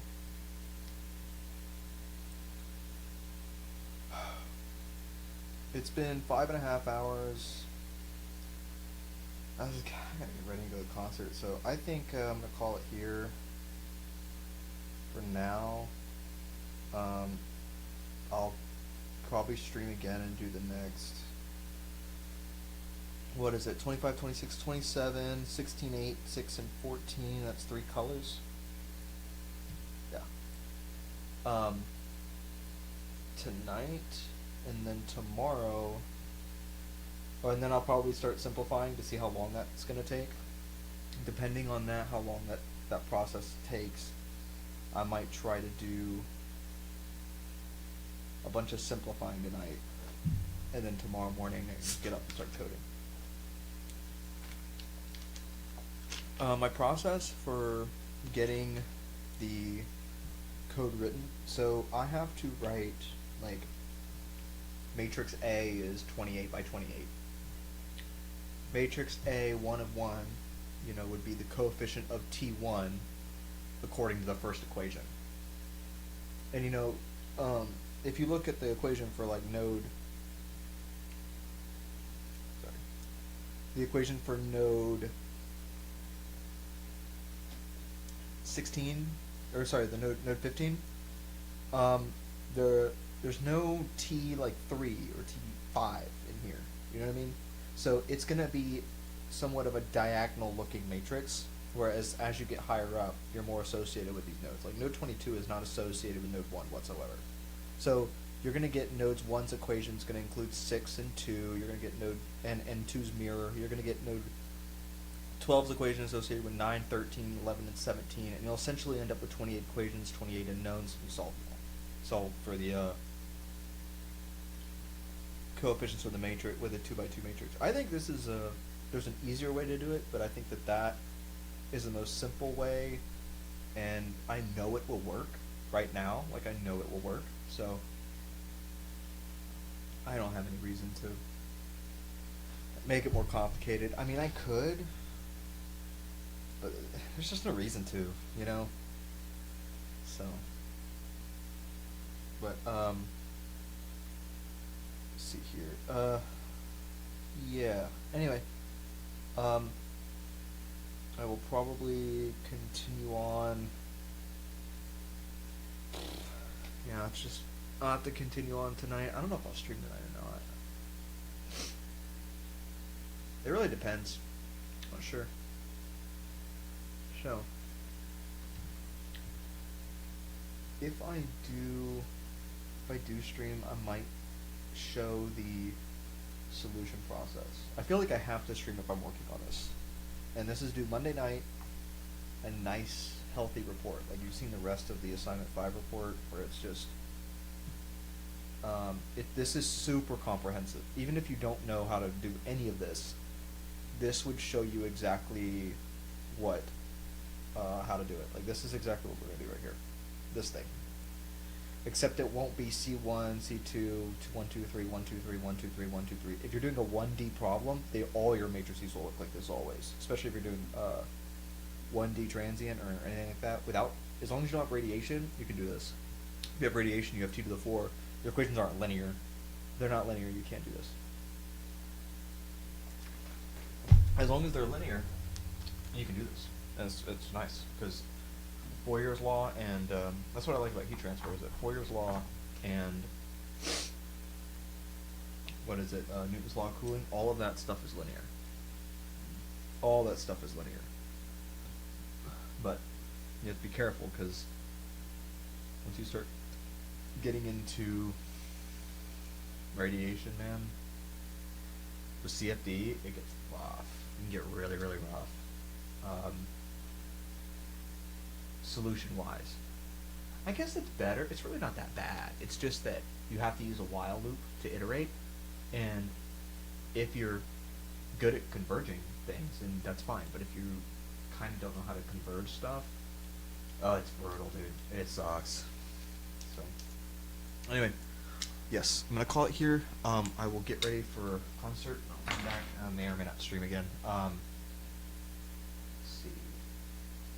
The next things to do are to write out the last 3 sets, and then to start simplifying, and then writing out my equations nice and pretty. Node 1 is in, and then just T1, T2, T3 with their coefficients. Node 2, and then just to go along the line. And the only thing bad about that is you can't make mistakes. Yeah, I can't put it into ChatGPT because it has to be exactly right. I might be able to do that GPT stuff, but what am I gonna do? Because you can't. There's not a free AI where you can just take a picture and upload it and it solves it for you. And you have to make sure it doesn't get it wrong.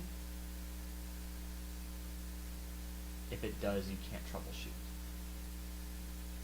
So, anyway. Alright, well, I'm gonna end the stream. I guess I'll figure it out here. Yeah, 5 hours. Cool. Alright, well, this was successful.